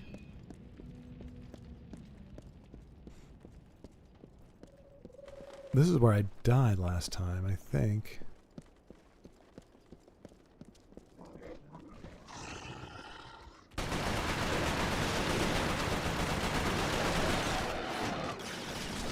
No. Okay, good. Take him down for me, boys. Okay, I'll just shoot you in the head. That's fine, too. Why do you guys keep getting in my line of fire? I'm the hero.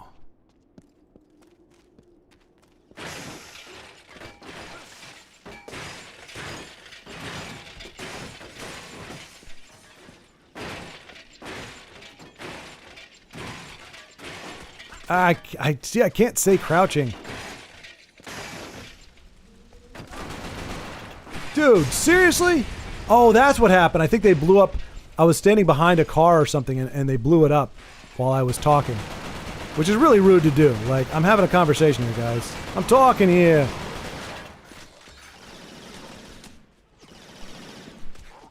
Oh, goo. I got goo. Oh, dang it.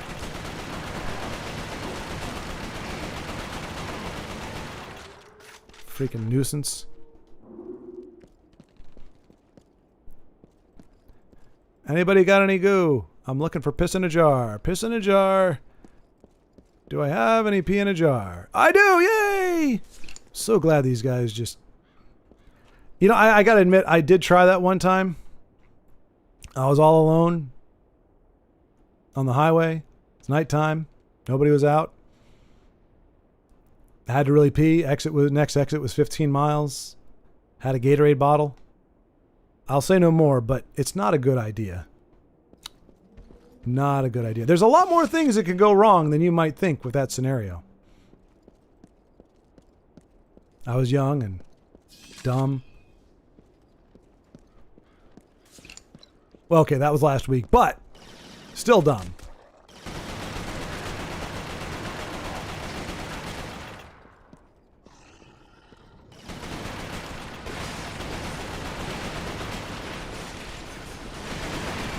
Oh, he is lighting that car up. Oh my gosh. Oh my gosh. Where are my boys? Where are my boys? Yeah, I'm not gonna. You can't charge that guy down. He's just shooting rockets at me. Oh, let's see. I was gonna learn Japanese, memorize the kana letters and everything. Then I got diagnosed with depression, so I don't really have much desire to continue with the kanji and grammar. Well, why would the diagnosis, like, if you were into it, like, don't let the diagnosis stop you. Then you get more depressed. Personally, I tend to have trust walls and social anxiety, so I'm not very good at maintaining friendships, as I often enjoy my own solitary. But I do still crave interaction and socializing. Yeah, I mean, I'm an introvert. I get energized by being alone. But the great thing is that this is not, and this is why when people try to say, like, look, I'm not trying to rain on anybody's parade, but like it's different when you're actually with somebody than if you're just talking like we are. There is definitely substance here, but like I can say as an introvert, if we were having this conversation in person, I would have had to nope out probably like an hour ago, just because my batteries need to recharge. And so like the more I know somebody, the more comfortable I am with somebody, and the fewer people there are, the longer I can talk and the more energized I feel. But like if I'm forming a friendship and we're not doing anything else other than just talking, my battery drains pretty quick.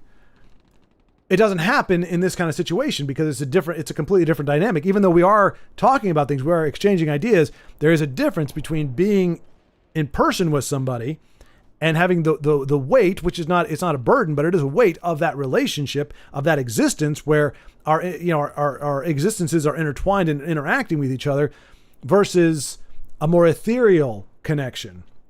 And what I've loved about the ethereal connection is I've met, I think, 4 people or 5 people that I first met online.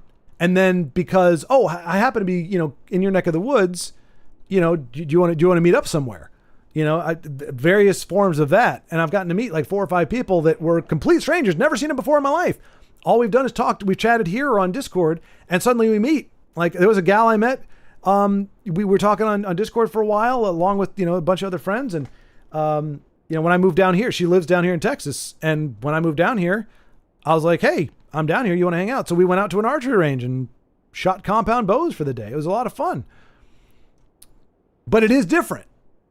So like when people talk about like co-op online versus co-op in person, it's not that it's, you're not getting anything or it's wrong, but I mean, there's a reason why they say long distance relationships don't work, and it's not just about the sex. There is something about being with somebody and you can feel estranged, even if you're talking to them all the time, even like FaceTiming where you're able to see each other. There's still that absence makes the heart grow fonder type thing. There's still a disconnect there. So, it's great, but ideally you parlay it into an actual like tangible manifestation of a relationship.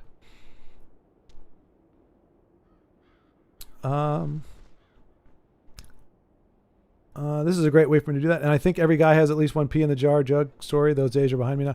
Okay, well, good. I'm glad I'm not alone. I'm glad I wasn't the only one who thought it might be a good idea and learned otherwise. Now, a jar might have worked better. It just really depends on so many factors.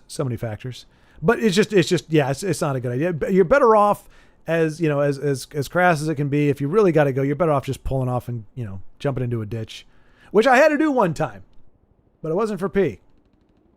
It's one of those things in life. I'm amazed really 45 years old, and I've only ever had one experience. Because, how many times do you just have that rumble in your stomach? You're like, oh gosh, it's hitting me hard. I got to get to a bathroom. And you make it just in time, or it's just like, oh gosh, yep, excuse me. And you go to the other room. But like that happens. That's happened to me multiple times, but there's only been one time where it's done that when I've been on the highway in between exits and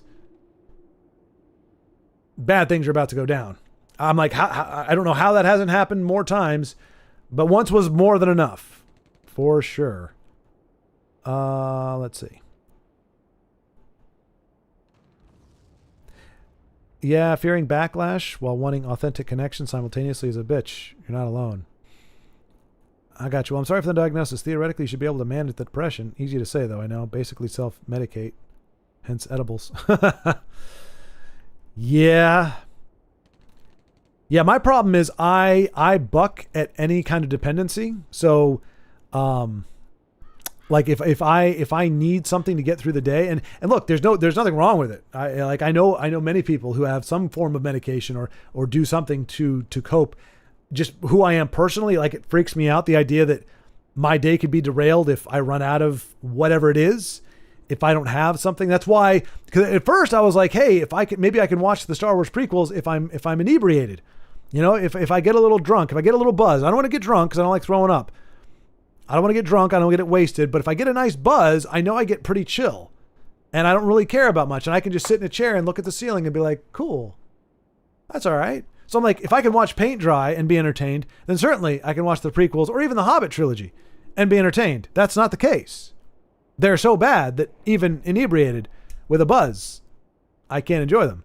But then I was like, I can't rely on alcohol to get me through some horrible movies. So I just have to either not watch the movies or find another way to do it. Go, Carlos has entered the chat. What's up, Carlos? Good. It's good. We were doing well, and then I did what I'm doing now, but I did it in front of a car, and one of those jackasses, while I was talking, like 20 minutes later, like I was literally just like this for like 20 minutes. And then one of the jackasses shot the car and blew it up, and I died. So I really haven't been making a push to get further in the game. It's become a conversational stream.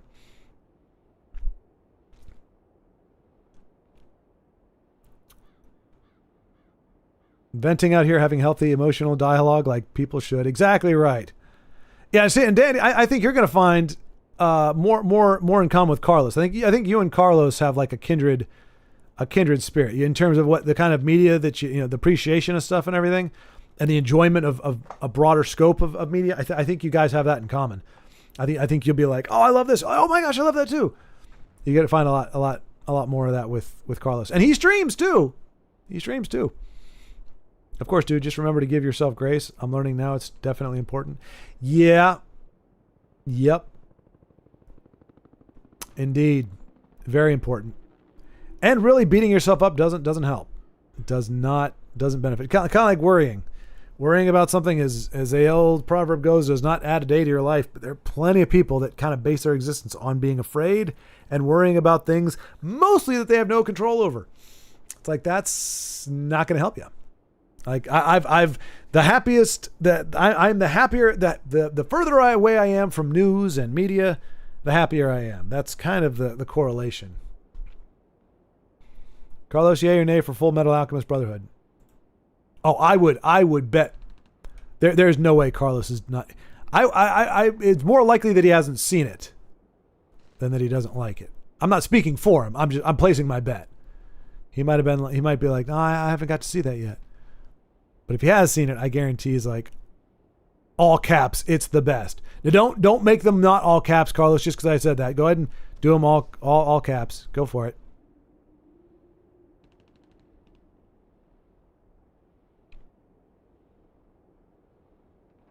Holding us in suspense.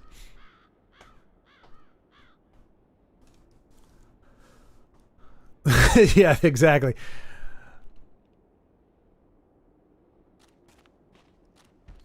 Yeah, Carlos, I had to say I haven't seen it, but I'm thinking yay. There's a band called Full Metal Alchemist or Metal Alchemist Brotherhood. Was it named after the anime?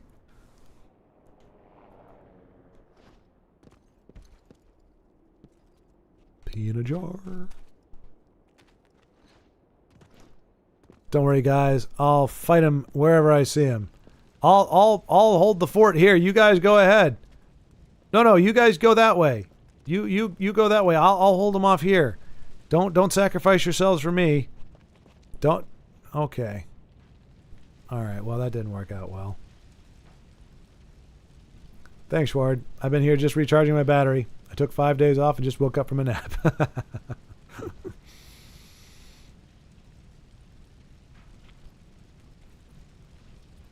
Well, the question is, Carlos, what time did you wake up before you took your nap?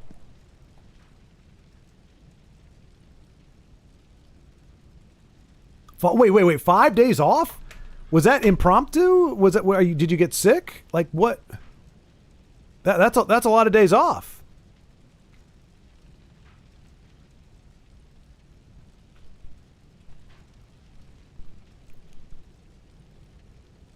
Aha! I knew it. Isaac, he hasn't even seen Star Wars. He started watching like a Star Wars movie and gave up on it. He hasn't. You can't expect too much from our friend Carlos here. But if it's a PlayStation game, you bet your butt Carlos has played it. Just not shows and not Nintendo games, which is fine because you don't like Nintendo either. That's what I'm saying. You guys. He's your spirit animal. Well, if you go by Froglows. You can both watch it, and then we can all discuss. Yeah, Carlos, you can find it $40. Brand new Blu-ray 64 episode series on eBay.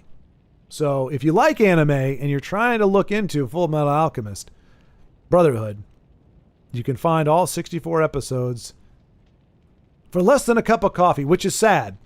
I mean, granted, it's a Starbucks coffee, a Bente.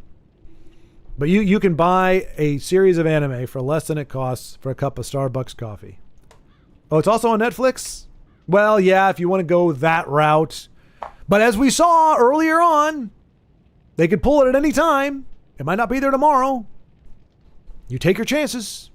You got to hope and pray that they don't pull it for some reason. But yeah.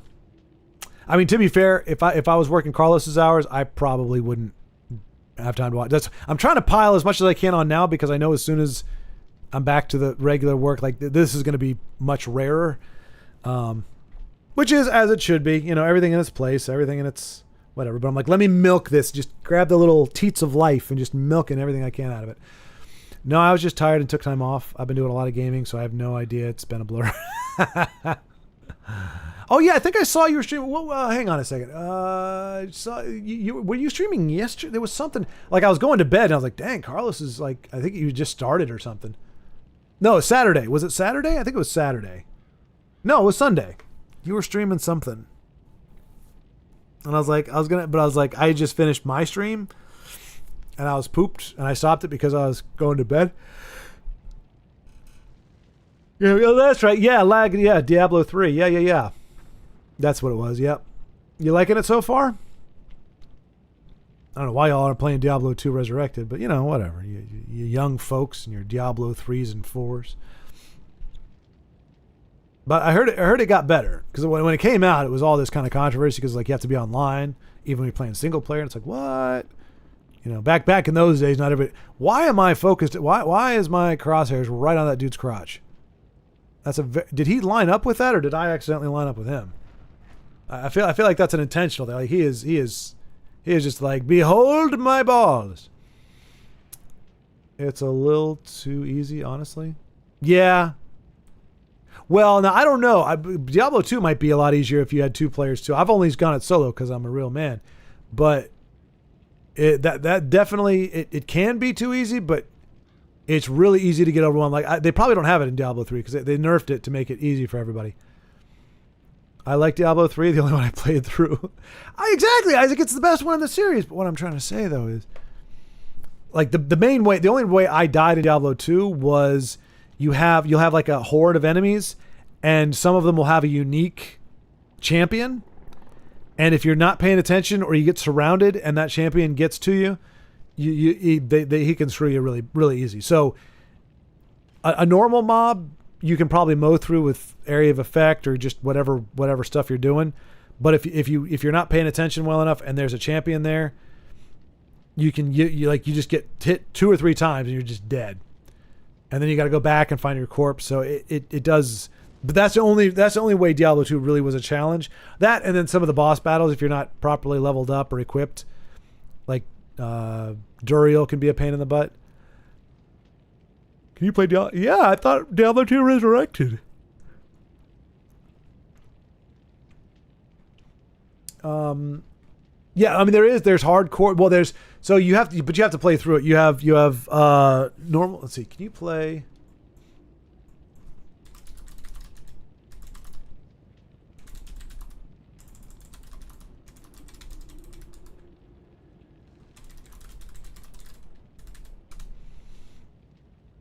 I mean, you could play the original Diablo 2 as co-op. So yeah, you can play up to 8 players. And hey, Macro, Isaac, if you want to jump in, I mean I've got it for the PC, I think. Yeah. And the Switch actually, but it'd be better on the PC. We could all jump in, Carly. We could all jump in. I mean, you guys, I don't want to interrupt what you and Lag got going on.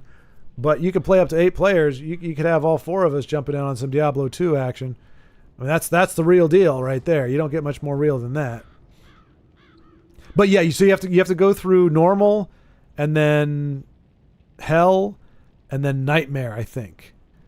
So I think there is an easy level you can choose, but you can't access the harder levels until you beat. I think it's normal. Dude, when? I'd love to play some Diablo 2. Oh, I don't know. Is it cross-platform? Carlos, I'd be down. I mean, if we want to, you tell me. You're like right. Since I don't have a job, you tell me when is a good time for you when you aren't playing Diablo 3, and when you're not sleeping and taking a nap and everything. Is Diablo 2 Resurrected cross-platform? I have a bad feeling that it's not, but does not support crossplay. Nope. Cross progression. So you could take any progress you would have made on a different system apparently and put it onto another one. But yeah, it'd have to be PC. Well, for me, Switch or PC for me. I'm guessing you got it for the PS4, or you don't have access to your PC right now because of. Yeah, you haven't got anything set up, right? I think that was it. Get in on this, Dandy. I know, right? I'm considering it, but I don't have a PC to use. All right, let's go for next week because I do need to get some stuff done this week as well. So, I mean, unless you want to start, you own it on PS5. Oh, jeez. Rocking a hard place. It's no easier for you to get a PC than it is for me to get a PS5. Carlos, I think you got a PS5. Hey, look, if you guys want to play it. Don't hold off on my account. Because I know Carlos, I think you got a PS5. So if you guys want to do it up on PS5, I just can't. I mean, they charge like $3,000 for a PS5 now. It's ridiculous. Like Sony doesn't understand. The older a system gets, the less it should cost because you're supposed to come out with a new system that you do charge full price for. Like, my gosh, you could buy, almost any gaming system you could buy for like $75 at the end of its run. But PlayStation's like, no, we're going to triple the price. Oh, that's right. You did say you started it, Isaac. You started it and then you bailed on it. Bailed. You see what I did there? You bailed on it? Bail, as in bail, like the demon guy.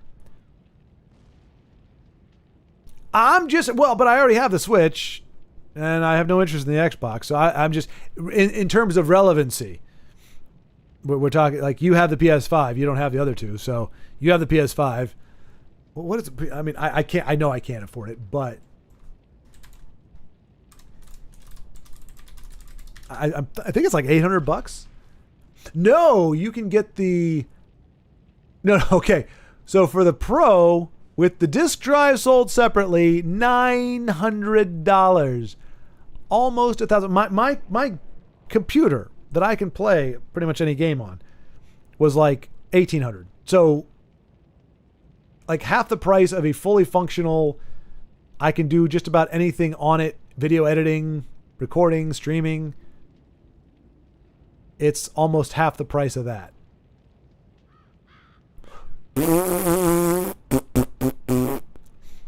But if you want the really crappy one, it's only $650.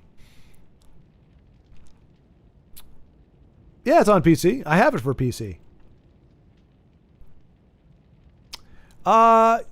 600 for the digital edition. 650 for the slim disc edition.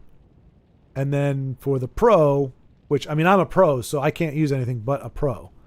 I can't. If you offer me a Pro model, I can't not use a Pro model because everything I do is professional. So I would have to buy the $900 Virgin. Yeah, it's probably the going rate. My God, that's insane. It is. It's 100% on. It is on Switch. Yes, Carlos. It is on Switch. I have it on Switch. The only downside of Switch is that you cannot, like they have that cool feature where you can zoom in on the PC, where you can actually like, you can make it like where your characters are like this big, and you can actually like see them fighting really well. You can't do that on Switch. You're stuck with kind of the same view that you normally have. But yeah, I actually started making good progress. But it's not as I like it better on PC because you get to use the mouse and everything. But it is available on the Switch. It is indeed. I don't think it's a physical copy though. I think it's a digital download. Yeah, because I don't have a box for it. Because of RAM prices for AI, kind of dandy, but it's.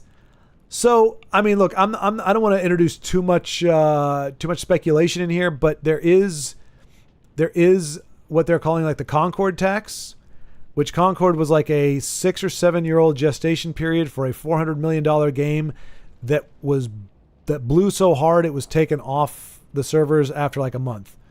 So, and that's not the only one. They've had like 3. Sony has done 3. So, Sony originally, video game systems were sold at a loss, at least I think the PlayStation generation on. The consoles were sold almost at a loss, if barely breaking even, and they made their money back on the software. And now it's the inverse. Now their software is tanking because they're spending hundreds of millions of dollars on these games that are not getting anywhere close to making their money back, let alone making money. And so they're charging more for their consoles. Now that's not concrete proof, but those are two facts. The price of consoles is going up, and they are losing money on a lot of their games that they've dumped a lot of money and time into because they're kind of garbage. Remember the Concord deal? Yeah. It's okay. I wouldn't zoom in anyway. But yeah, it's on there. I think it's a digital download, Carlos. I crap you not. I wouldn't lie. I did play it on there. Switch. Diablo 2. $30. $30 for Diablo 2 Resurrected on Nintendo Switch. And I mean, I haven't. Now I'm okay. I see. Don't buy this game on Switch. Do not buy this game on Switch because you have to pay a subscription to unlock the following things: multiplayer, PvP, trading, rushing, ladder characters. Okay, so maybe. Okay, so what I'm seeing, Carlos, so I've only played it as single player, and it was fine for me. It wasn't like amazing, but like playing it on the portable screen, small, whatever, it looked great. I can't vouch for how it looks on a big screen, and apparently a lot of the stuff that I don't care about personally, but stuff that would be relevant in terms of trying to play with other people, apparently that's not available on Switch. So I don't know that I would recommend it on Switch, but it is technically available.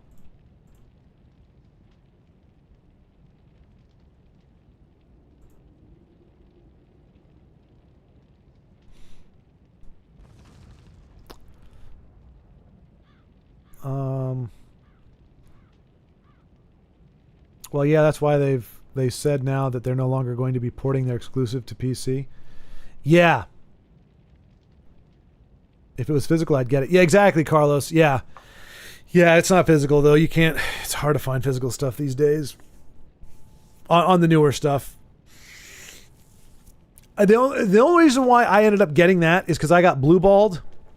Now, as much as I joke about blue balls, like I got blue balled. So it's one of those things where I had the original Diablo 2 installed on a MacBook Air, but the MacBook Air was like 200 years old.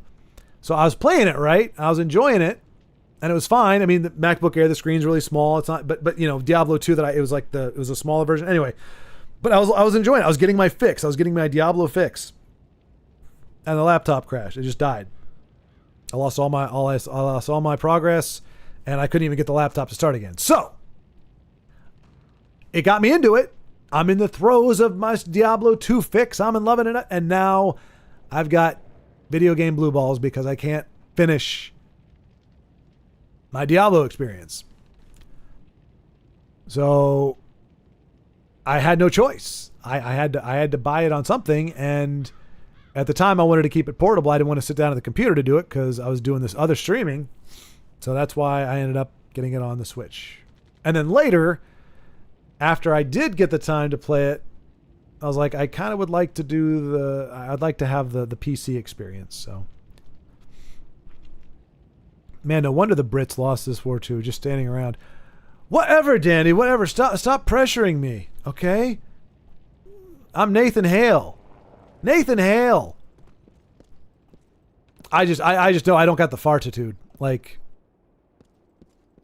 I don't think I can break through this part because it's like you said, it's getting more intense. At the same time, I have very low energy, so I'm not thinking I'm going to be able to really do much. And as you can see, my companions are worthless. They're waiting for me to go out there. Hey, yeah, lead the way, buddy. Tell you what, why don't you start shooting at a guy and then we'll run in front of you and you can shoot the back of our helmets instead of the bad guys. How about that?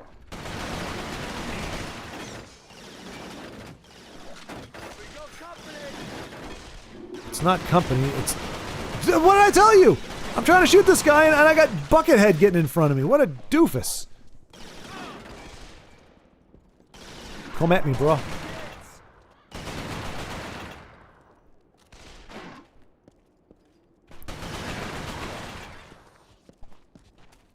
You can't aim down sights like me.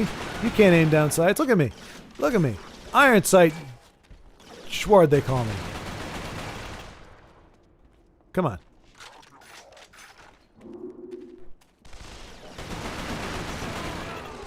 Stay down.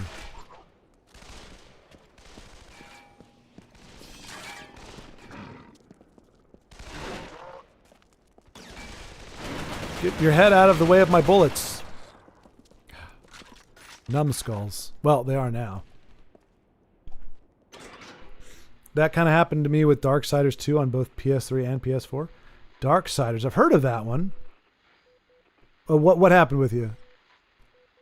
You got blue balls with it? Like you were playing it and it crashed or something and you couldn't finish it? Oh, on PS3 I was almost done with NG Plus for the last couple trophies I needed and I got a game-breaking bug. Oh no!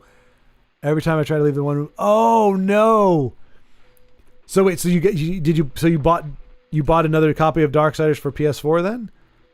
Just so you could finish or pick it up? Like, so wait, so could you wipe out all your save files and start from scratch on the PS3? I'll be honest, that would be terrifying though, because then you're like, well, I don't know if I'm going to encounter the same, I don't know what triggered that bug. So what if I get to the same place, do all the cool stuff, and then it does the same thing? That's scary stuff. That's actually worse than mine.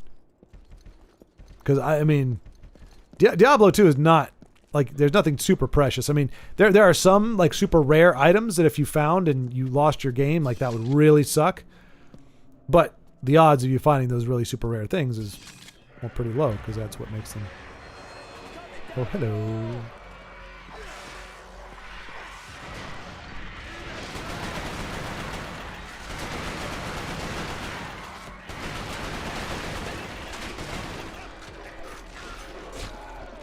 Then a few years later, they released it on PS4, and I got about halfway through it, and I was streaming it, and the power cut. No! Oh no! Oh no!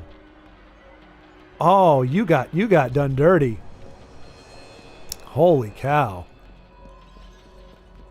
Like, that's the stuff that can really sour you on life, you know? Damn, dude. I'm sorry. Apparently you weren't meant to play Darkstalkers. I don't know what kind of game that is, but I would say leave it alone. Clearly, it is not simpatico. It seems downright nefarious. Alright, hang on a second. What are we doing here? Oh.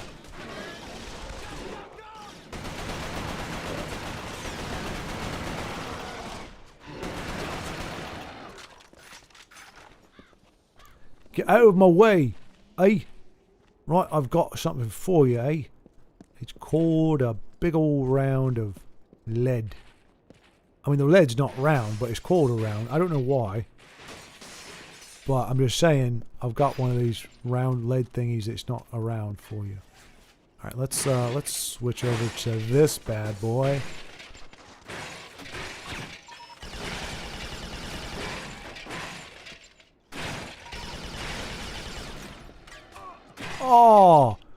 Oh, you know, for guys who invented this technology, you guys sure shuck at using it. Trebek. Do these recharge?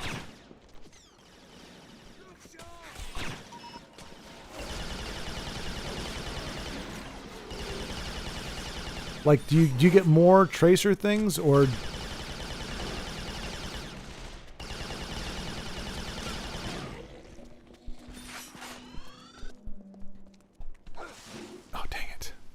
I was just about to say how amazing I was, but not to think of me as anything more than just another man. It wasn't until a few years later I finally went back and played it and got the plat for it. Then I played it and got the plat again when they released it on PS5. Saturday? All right, man. What time? Oh crap! Let me hang on. Let me just make sure. I know. I think they were talking a D&D session, so I don't want to. Discord.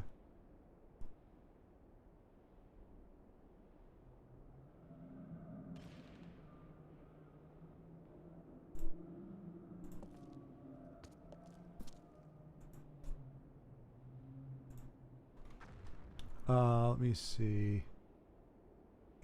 Well, I mean, if we do it anytime like after like 3, it won't matter either way. But if we want to start a little bit earlier, I don't. Let me see if I can find it. Where are you? Where are you? Where are you?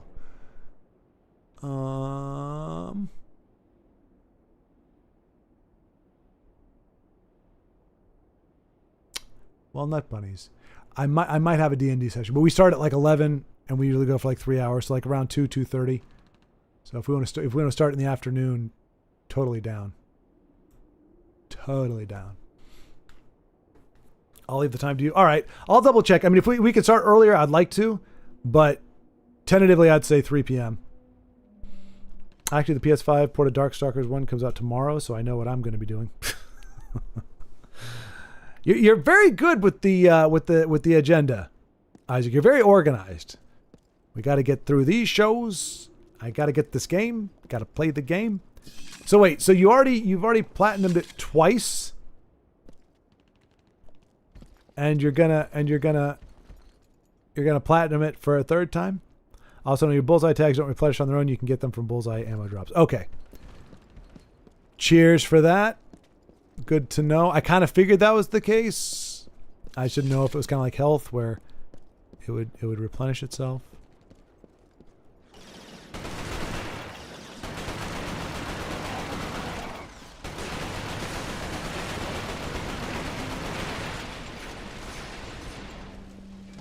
Oh no, not that guy. Oh, piss on me. Oh, this is where I kept dying before, I think. Get out of my way, doofus. All right. I do have some tags left.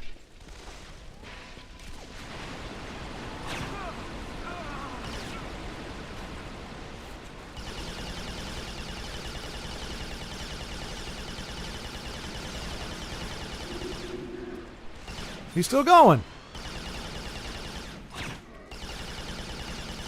I'm not tagging him, that's why. Okay, eventually he just gave up.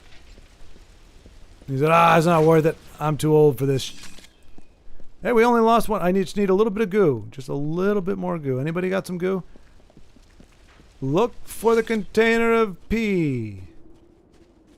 It should be very vibrant. I mean, it's not absolutely necessary because I pretty much handled that like a boss, but... screw it. I'm sure I'll find some more goo. I'll try not to forget. I'll see if I can remind you, Carlos, or wake you up, I guess.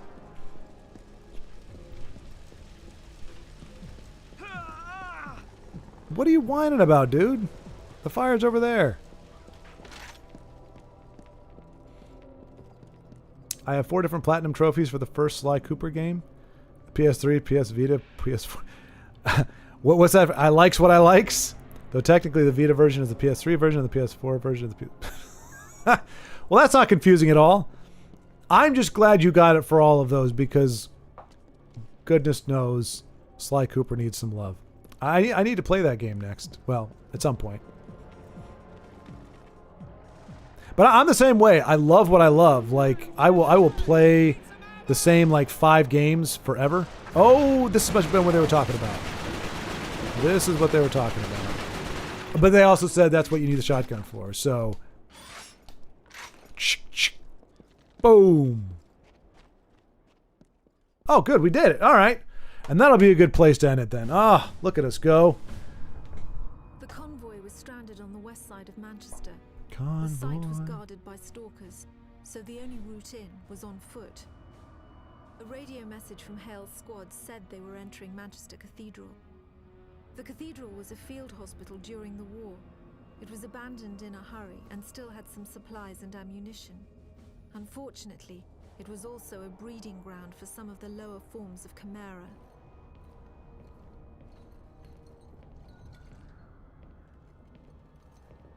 They walk funny. Boink, boink, boink. Oh, yeah, get him, Hale. Give him Hale, Hale. Or just, you know, scowl at them. I'm going to get attacked here, aren't I? Oh, no. Okay, it's going to wait for me to push start. All right, that's... I'm out of juice. I'm out of juice. I'm gonna have to retreat to the warm embrace of my bed. I don't really know. Let's see. I just played part 1 of Sly. It's good. Oh, nice. Okay, Carlos. Sly 1 is classic. 2 and 3 and 4 play quite differently, but also good. Good stopping point for sure. Stuck in a church. Yeah, exactly. If that's not a metaphor for things, I don't know. What is a metaphor? But yeah, great talking. Great conversation. I mean, that's been. I think we stopped at like the 2.5 hour mark, or maybe 3. So it's been at least an hour and a half of just talking, which is cool. Like I said, that's. If I'm going to stream, I'd rather devolve into conversation than just be playing just playing the game. If I want to do a playthrough, I'll just do a playthrough on my own. I'm doing that with Call of Duty. So that I might post videos of that at some point, but that's just playing the game. Jack 1? Oh yeah, Jack and Dexter or Jack and something? Jack and Coke? I think that's what it is, Jack and Coke. I'm so funny. I'm the funniest. All right, let me shut this thing down here. Ooh, that's it. They did a nice job on the architecture there. That's a nice looking cathedral. Sorry guys, I gotta nope out.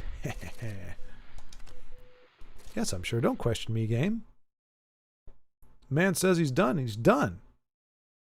That's all there is to it.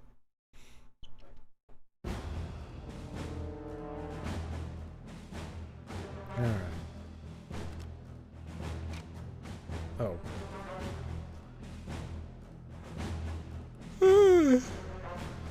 Macro, I know you're not here anymore, but we got Castlevania Symphony of the Night. We were able to get it from the store. The store is still open. So we got Symphony of the Night. I'll be able to play that eventually. So yay. $9. $9.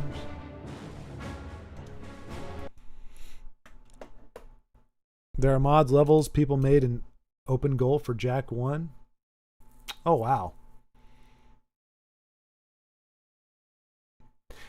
Yeah, it is kind of a bummer when you hear when they talk about like all the cool mods and stuff, and you find them online, but you realize they're not for console. Like you have to, it's only for PC, which is, it's stupid to think otherwise. But for a moment, I'm like, oh, that mod looks really cool, and it's like, no, you got to PC it.